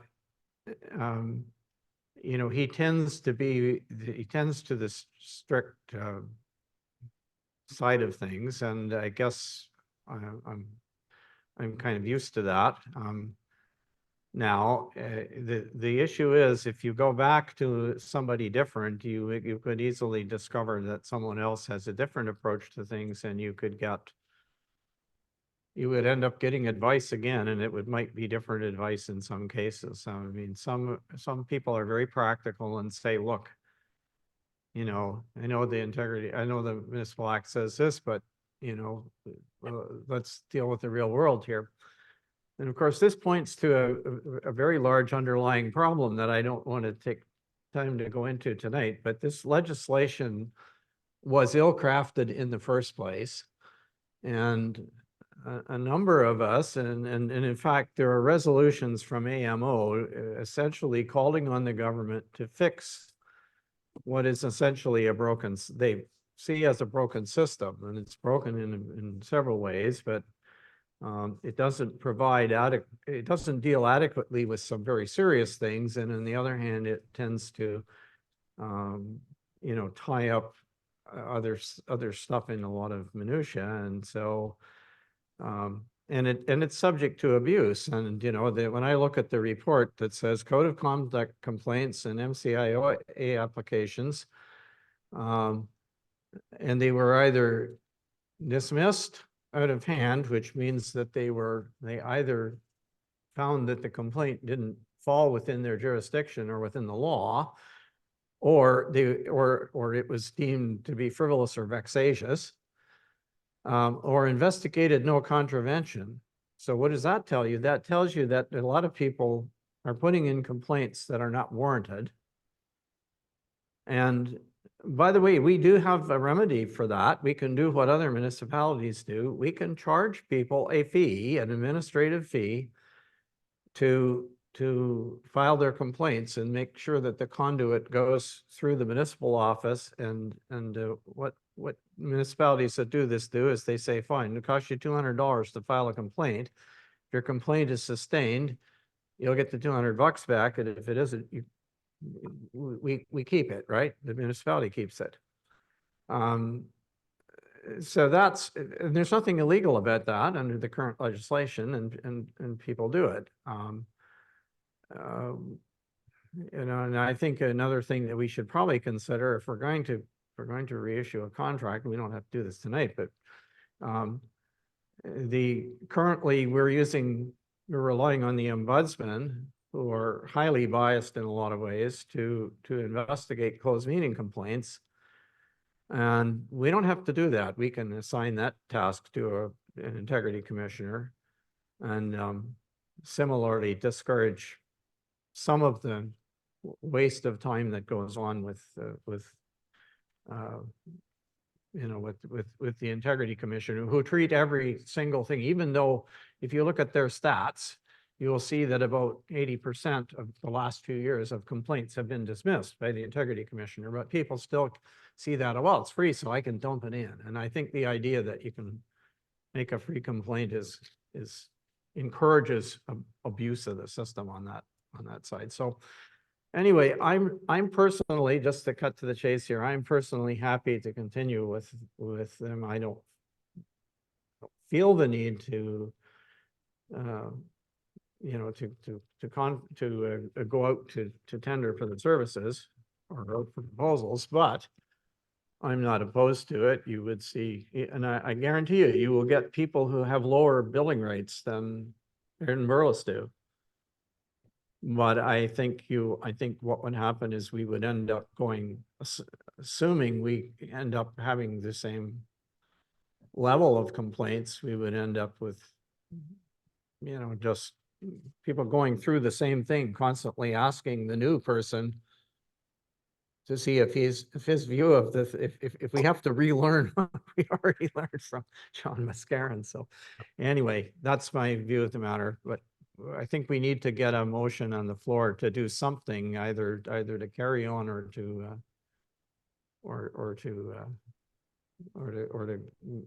issue a request for proposal. So I think given the hour, we should get a motion maybe. And Yeah, I'm fine with keeping the same one as well. I'm the same. I'm sorry? I think I feel the same as you, Mr. Mayor.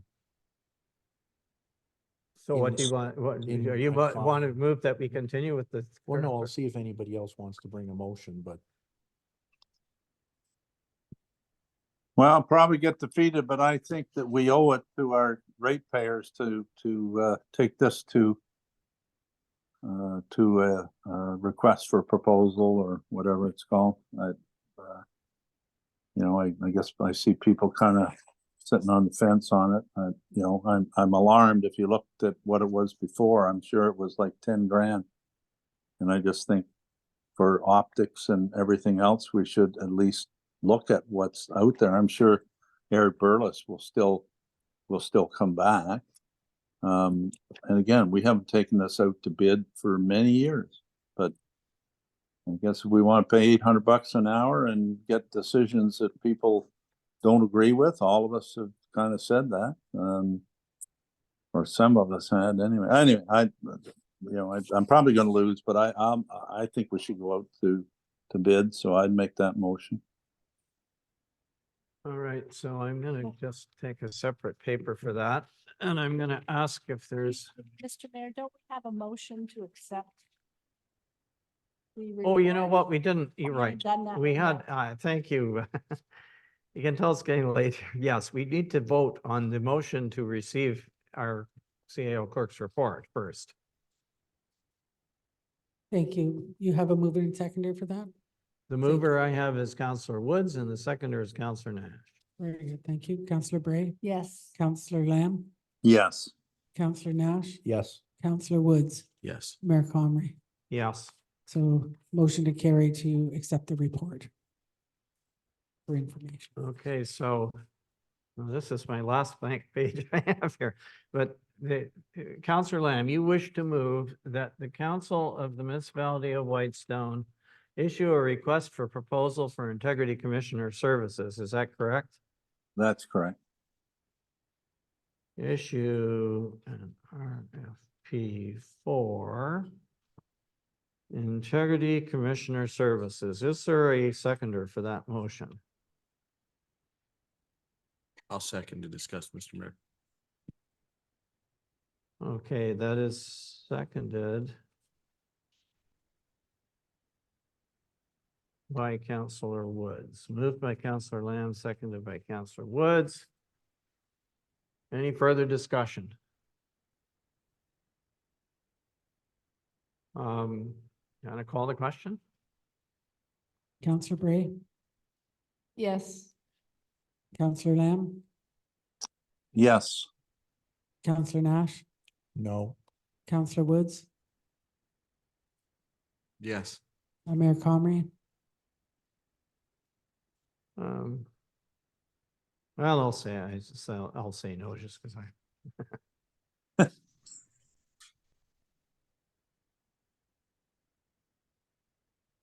I'm hoping regardless there'll be a reduction in complaints. Okay, so the motion is still carried, correct? Yes, motion carries. All right. Thank you. So that's the decision. We will issue an RFP. And Madam CAO, you have your. Now, we are, I hope you're agreeable to my, one question, Mr. Mayor, with the RFP. would we need to pass something for the legislative advice also if there's no contract in place? Through you, Mr. Mayor, we can, we deal with several law firms right now that can and could provide legislative advice. I just personally found the advice from John Mascaron because it was often linked to member issues, issues that were related to new members of council, understanding all sorts of things and what I found was John Mascaron was quick and to the point. And so I think the RFP we can ask what other services they provide and then determine whether we use them or not. Okay, but I guess depending on who's awarded it, we don't have a contract in place with Aird Burles for the legislative ones. So we'd have to put a tender out if we're spending 20 grand a year on it, we'd be forced to put out an RFP anyways for it, right? I guess technically, my sense is you're not going to spend that much money next year on legislative advice. I think it's been a tough year for a new council and there was lots of questions and issues that had to be answered. We don't have contracts with our other lawyers, our HR lawyer. We use them because we know them, because we trust them. And, you know, we have a relationship with them. But we should have contracts with a bunch of them, but we don't. I think that's part of why I say we should be putting the procurement policy out.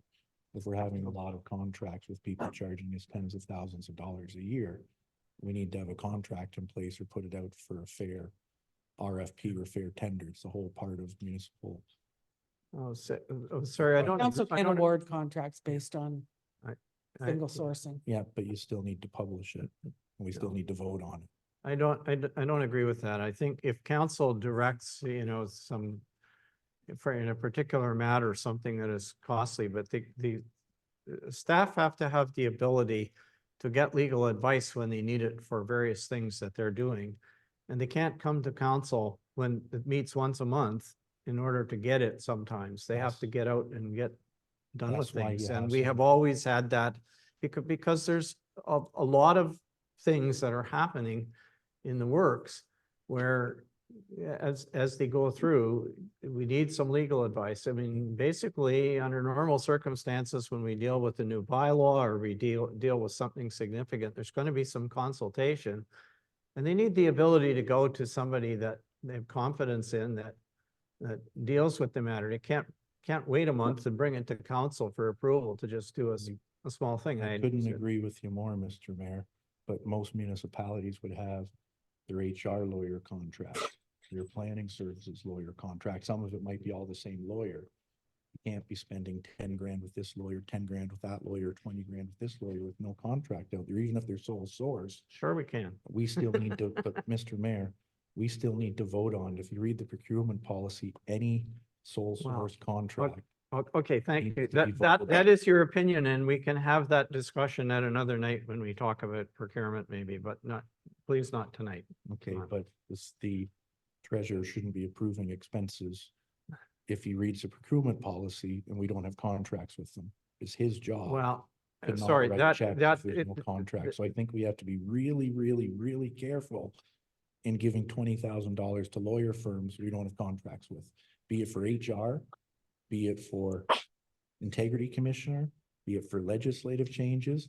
Sure, there's sole source, but there's only sole source if there's nobody else out there. There's lots of law firms that do legislative. There's lots of law firms that do municipal planning, probably hundreds of them in the GTS. If we're putting Okay. something out to tender, we have to follow our own procedures. And we're not going to be following it if we don't put something out for the legislative part of it. Okay, thank you would you please let us move on so that we can wrap up here? We've got still at least half an hour of work to do, maybe more. And that's not including a number of things. So we agreed that, well, we don't have any choice. We've got to skip over a few things. And one of them is this 5.1, but we do have to do the orange helipad item and that's getting us into, oh, sorry, there's one more before that. Yeah, we've got 9.3. Yeah, 9.3. Now, that is just a report. And so I'm sorry, we're skipping, just for the record, we're skipping over 9.2. We're deferring it, right? Deferred to January. All right, so 9.3 is simply the report which leads to a bylaw, right? It's the emergency management plan. So do we need to? I'm just We're gonna just be very receiving the brief. report for Yes. information, correct? Yes, I'm just going to be very brief about this report. Go ahead. It has to do with emergency management, the emergency response plan, which our CEMC and a number of other people have been working on. There's a number of things that we haven't been doing and should be doing when it comes to emergency management, and it's not an accusation, it's an observation, and we're going to correct that in 2024. And if you'll see in the report, Councillor Bray is interested in stepping down as the alternate CEMC. She's a very busy lady, and John Stuthers has offered to step up, and that's going to be a great opportunity. And you'll see a report on that in 2024, as well as appointing an emergency management committee to do some of the work that needs to be shared between the CEMC, the alternate, and others. And that's my report in a nutshell. And this just speaks to all the compliance matters that need to be dealt with under the legislation. And the majority of them have been dealt with, and there's just a few that have to be tidied up in 2024. And we need to hopefully approve the bylaw accepting the new emergency response plan that has undergone a significant change. Thank you, Mr. Mayor. Okay, thank you for your report. Can I get a mover and seconder, please, to receive that report? I'll move it. Okay, thank you. Well, we'll take Councillor Lamb and seconded by Councillor Bray because she had her hand up too. All right, any further discussion? If not, we'll call the question. Councillor Bray, Yes. Councillor Lamb, Yes. Councillor Nash, Yes. Councillor Woods, Yes. Mayor Comrie. Yes. Motion carries.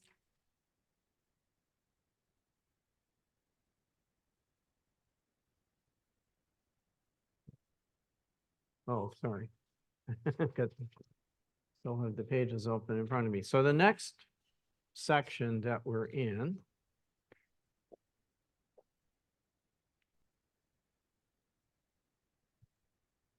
I seem to have, Bylaws. yeah, I know somewhere I buried oh, here it is. Sorry.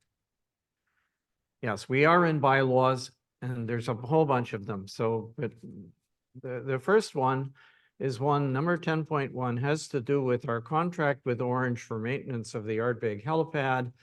This came up at a previous meeting and we directed our fire chief to go to Orange and see if he could get them to agree to spend more money to cover more of the maintenance, the actual maintenance cost of that helipad.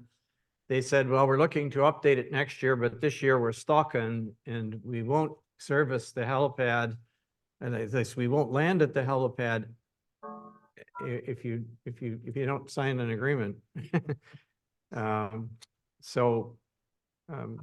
Basically what we have here in front of us is the agreement, if I can say that in a nutshell. So I'm looking for a mover and seconder that bylaw number 72, 2023 being a bylaw to authorize an agreement between the Corporation of the Municipality of Whitestone and Orange, which sets out the terms and conditions of the use, operation, and maintenance of the helipad, surrounding area, and easement, and to repeal bylaw 09/2020, be read a first and second time this 12th day of December 2023, and further read a third time, passed and properly signed and sealed this 12th day of December 2023, and numbered bylaw number 72, 2023.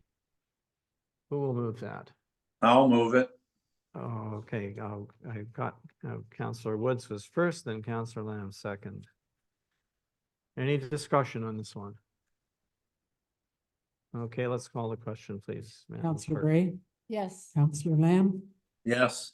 Councillor Nash, Yes. Counselor Woods, Yes. Mayor Comrie. Yes.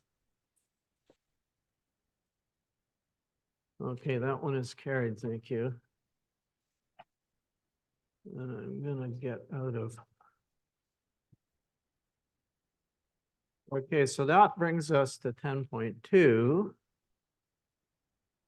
Which is a bylaw to authorize an agreement between His Majesty the King and Right of Canada, as represented by the Minister of Infrastructure and Communities, and the Corporation of the Municipality of Whitestone in respect of the Active Transportation Fund and a contribution from them towards the Dunchurch accessible sidewalk. So for that,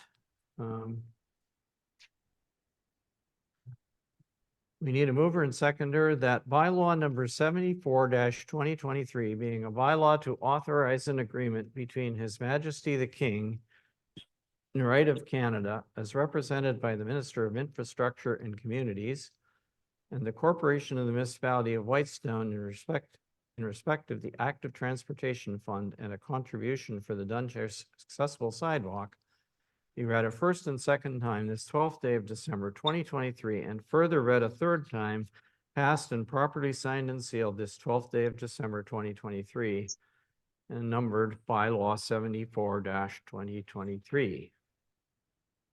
Again, mover and seconder. Councillor Lamb, is that you or? No, are you moving your hand? Okay, sorry. Councillor Bray moves. Seconded by Councillor Woods.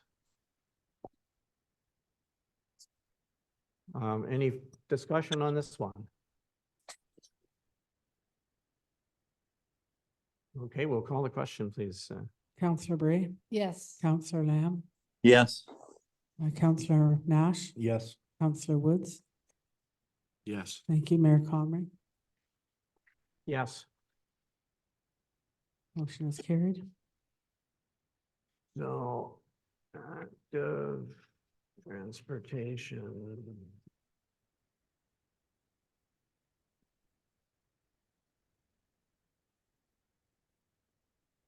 Okay, 10.3 is the a bylaw to enter into an agreement for conditions of approval of consent B 045/2021. Whitestone and the applicants are the Buchinskis.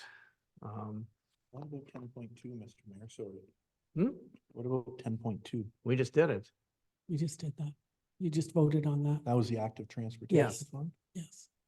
I thought we were voting on the one before that. I thought we were dealing with the orange was the one before. We did do that. We voted on I'm it. one and- behind. Never We mind. voted on both, yes. I was Sorry. gonna ask a question for the bylaw. Is it okay to ask one simple question for 10.2? Sorry, I got confused there for a second. Well, I suppose, yeah. Yeah, I don't think it changes our vote. It was simply, and I'm not sure if Mr. Creaser might be on the call, but I know at one time we were trying to find out if MTO is gonna do work along the 124. the 124. Yeah. If we delay until that time, I'm sure the fees would be much less. And I think there's also a question about knowing how it's gonna cost so much money to put in culverts and catch basins and curbing and stuff along 124 for a sidewalk that doesn't travel too far. If we know MTO is coming through in 4 or 5 years, I assume they'd do a lot of the work at a lesser rate because a lot of safety requirements are already in for traffic control. But I know we'd also asked for an inquiry to look at possibly using Bob's Crescent to go through.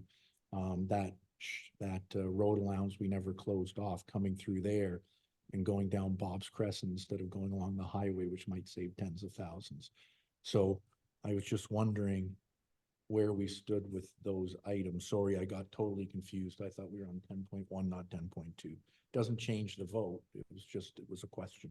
Mr. Mayor, I can answer that Go ahead, really please. quickly. So, over the last couple of years, we have checked with MTO and they've indicated that there's no upgrades to 124 in this section of Highway 124 in the near future. both our engineer of record, who's Bob Hughes, and Dave have been asking those questions. So there's no new information to offer there. The actual design work is not completed yet because we're still trying to work with MTO, and it's been slow and painful. This agreement just puts, gives us the authority to spend some of the money that we spent this year and get some of that money utilized. It's only about $6,000.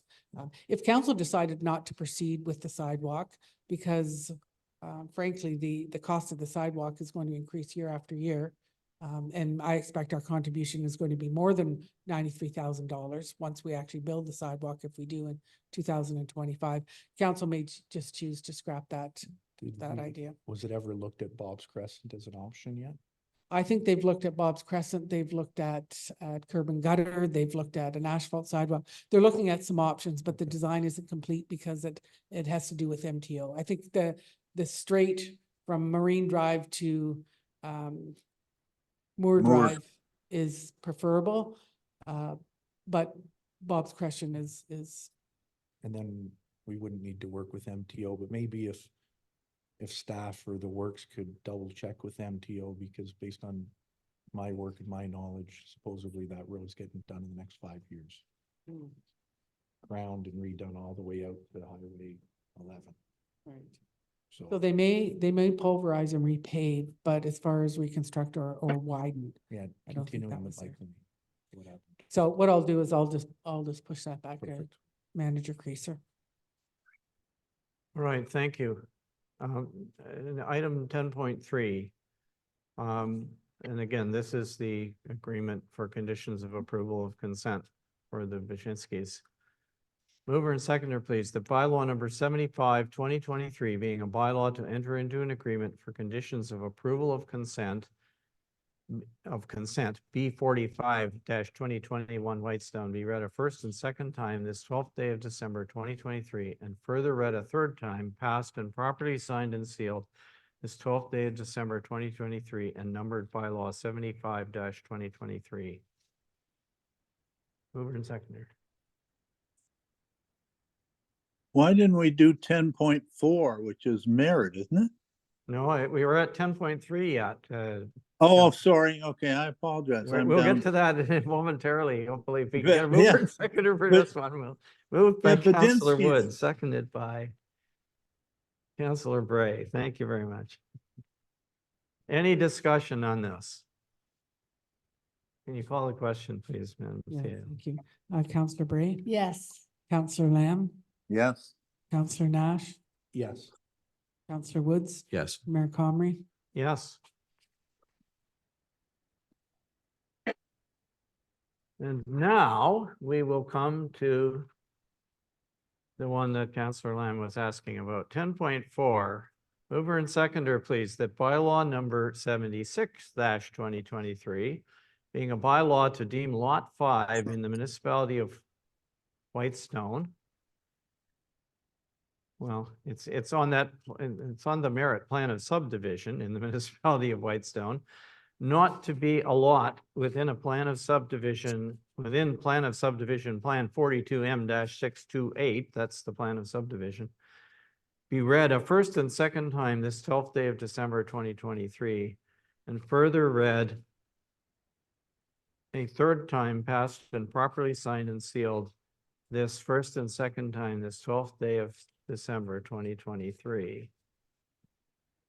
Who would like to move that, please?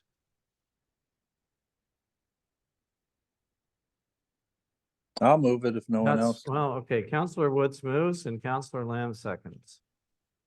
Any discussion? You want to call the question, please, Madam Thank you. CAO? Councillor Bray. Oh, sorry, you had discussion? Yeah. Oh, go ahead. Ready to answer. Councillor Bray, Yes. Councillor Lamb, Yes. Councillor Nash, Yes. Councillor Woods, Yes. and Mayor Comrie. Yes.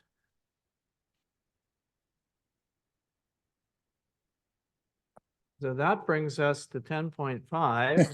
10.5 is the Baczynskis again, but this time Yeah. it is zoning bylaw. Yeah, Mr. Mayor, that's where I was looking initially thinking, what, and then I went back up to see 10.4. So I had really skipped along. So anyway, thank you. That's all right. So I need a mover and seconder, please, that bylaw number 77-2023, being a bylaw to amend bylaw number 07-2018, which is our zoning bylaw, to rezone parts 3 and 5 on Plan 42R 22302 in the geographic township of Hagerman, now in the municipality of Whitestown, from the rural RU zone to the rural residential RR8 exception zone number 8. And parts 4 and 6 on Plan 42R 22302 in the geographic township of Hagerman, now the municipality of Whitestown, from the rural RU zone to the rural residential zone be read a first and second time this 12th day of December 2023. And further read a third time, passed and properly signed and sealed this 12th day of December 2023. And numbered 77-2023. Mover and seconder, please. Councillor Bray moves, seconded by Councillor Woods. Discussion. If none, we're going to call the question, Madam Clerk. Thank you, Councillor Bray, Yes. Councillor Lamb, Yes. Councillor Nash, Yes. Councillor Woods, Yes. and Mayor Comrie. Yes. Sorry, was that 10.6? I think we're all getting confused on the That's number. 10.5. Sorry. We are now coming to 10.6.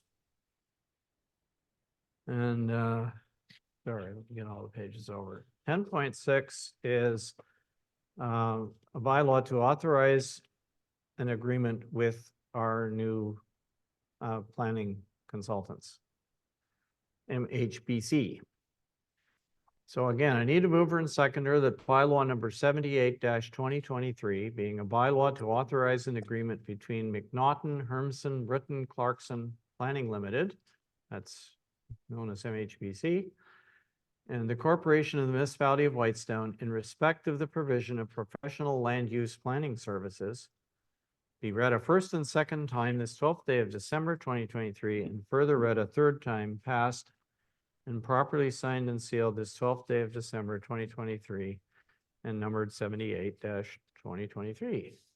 I'll move that, Mr. And that's moved by Councillor Nash, seconded by Councillor Woods. Discussion on this one.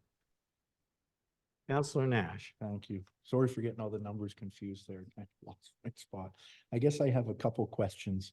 On page 200 of our handout, under commencement and completion of work, it speaks to Appendix A and Appendix B, but I do not see that in the agreement. I'm not sure if I'm just missing it. That's one question. But then the other ones are, I guess, in our request for proposal, I guess, was a 30-day payment what was, I guess, proposed by them? That's I guess, my second question. So I'm not sure if those two questions could be answered to start. Madam CAO. Yes, thank you. So as far as Appendix A, which is the pages 8, 9, 10 of the consultant's proposal, those are considered proprietary and confidential. Council has seen them, of course, because you saw this in closed session. You saw the proposals in closed session, spoke to them in closed session.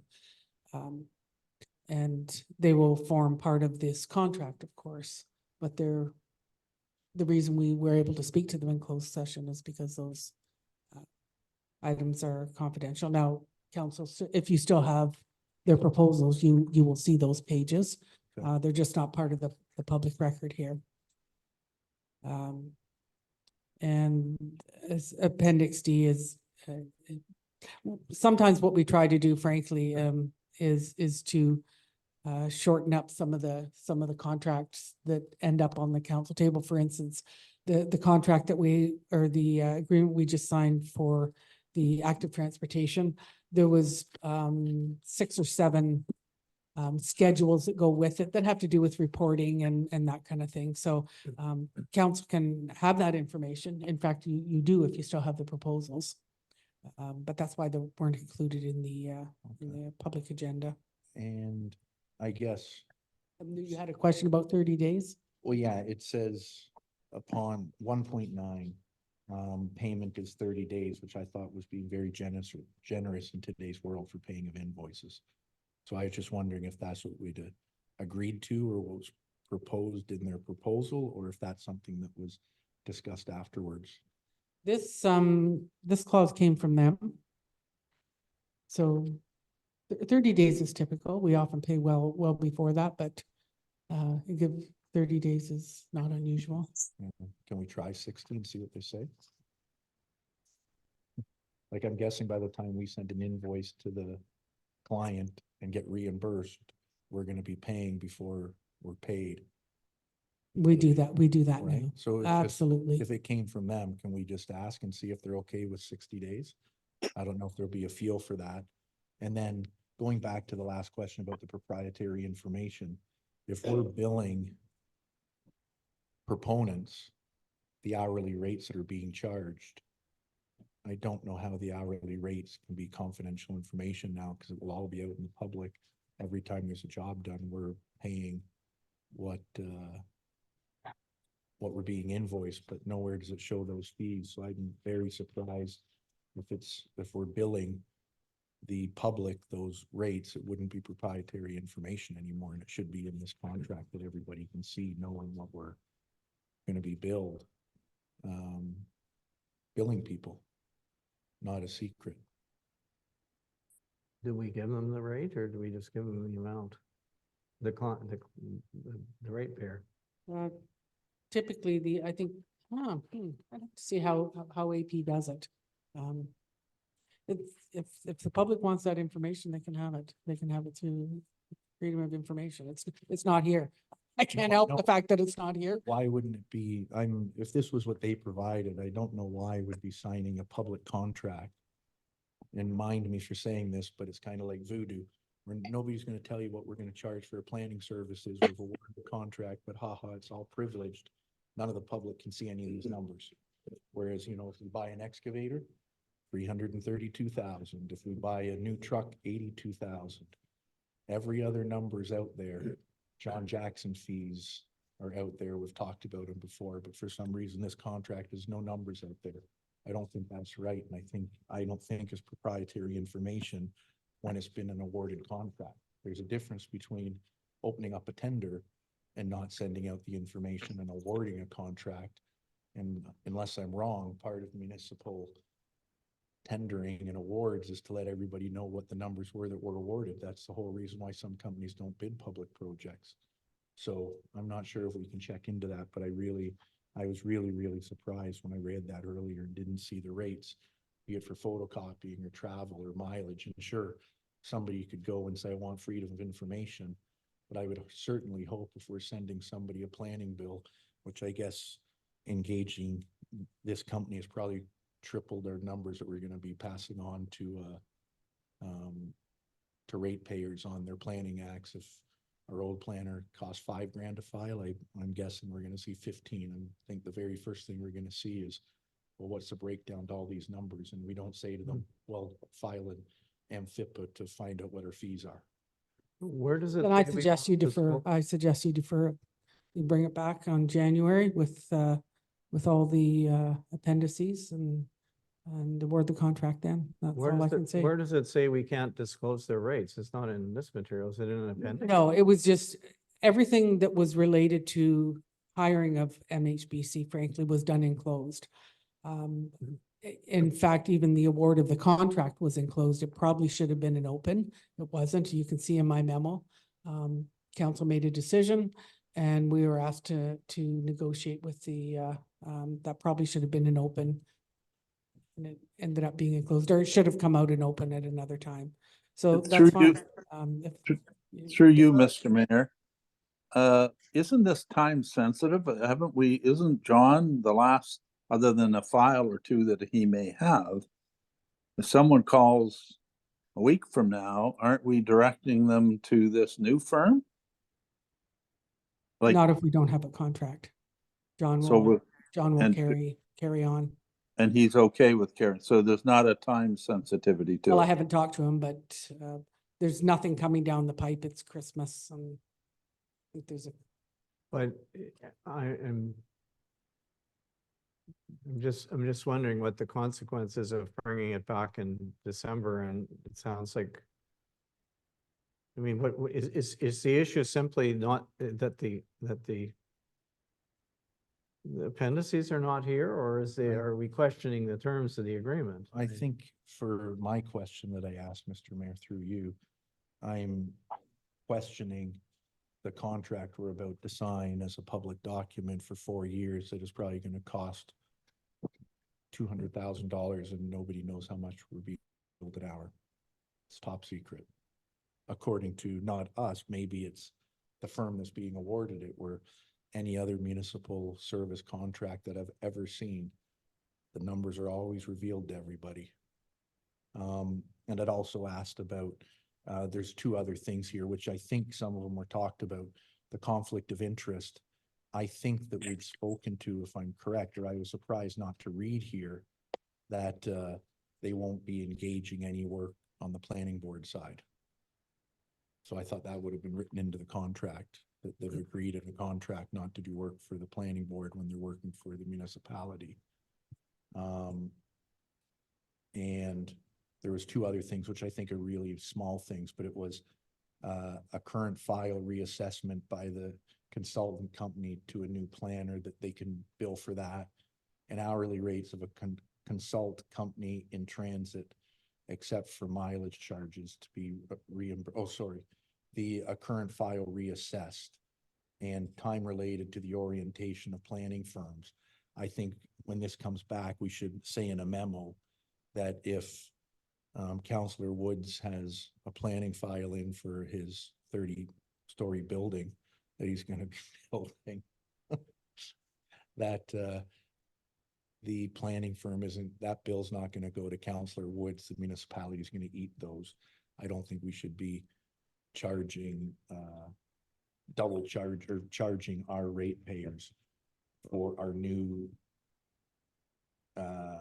planner to review the file of an old planner or for orientation. So I think we have to make sure in a covering letter that we say those fees aren't going to be passed on to the ratepayers. I think that's just fair to say. And I think it's a cost of us going to a new planner, which I don't expect will be a lot, but I'm sure the very first invoices you see on some files, that question might be asked. How come I bill so much? Was I charged for somebody looking at my file? Okay, but I'm sorry, I'm still struggling with this. Okay, that sounds like if Appendix A were attached, then all of these things would be clear, right? So why can we not simply stipulate that this is with Appendix, that our motion is approved with Appendix attached? I mean, I've never seen Appendix A in a contract. Hmm? I've never seen Appendix A in a contract. I might have seen it on a tender, and I didn't know what pages it was, but I've never seen Appendix A in this contract. no, but there can be one. Right, so I think that's why we're saying maybe it can come back once all the information is here. Once council Well, can make an I informed guess- decision, Yeah. and we can confirm that they're not gonna be working for the planning board. And I'm not sure if there's anything on year-over-year increases. I'm not sure where that is here, if that's in an appendix or not, or where it is. I think all that, I could be wrong, but I think all this is public information now for awarding the contract. I thought year over year increases, they told us they wouldn't commit to COLA or anything. They'll do what's, That is what they said. yeah, so how are you gonna put in an increase? Well, so then we have to write in here that this does, then we'd have to qualify here that there's gonna be renegotiation every year. Has to be said here what happens in Well, a month from now when they're gonna say we yeah, want yeah, 10% more. and what happens if they walk away and then we don't and then we don't have a planner at all, and we go back to square one or something. I Then mean, we go to our second choice, and if they walk away because we we're can't asked- go to our second choice. They're working. For the Okay, go- planning board. Go to our third choice. If they walk away because we want to make sure they're not going to work for the planning board and because the public should see the rates, there's 0% chance that I want them to work for us. And I'm sure other counselors would agree to that. We have a quarter contract here that we're asking to approve.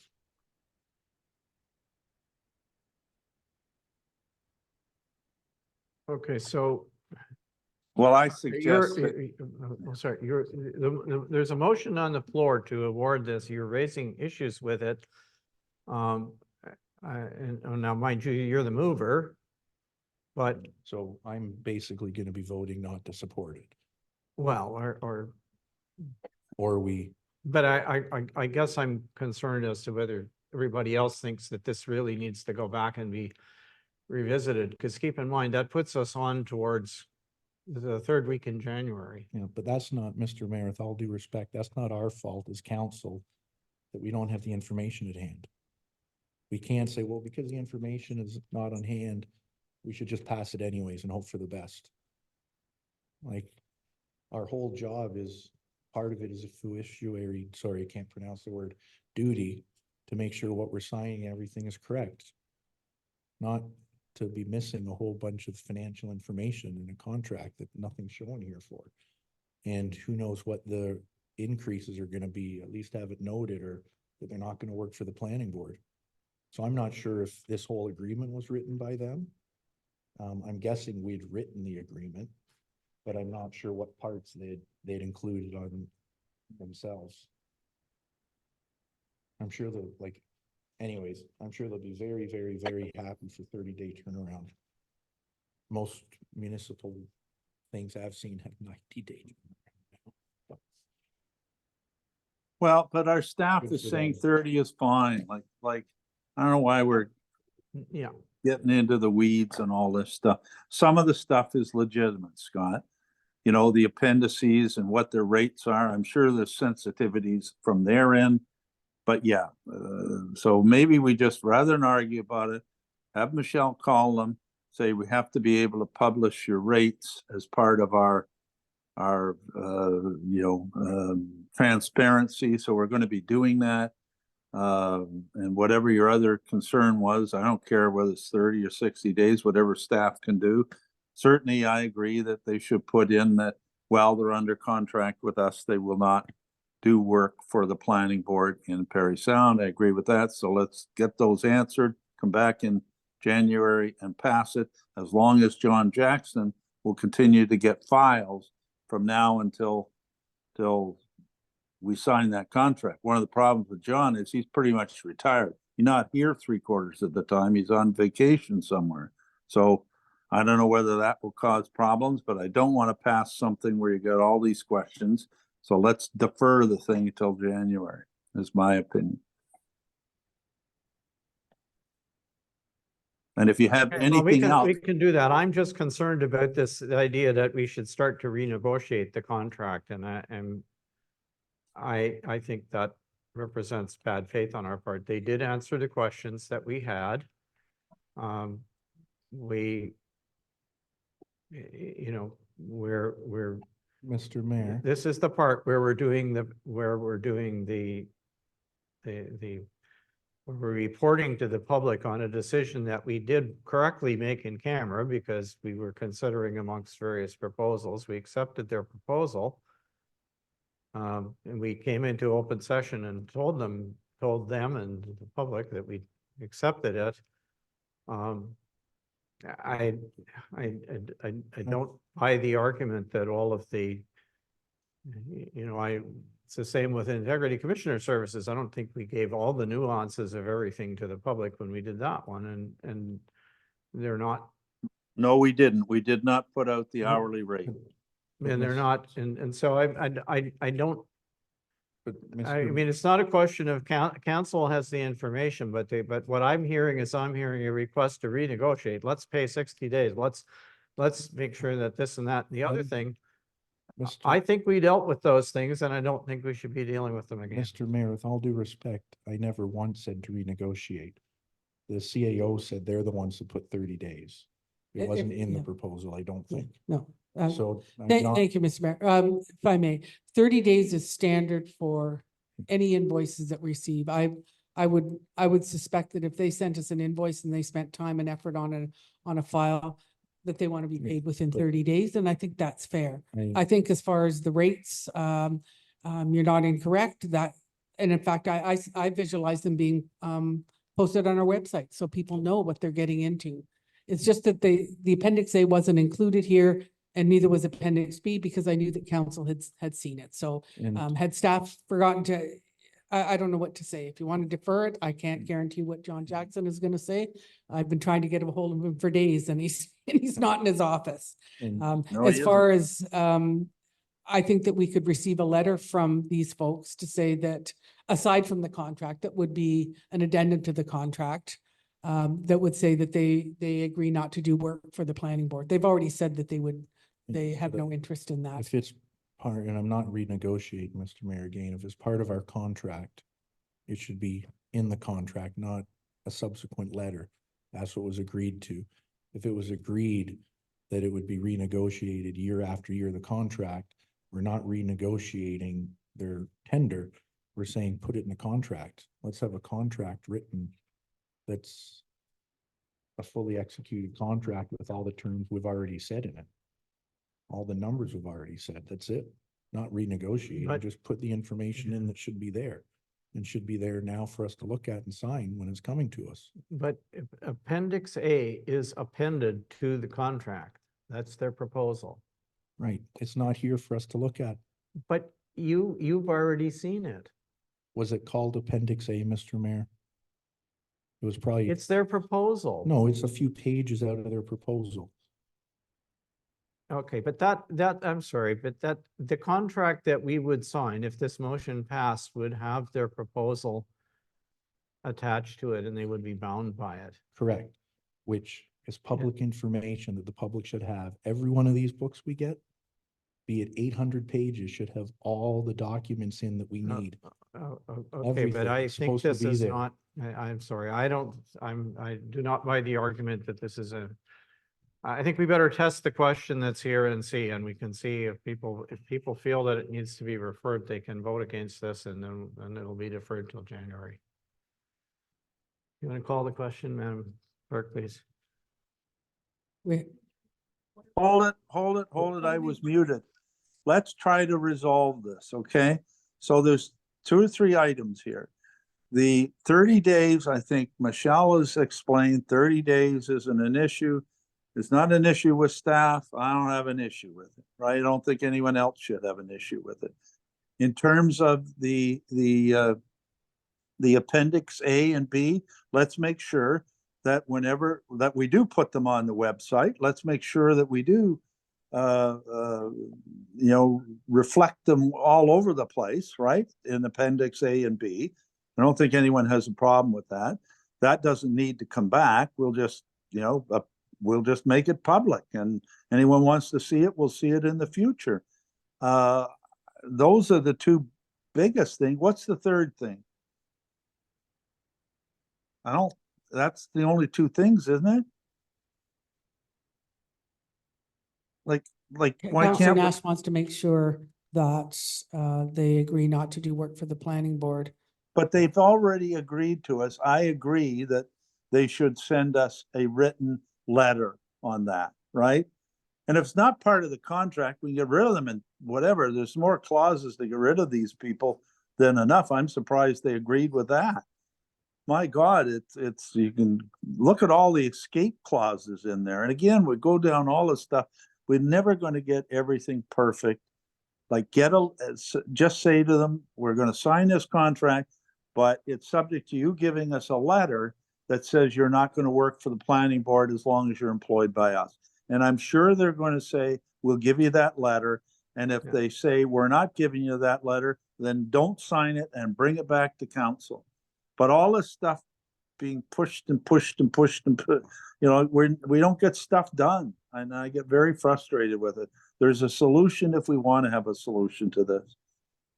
I It agree just, with Counselor Lamb, that there's always a solution.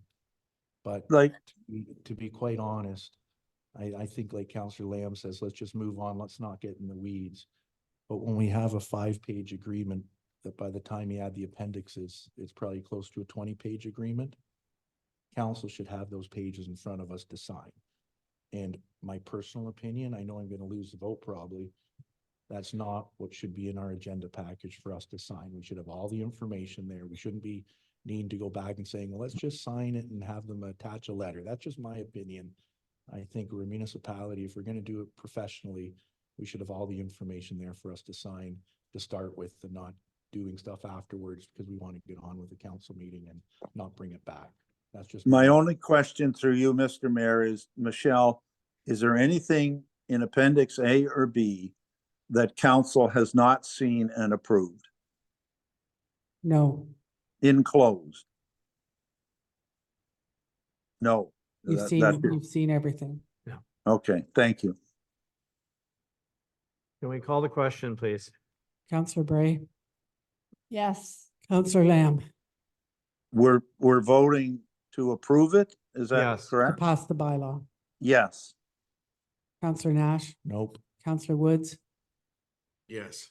Mayor Comrie, Yes. motion carried. Okay, thank you. But it's going to be under the conditions that we said, that you get a letter and then you bring them back, just what I said, right? Like if they say we're not willing to give you that commitment in writing on the planning board, you're not going to sign that thing, right? That's correct. Okay, thank I you. won't sign it. Yeah, good. Thank you, George. Mr. Mayor. and in the discussion part, I was trying to get my hand up. Oh, I'm sorry, that's Councilor okay. Bray. I apologize. This contract, like, these are the sort of very standard, like what I have been used to in many contracts through, DSAB, but, and all of the rates and things like that will have to be on the website anyways for all of their services, like we've had Yeah. before, I presume, so that it will be all open. And I think that, again, if we have the contracts, all on the website, I think we're being as transparent as possible. It may have needed to be tonight, but I think we've seen it, we know it. I think it's good for us to get going, because I think we're gonna have problems if we don't have this done. Thanks. Okay, thank you, and I apologize for not recognizing you before. So 10.6 is, I'm sorry, we did 10.6. Let me not go backwards. 10.7 is a bylaw to adopt an emergency response plan for the municipality of Whitestone. So what we need here is, we need mover and seconder that bylaw number 79-2023, being a bylaw to adopt an emergency response plan for the municipality of Whitestone, and to repeal bylaw number 56-2021, be read a first and second time this 12th day of December 2023, and further read a third time, passed and properly signed and sealed this 12th day of December 2023, and numbered 79-2023. Who would like to move that? Councilor Bray would like to move that, seconded by Councilor Woods. Okay, any discussion on this one?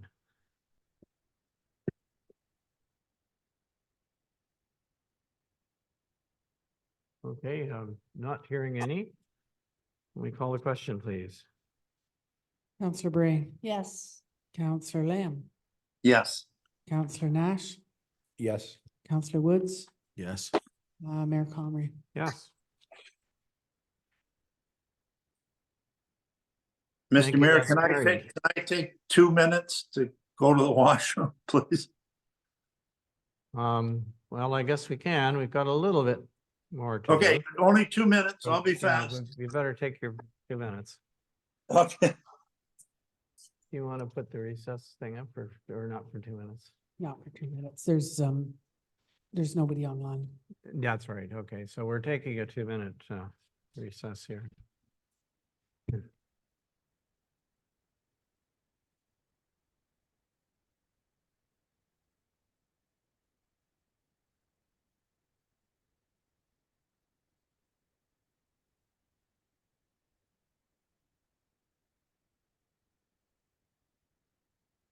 Your laptop is dying?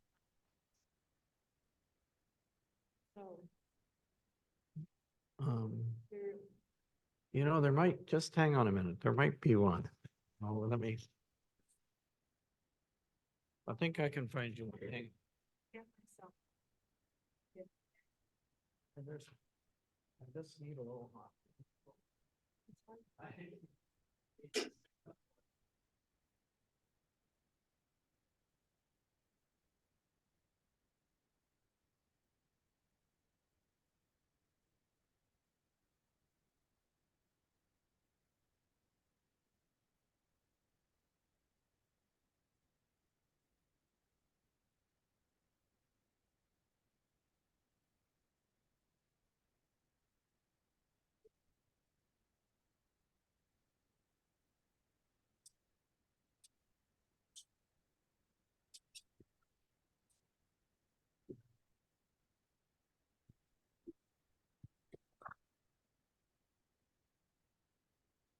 I'm back.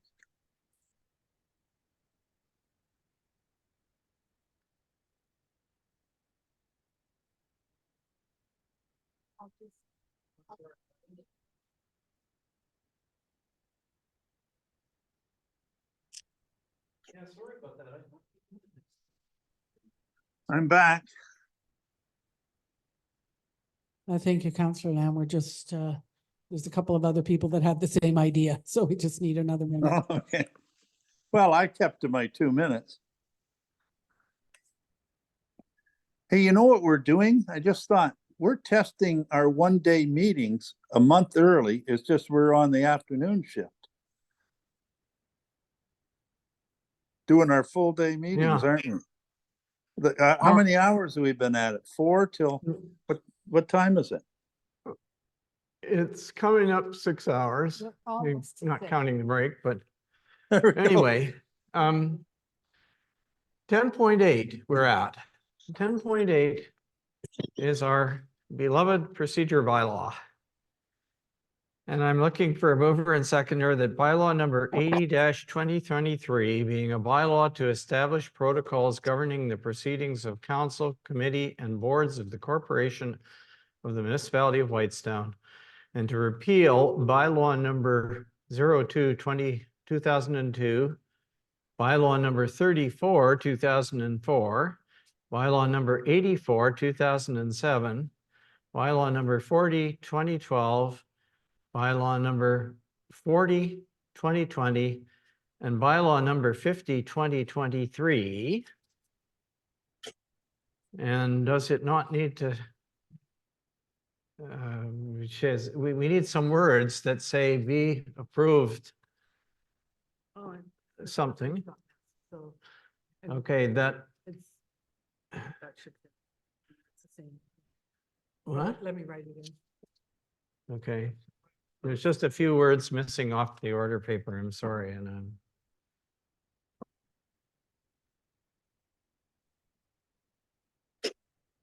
it's be read as be read and properly approved, signed and sealed this something or other day, right? Isn't that what it says?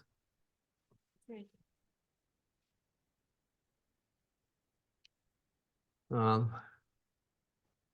Yeah, I'm sorry. It is in the body of the it's emergency plan. It's 2:45. Okay, I've got a lot of pages in there. What you're missing too, because 2:45. You can have mine if you want. Oh, no, don't worry. Don't give yours away. Michelle's gonna do it first, so.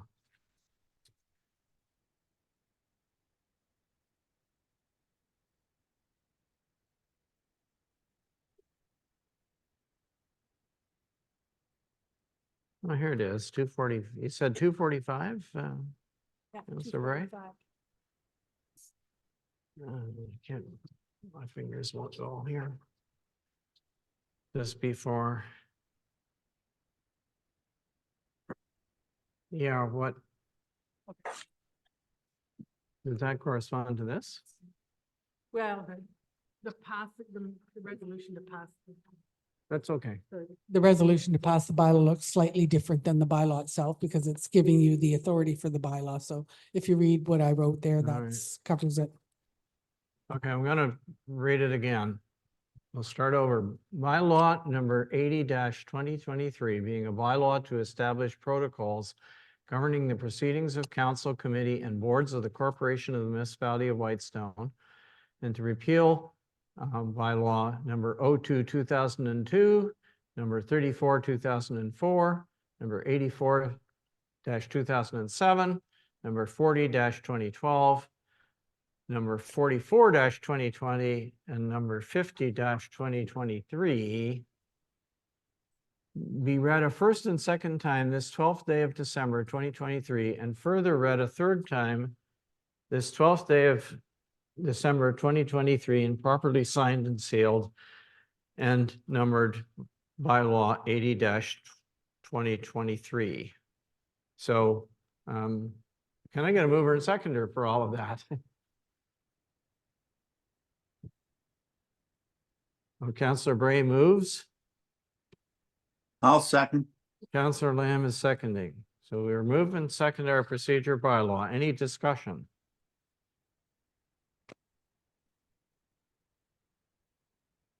Okay, if there isn't any, can we call the question, Madam Clerk? Thank you, Please. Councillor Bray, Yes. Councillor Lamb, Yes. Councillor Nash, Councillor Woods, Yes. Mayor Comrie. Yes, That motion carries. thank you. So we have a new procedure bylaw. Now, I think we agreed that we would, oh no, what about 11.1? Do we need to do it or what's? We do need to do that. All right, so 11.1 is the community safety and well-being plan. Just one moment. So we have a new procedure bylaw. So we now need to do another curfew based on the wording in our new procedure bylaw, which you have somewhere. So let's just give ourselves a couple of minutes and get that sorted out. Okay, so that's back in here. It's on a piece of paper that I crossed out, right? Because there's the motion. I'll read it to you and we'll just get a mover and seconder and write it on this page. Whereas section 6.5.1, evening meetings commencing 4 p.m. or later of the Municipality of Whitestone Procedure Bylaw number 80-2023. It's the one we just passed, being a bylaw to establish protocols governing the procedures of council, boards, committees, and boards of the Corporation of the Municipality of Whitestone, states, no item of business may be dealt with at a council meeting after 3.5 hours of the meeting unless authorized by a resolution supported by a majority of the members present to now allow an additional agreed upon length of time. Now therefore be it resolved that the Council of the Municipality of Whitestone hereby continues the December 12th, 2023 regular closed session council meeting past the allotted time of 3.5 hours and continues for an additional, how long do you want? Essentially, we have dismissed this matter. We have attendance at Roma and Ogra, declaring Crime Stoppers. We have correspondence, councilor items, questions from the public, confirming bylaw and adjournment. Until finished. Okay, do you want to say for? I would give yourself an hour just to be safe, but. Well, won't use can it. we say until finished or no? We're not allowed to do that. Let me look at our new procedure bylaw and I'll tell you.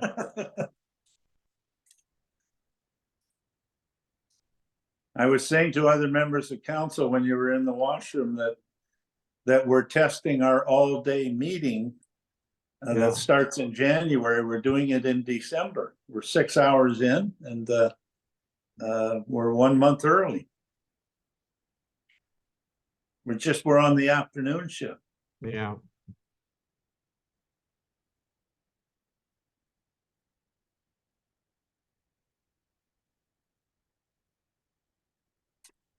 while well.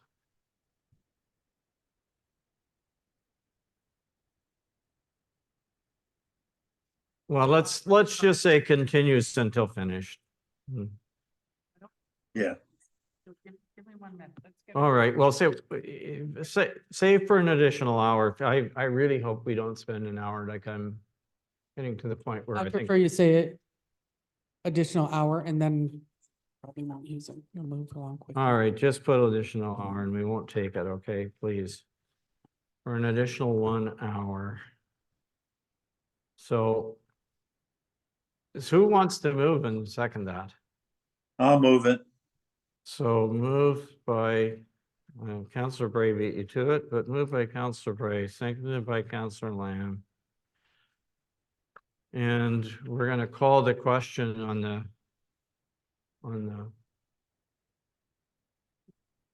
Yes, we're calling the question on the curfew. yeah, Thank you, Counselor. Right. No, stop. We don't need a recorded vote. So it's a show of hands. oh, okay, all right. And if you are on Zoom or if you're joining electronically, you need to state your name and declare to the chair what your vote is. I have to put my hand up? Is that what you said? No, the people in the room put their hand up, but you say Counselor Lamb, Or I nay or agree, whatever. or in favor. Okay. Okay. So who's in favor? Put your hands up, please, so I can see them. I'm in favor. Okay, everybody in the room's in favor, so carried unanimously. Okay, well, we'll do a little bit better next time. We'll get it right next All time. right. So that's gonna do for that. And this particular one happened, I'm gonna say it happened at.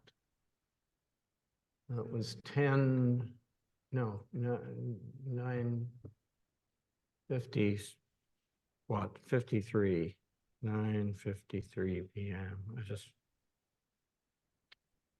because it's out of order in the paper package. Okay, so that brings us to our community safety and well-being plan, which item 11.1, I would like to read the suggested motion and ask for a mover and seconder.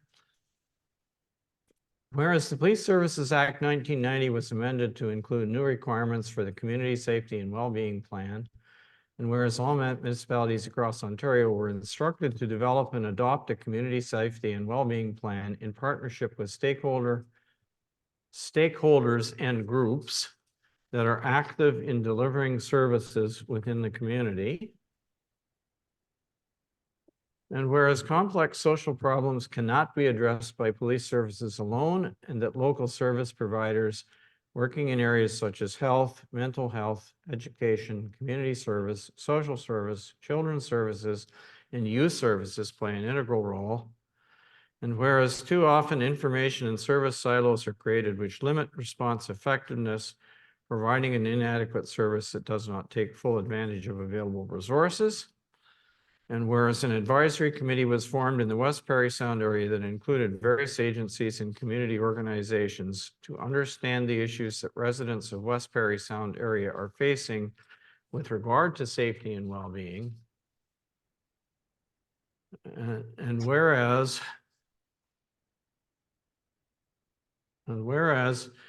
the committee developed the West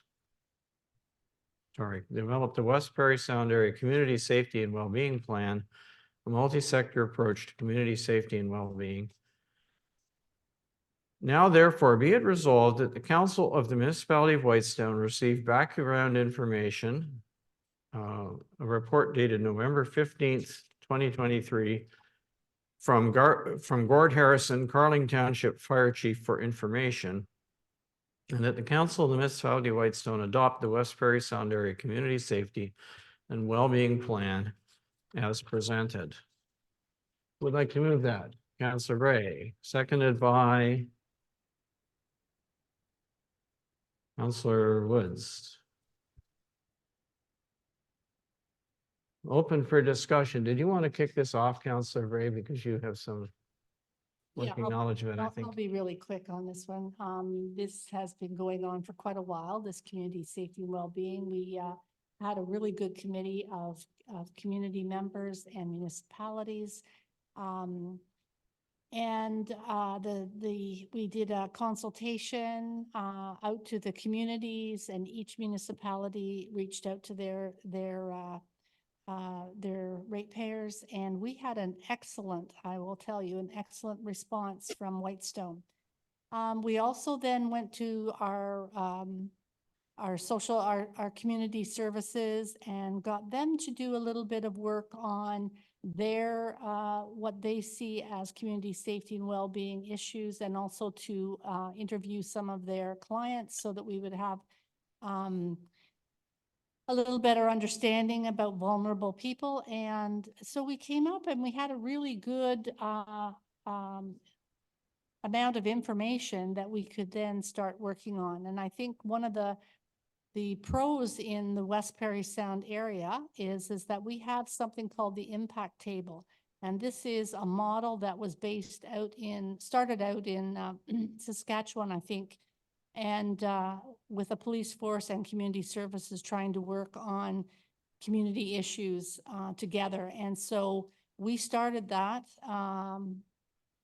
quite a while ago. In fact, it was one OPP officer and myself who got it sort of going and up and running. And this impact table has brought all the community services together, so they really work well. And the whole mobilization type of working in the community is very specific, and I'm not going to go into all the details, but I think the best thing that came out of it was the community services working together and being able to address issues as they come up.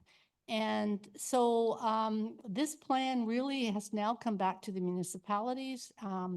The recommendation is that the municipalities form a committee, and I think the structure you could see is in the report, and that the community, that committee will work with the community services to be able to, on an annual basis, review and update the plan and the actions. And I think it's pretty well laid out. If anybody has any questions, I'll do my best to answer them.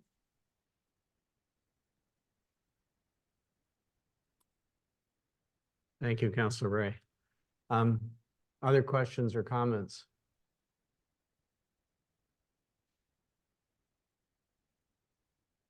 Are you ready for the question then to approve this plan? Go ahead, please, Madam Clerk. Unless someone requests a recorded vote, then it's Oh, by yeah. show of hands. Right. So that's. I approve it. It's gonna take me a while to get used to this. Okay, I so I approve see it. hands, Councillor Lamb. Yeah, your hand- I'm okay. Yeah, so it's carried. All right, so that one. 11.2, a request from our CAO clerk to be authorized to attend Roma in Toronto, January 21st, 23rd. Can I get a mover and seconder, please? for that? I'll move it. So Councillor Lamb moves and Councillor Bray seconded. Any discussion? Okay, this time I guess I will just call the question myself. No, just hold on, Yeah. discussion, oh. Oh, I thought you were gonna call the question. I was going to call the question. Yeah, discussion, I want to say something. Oh, I'm sorry. Go ahead, Yeah, please. Sorry, thank you. You know, I've been, on these things, always thinking that we should never send any more than 2 people. Councillor Woods has not been to one in the past, and I'm glad he's going in January. I said I was going, and I've been to the conference before. If Michelle wants to go, good for her. I will withdraw my name for going in January and just insert Michelle's name in there. And we'll save, you know, the fees and hotel or whatever else is associated with that. So, and so I'm going to approve the motion, I guess, but I want to withdraw my name for January. So it'll only be 2 people going. All right, thank you, Counselor Lamb. I think that can be duly noted by our clerk. So are you now ready for the question? That's assuming you can change the reservation and all that kind of stuff. If you can't, I guess I'm going, but I'm sure they'll be able to just flip it over or something. Do you think so? Our CAO is nodding her head. Okay, so can I get a show of hands then to approve this change? Counselor Lamb, you're in agreement? Okay, Yeah. that is carried. Thank you. Unanimously. And the next one is the Ontario Good Roads Association Conference. This is 11.3. The motion that we have that we're looking for is that the Council of the Municipality of Whitestone receive for information the Ontario Good Roads Association 2024 Annual Conference information, and that the following staff/members of council are approved for attendance at the conference. That's from April 21st to 24th in 2024. And we have the name already here of Dave Creaser, Manager of Public Works, who I understand is available to go. Is there anyone, I'll ask before we get a mover and seconder, is there anyone else here who intends to go or wants to go? Mr. Mayor, through you, I just think this has got to do with roads, and David is the guy to go to this. I don't know what anyone else would really get out of it. Certainly the Roma thing more, that deals with us. So, you know, I have no interest in going to it, and I'm really glad Dave wants to go. Okay, so could I get a mover and seconder then for moved by Councillor Woods, seconded by Councillor Bray. Okay, once again, I'll ask for show of hands, please. I'm good. Councillor Lamb's I'm good. Yeah. got his hand up, so that is carried unanimously. Thank you.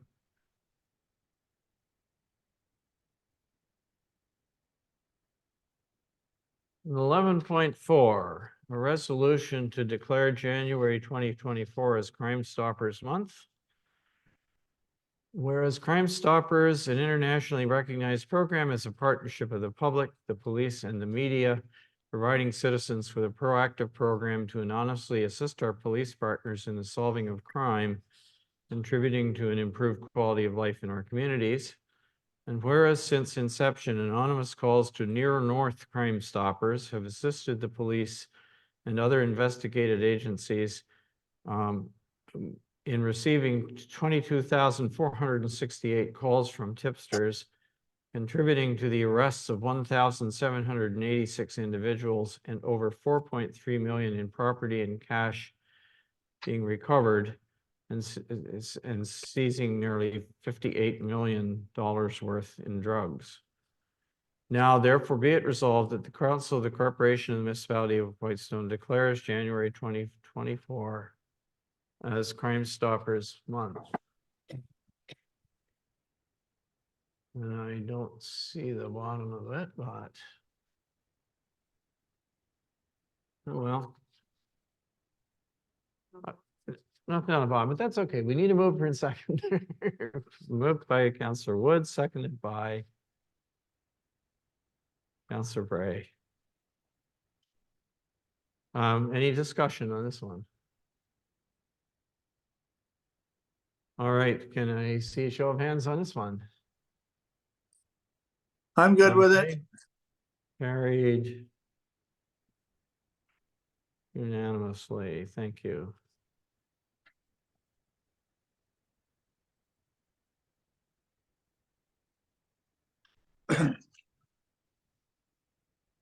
So number 12 is correspondence. And there are several matters. So I will ask you, well, let's pass the motion and then we'll populate the list if there's any to be discussed. Whereas the Council of the Municipality of Whitestone has reviewed the correspondence items listed on page 8 of the December 12th, 2023 council agenda. Now therefore be it resolved that council will receive the correspondence items for information, with the following extracted for further discussion / action. Again, can I get a mover and seconder? So moved by Councillor Woods. Seconded by. We need a seconder. Councillor Bray.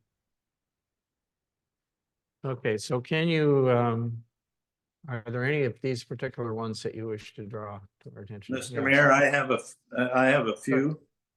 Sorry, Oh. Councillor Woods has got some first. Go ahead. Okay. Oh, G. G. And I, so G is a vote. All right, let me get my list up here.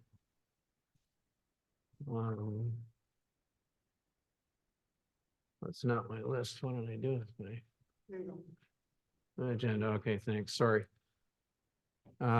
G and I is the Lorimer Lake, the message from Lorimer Lake about the water testing. All right, are there? Yeah. Are those it to Councillor Woods? Yes, those two. Okay, your list, Councillor Lamb. Yeah, these four are all related to the Economic Development Committee, D, E, K, and L. But they're all grouped. I just have a question on those. I'll be really quick on it. Okay. H, also H on from Carling on the pool. So I have and G's there and I had G and I also. So that's all I have. Thank you.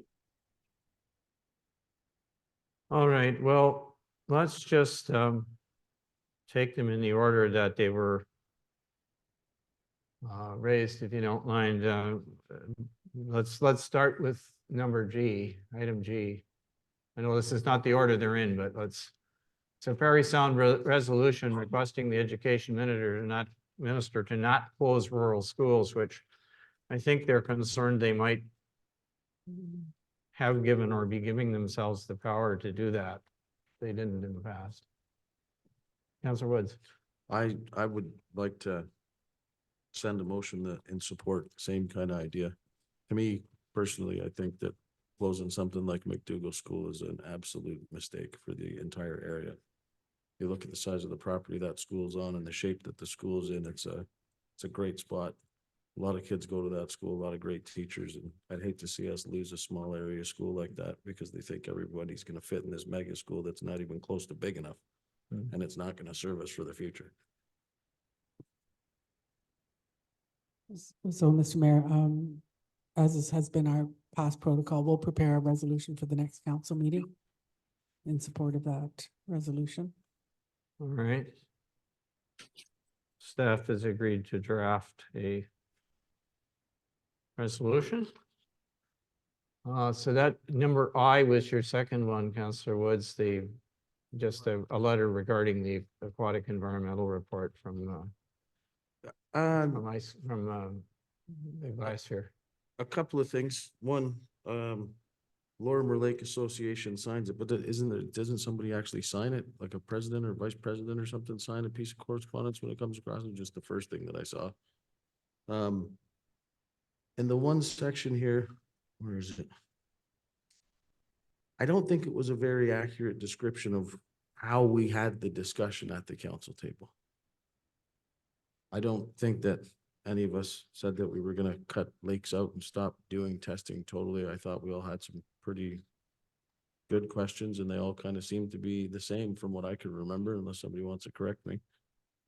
We weren't trying to cut anybody out or saying that we were stopping it completely. I want to say that it was actually you, Mr. Mayor, that said, you know, maybe we switch a lake and do them for a couple of years and then go back to these lakes for a couple of years.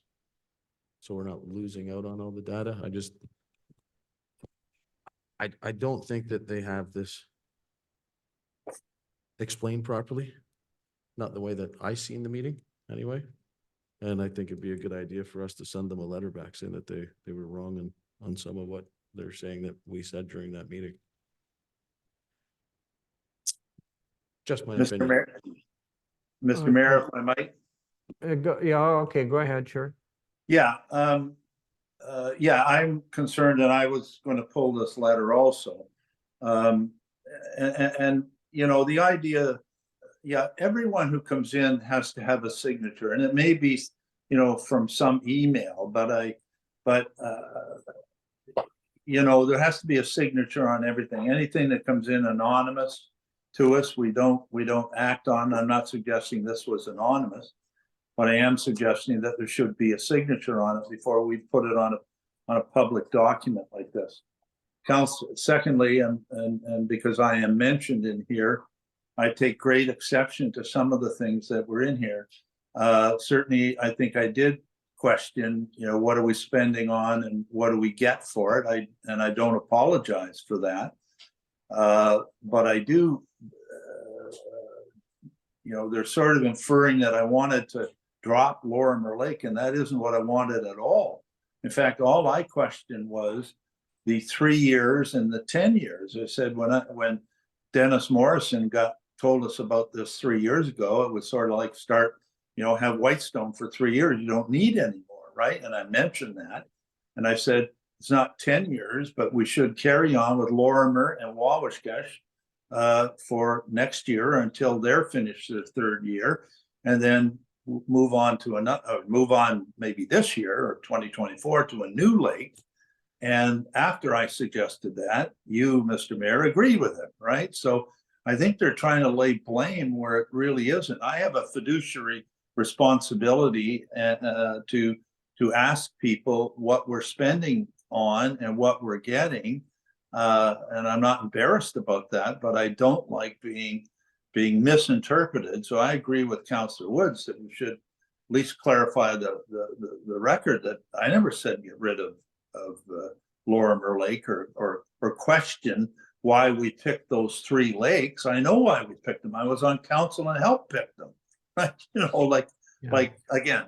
And I also question what kind of meeting they ever would have had of this association, or whether this is just 1 or 2 people on the association who feel that they've heard something from someone, or whether they actually listen to the tape. So anyway, thank you. I think staff should send something saying exactly, you know, what I said to clear the record. Thank you. Okay, thanks. I didn't have any conversation with them, but I had a similar reaction. And I think what happened was that they got nervous and a couple of their members were on Zoom at that meeting. And I think they got nervous that somehow we were saying, okay, we're just going to cut the benthic monitoring. And they basically wanted to say, please give us our third year. And they might have, like you said you would. And I was of the mind that we probably would do that. I mean, it's part of our budget discussion, but I would hope that we would do it and finish off what we started. But in any case, when I read it, it probably wasn't the best way to to support it. They likely, what they did, by the way, is they likely had they do have executive meetings, and the lady who sent this email is on the executive, and you know her, but she, you know, so she's probably responding as a result of some discussion they had at the executive level. But nevertheless, I think, I mean, I would hope that we could kind of reassure them that we're not suggesting we're just going to kill the program, and that we'll carry on with what we're doing, and then have it just, you know, they will at least get another year worth of data from that, and but we do have to have a discussion in terms of a commitment at, entering the budget process, I think. Anyway. As a matter of We record. can take this as an action item, I'm sure, and have it, in Just as an aside, nothing to do with Get this into letter. down a bit. Oh, sorry. No, I'm finished. Yeah, sorry. Yeah, just as a matter of an aside, not on particularly on this letter, there is another person in the community who's on the environmental committee who's writing disparaging amount or comments about a council member, and it doesn't take a rocket scientist to figure out who that person is talking about. And I think again, that person should call me to review exactly what I said and not go out and make all kinds of comments that are inaccurate to other people who then, I know we can't stop all rumors and that sort of thing, but I take that sort of thing personally, and I would expect someone to call me versus getting up in a committee and making remarks in a public manner. So anyway, just on this letter, I think we can just have some staff direction to clarify the situation. Thank you. All right, thank you. Now, D, E, K, and L all had to do with ECDAV.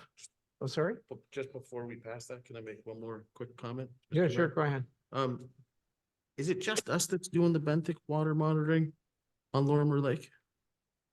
Because it's not just on our municipality, right? It's part of McDougall. It's McDougall. Yeah, it's McDougall end, right? Does McDougall do any of it? No? I do not know the answer. Good. It's a good question, though. We should Yeah, find out. I'm I don't know curious. whether they, Because in my honest opinion, I feel like we get beat up on by Lorimer Lake Association, and they should go beat up on McDougall too, as well as trying to beat us up. I'll just throw that out. well, they do sometimes, but I don't know anything about whether they did any benthic monitoring. I don't remember hearing that they were, so I'm going to assume no, but however, that's a question we can ask. And Mr. Mayor, I had a quick question on it. I didn't think this letter would take up so much time, but I guess my comments on it are, I think, from what I understand, at the beginning, it was noted to have 3 years by Georgian Bay Biosphere. And then I know Seguin's doing 5 years now. And then Georgian Bay had said maybe not 5, 10 years. It seems to be a revolving thing. Is it 3? Is it 5? Is it 10? Do we want to do another lake? And I think when we get into budget talks, what does our new planner think of this testing? What's the benefits for us? Even though whenever people listen to me talk about, be it planning matters or testing, I'm always for testing. I don't really know if we get a $1,500 benefit from doing this test when we spend, call it $7,500 a year on the 3 lakes. I would say finish off Lorimer Lake for sure for the 3 years like we've done the other ones, but that $7,500 can go a long way on doing water testing on a whole bunch of lakes for oxygen, phosphorus, Setchi depths, getting information that we can use is kind of like, you have to start with some of the basic information before you do the specialty information. And I think this benthic monitoring is really expensive, but we as a municipality, through our planner, sure there's citizen science that have done it, but we don't have direct information that we may not need to rely on one day on other information. So I think when it comes to our budgets, we have to look into how much do we want to spend on benthic or other testing, and do we want to keep doing this year after year after year, when there might be other tests that are cheaper that will give us better information. Just a point, I don't any comments back on that, but I know that's something for the budget discussions. And I think They should have put your name in the letter, not mine. Yeah. And I think when it was first brought on, from what I've understood, is I believe when this was first done, when it was proposed, 50% of the cost was supposed to be paid by an association. And I'm not sure if that ever happened. It was in the first year they gave us Yeah. money, but I thought it was 3 years, but I think it was clarified it was just the Okay. first year. Perfect, thank you. Anyway, Okay, well, there is definitely a discussion to be had, and hopefully at another time, not tonight Yeah. about this. I think we should have a plan for water testing for the so significant DE lakes in our municipality, and that might take some time to put together, Mhm. but, Okay, so I agree with D, some of what Councillor Nash is saying, so, you know, I think we should do that. Were you gonna say So- something, Councillor? Nash? yeah, D, E, K, and L, group them all together. Maybe we don't have to do anything, but obviously we kind of said on this Economic Development Committee that we were okay with the strategic plan for the funds they had on hand. But we're not approving, you know, the formula and all the rest of the 170 until we see that. Other communities, obviously, and then all these letters are in here. Seguin dropped out, McKellar dropped out. There was another one, McDougall, I think, dropped out.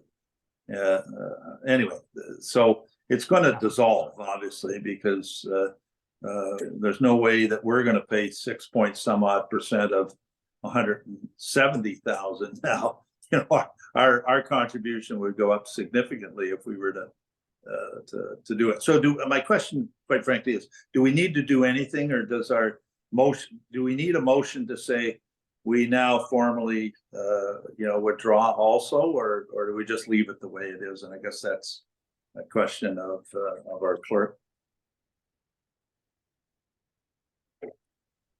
Well, I don't know, do you want, I can try and answer it, because or you can, whatever. Go ahead.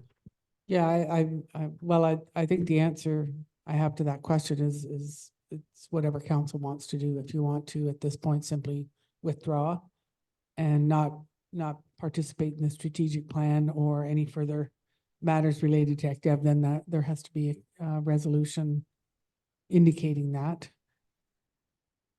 Otherwise, we're just carrying on, and I know there's some, in fact, I'm talking to the CAOs tomorrow about ECDEV, not specifically, but just generally what the next steps are.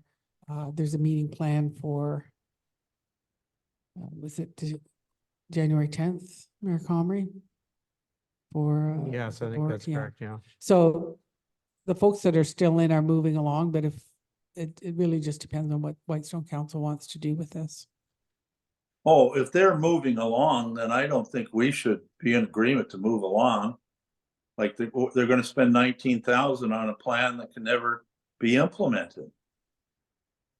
Well, Like- I don't, I'm not convinced that that's what's going to happen as a result of this, but,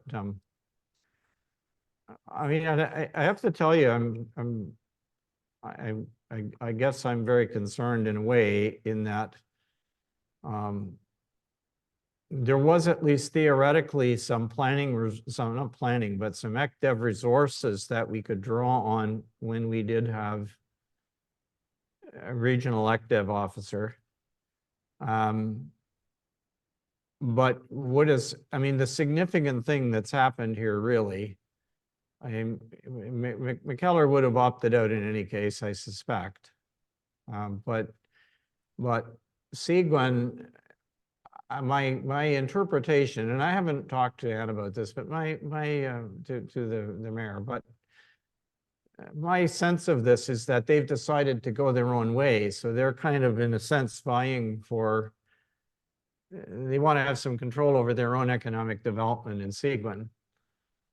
And they do have the resources to do it, like they've because of their tax base and so on, as you know. Parry Sound already has the resources to do it on their own. So they're not affected by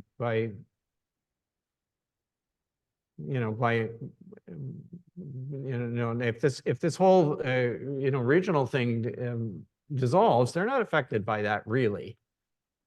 They have a full-time ECDEV officer already. And some support for him too. But but there's no way that we would ever afford to have our own ECDEV officer, as you say correctly. I won't say ever, but not in, not in the foreseeable future. So it simply means that if somebody does come to us and say, look, I have a proposal to do something here, we end up in the situation that we were previously when we had somebody who wanted to establish a manufacturing facility in the municipality, where we really don't have anything to, we don't have anybody to kind of, you know, make sure that they work through the hoops other than our CAO, right? And the staff who are really busy with other things. So I don't know. There was a suggestion that perhaps the town of Perry Sound might you know, be able to fulfill that role for other municipalities or that kind of thing. Now, of course, obviously they're gonna prioritize their own opportunities, but for us to not have even the ability to respond to an inquiry, never mind somebody going around beating the bushes, I see that as a bad scene for us. And I don't think anything is, I agree with our CAO. I don't think anything's going to come of this at this stage, and I doubt that they will spend the money that's in the pool for you know, for an official plan that, you know, because the official, or not an official plan, a strategic plan for a regional ECDEV function, because seems unlikely that there would be a regional ECDEV function that the smaller players, being the ones who need it the most, can afford. So you know, I'm not concerned about that, but regardless, we're not, I mean, opting out doesn't change, like saying, forget it, we don't want to be part of any solution doesn't accomplish anything for us. So I'm not really in favor of doing that at this stage of the game. I'd rather wait till January till we've had that other meeting and sort of, I can probably tell you better where we're actually, what everybody else thinks about it and what's likely to happen. So that's my 2 cents or $2 worth. I'm not suggesting we do anything immediately, but we will probably be, we'll either know the outcome or we'll be asked to indicate something further in, I would think, in January. So I'd rather leave it till then. Anything else about ECDEV? Councillor Lamb, you're on. You're on mute. muted, yeah. Sorry. I think, Mr. Mayor, in January, they're gonna wrap the thing up, and I just don't want us to be saying, okay, Whitestone's okay with you doing a strategic plan, because there's no support. I don't want us to be involved of paying whatever percentage of all these people that have dropped out. We're not in for, you know, this was going to cost us, I forget what, 15 grand or something, right? With all the ones dropping out, it might go to 30 or 40, or I don't know what the heck it would go to. Well, I'm not in for that. And I don't think we should be in for it as a municipality. I think it's a dead goose, and we should at least affirm that in the meetings, right? That maybe there's no formal motion, but when Michelle is going forward, I think she should be able to say, you know, Whitestone's not in for this, right? Like, given the result of everything else, you know, maybe it's not a formal motion, but I don't want someone going in at all thinking that Whitestone is for this, not from my standpoint anyway. You know, I don't know. Well, I think she's already said that probably. Michelle, Yeah, you want to comment? through Mr. Mayor, yes, I've indicated that to a couple of CAOs that certainly when I saw that Seguin had left, they're a big player. They pay double what Perry Sound and Seguin paid double what everybody else paid for ECDEV. And Seguin really wants to go on their own. They want to be their own economic development force. I agree to do a strategic, spend the 19,000 to do a strategic plan that is may or may not ever get off the ground. It doesn't seem a wise use of those dollars. And if you divide the 19,000 by, the way it worked is each of the 7 municipalities paid one share, and Perry Sound and Seguin paid 2 shares. So anyway, I did some math. If we got our money back out of that 19,000, it'd be about just over 2,000. So it's not a huge amount of money if I did my math right. But talking informally to the CAOs tomorrow, I will indicate that Whitestone has a concern. If everyone's not in, then our 6.1% share doesn't mean a heck of a lot to the rest of them. And Okay, it's well, a lot that's more than fine what we fine would- with me. We would pay normally. Mhm. Yep. So I think that, to the mayor's point, we can have an item on the January council meeting, just as an update to the meeting. The mayor's going to a meeting, which actually I'll probably go to that as well, and I'm talking to the CAOs tomorrow, so and there's certainly, if there was a strategic plan that was being done, there would have to be an RFP, you'd have to find a facilitator, so certainly nothing's going to be done in the next month or so. No, they'll kill it. Okay, thank you. And so you had also number H, Carling, regarding the pool. Oh, yeah, let me bring this up. And I know we don't have a seat at the table of this, but I know a little bit about recreation, because not only have I had a competitive swimmer in my family most of my life through my kids and grandkids, but I agree 100% with this, with what Carling is saying here. The idea of adding 2 lanes to make it a 6-lane pool and say, we're going to make it competitive, and then not have a viewing area for people to view swimmers in a swim meet or anything else, or view basketball teams in a basketball court and be up top looking through a hallway glass is absolutely ridiculous. And the reason, and I've gone to every meeting, I've listened to everything. Unfortunately, I didn't go into Perry Sound today, but the reason that they give is we don't have the money.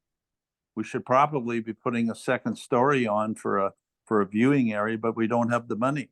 So to design this thing, in my opinion, and again, not saying we have a voice in it, but for God's sakes, go back to a 4-lane pool, or if you're going to make a 6-lane pool and it's supposed to be for competitive purposes, put in a viewing area. So I just think they're making, under the current design, they're making a critical, inappropriate decision. They're trying to put a round peg in a square hole. And I don't know, I somehow think we should support Carling's letter. And I just really feel strongly about it. They got to come to their senses on this thing. And although we don't have a seat at the table, we sure as heck have a financial interest in this thing of probably over $500,000 over the next 10 years. So we get it. We get to say something. And I would propose that we simply endorse this letter from Carling. So thank you.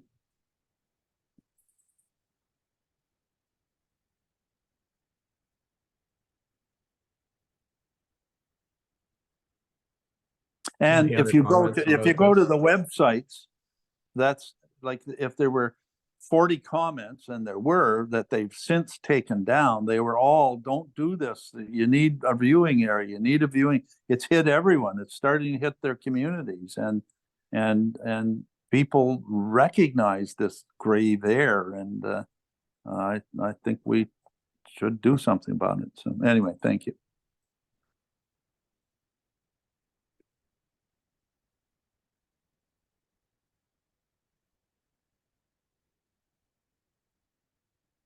Well, I don't hear anybody else responding. I guess all I can say is I wouldn't I wouldn't have a hesitation to do that other than the fact that we declined a seat at the table, and I guess for us to say, oh, well, you should listen to Carling is not, you know, it's kind of, you know, I'm suspecting the reaction of the board would be, so how come you're commenting on this after you said you didn't want to have any, you didn't want to Well, have a seat because at the we're not, table, we've you got know, a half, that's, we've got $500,000 on the line. yeah. Well, Mr. Mayor? I don't think it hurts to support that, Carling. I don't think it'll hurt our position. I don't think they'll either not listen to us or they will, you know. I think it doesn't hurt for us to support the fact that, I mean, they've really left out a huge area with the viewing, and I think that I'd be certainly happy to for us to support their letter, and the board will take it any which way they wish to. okay, thank you. What's the wish of council? Do you want to, can I get a show of hands? Who wants to support the? Sure. All I was gonna say is they're not wrong. Right? I mean, to have a six. No, I'm not saying they are, No, I to be it's a- honest with you, but yeah. They're not wrong. I mean, Yeah. the board can take it whatever way they want, but All right. Well, Carling's not so- wrong with what they said. So, I don't know too much about it, but I recently learned that in competitive swimming, each edge, so if you have a 6-lane pool, you only use 4 lanes. And the 2 Correct. other lanes are for the waves. So imagine if you go down to a 4-lane pool for competitive swimming. no, you can't do it. That's why, that's what the argument was. The argument, and it went around, it was at the advisory committee before they ever had any design or any designers or anything. It was debated endlessly, and they came to that conclusion. Sequin. But in any case, Well, if that's the case, then, I mean, 2 lanes would be kind of useless. well, they won't use it for competitive. No. I mean, it doesn't mean you can't learn to swim there, and it doesn't mean you can't learn to be a lifeguard and those It kinds should- of things, but you. They should either have a viewing area or they should cut it back to 4 lanes. But Brian or Counselor Woods is right. Where I'm not saying it should be 6 or 4 lanes. What I'm saying, if it is 6, which is what they're saying it is now, you got to have a viewing area, and that's basically what Carling's saying. So I'll make the motion that we support the letter or the motion from Carling, and that we send it to the other communities and to the pool committee. Okay, so moved by Counselor Lamb. And second, is there a seconder? I'll second it. Seconded by Counselor Woods. And what you want is you want simply a letter of support Yeah, for Or we're in Carling agreement. resolution, right? yeah, we're in agreement with their letter, just whatever that, A whatever. letter the- with Carling resolution, okay. Well, that could be done. Okay, I guess I should see I mean, since we got a motion on the floor, all in favor, let's indicate. yeah, All right, thank you. thank you. It's done. We'll get an order paper for that one. Okay, so that brings us to counselor items. No, I thought it was G about the school, the super school. Counselor Woods wanted to bring that up, didn't They he? did it. And they're going to prepare a resolution to come to January. Oh, okay. Michelle is, okay, sorry. Okay, sorry about that. I was, So I guess I missed it, sorry. I'm in agreement with that, so anyway. counselor items, Counselor Woods. Thanks, Mr. Mayor. I just wanted to highlight that breakfast with Santa Claus was on the weekend here in the community center. I came with the kids, and I just wanted to thank everybody and remind everybody again how much of a fantastic event that is, and all the other things we have going on in here, and thank everybody that takes the time to help put them on, because there's a heck of a lot of work that goes into them, and it is greatly appreciated, because I've always loved going to those types of things here, whether it's breakfast with Santa Claus or the Easter Bunny. I just like seeing all the kids and the families having a fantastic time in this building. To me, that's what community is all about. Everybody getting together, having a good time, having a meal. To me, it's perfect. That's all I Well, want to thank say. you very much for that. I'll pass that on to the rec committee, the folks who have Good organized it. job. Anything else? I have I'm a not up really, there. really quick question for you. I'm sorry, Up- to Councilor Lamb, did not- you have? I know. Yeah, I'm not up there until after Boxing Day, so I won't be able to give you all the Christmas cards. So I'm going to put it in the mailbox for when you come in January. And I wish you all a happy holiday and Merry Christmas. And I owe you a box of chocolates or something, Michelle, so I'll take care of that too. But unfortunately, I can't be there in person. So anyway. Yes, I would like to report that Councillor Lamb's wife bought some cookies or chocolates for the staff, and Councillor Lamb opened the box and ate several. Oh, dear. Well, you But he did, yeah, admitted to it, got so up at- I I got up at 2 in the so we morning. understand. In the middle of the night, apparently. I got up at I was going to ask, and I hesitate at this late hour, does anyone have any particular appetite for a New Year's levy of any kind? I usually ask this year. I'm just. I'll That's be up assuming there you're if not you gonna wanna be here do it. then on New Year's. New Year's is I'll- what is it, a Monday this year? Right? So it would I'm be. up there if you want to do it, but Well, does anybody think it's a good idea or not? You know, it's just an opportunity for people to drop in and chat with people. Do you like that sort of thing, or? I mean, we can do it if you like. I just don't want to organize it and have nobody else from council come. well, if it's on, I'll come. You'll come? I'll Through you, come if Mr. Mayor, it's on. for the other members, for the members of council that weren't here for the last levy. If I recall, we did a levy and then COVID hit, so there wasn't Yeah, been the there was. opportunity. It's been a while. And it didn't happen last year with the new council. There was a lot going on. So the year we did have it, it was very successful. It was very nice. There was skating at the Dundome. There likely won't be skating this year because of the expected temperatures. But we did order some food in from Sobeys and set up the tables and it was, I actually delivered the food and got things set up, but then I couldn't stay because of another commitment. So that's what it looked like. And it was really just a drop in and we advertised and people just came and visited and How many hours, Michelle? Yeah, what time? I believe it was an afternoon drop in. Would that be correct? Yeah, I'd have to the check. last time we did was like 2 to 4 or something in the afternoon. On New Year's Day itself. So you don't have to get up really early after New Year's Eve, but.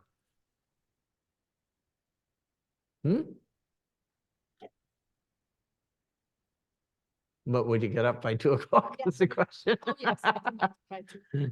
Okay. All right, well, let us work on it and we'll have to get some publicity out then. Well, I guess it won't hurt, eh? Properly communicated. I'm sure the people will come out and bend our ears and whatever, but I'm always for communicating and transparency and that kind of stuff. So I can give up a couple hours on New Year's Day unless the Buffalo Bills are playing in the afternoon, but I'm sure they're not. So anyway. Just as a, Never heard of just as a reminder, if I recall, the one and only levy that we had since I've been here is we had the design plans for the library. We did, um, and they were on available, display in here yeah. and And so that was a draw. That's something that brought people in to show them that, so. Okay, All we'll right. get on that. Thank you. So we have no public to ask questions. Confirmatory bylaw. Who would like to move that? Moved by Councillor Bray, seconded by Councillor Nash. All right. Any discussion? Hopefully not. Can I get a show of hands, please? I'm in, I'm okay. You're in. Thank you, Counselor Lamb. We're done that one. Whereas the business of this meeting has concluded, now therefore be it resolved that this meeting be adjourned at 10:45 PM. Whoa. That's some kind of a record for starting at 4. Until the regular closed session council meeting of Thursday, December 14th. It says at 4 PM, but that's not correct. Oh, sorry, Thursday, December 4th. That's our in-camera meeting on Thursday. I'm sorry. I thought, oh, we've all of a sudden got a second meeting in December, but yeah. Or at the call of the chair. So who would like to move that? Councillor Woods. Seconded by I'll second it. Councillor Lamb will second. Okay, and we're all in favor, are we? Thank We you very are. much. That's I am. carried. Have a good evening. We will talk to you again on Thursday.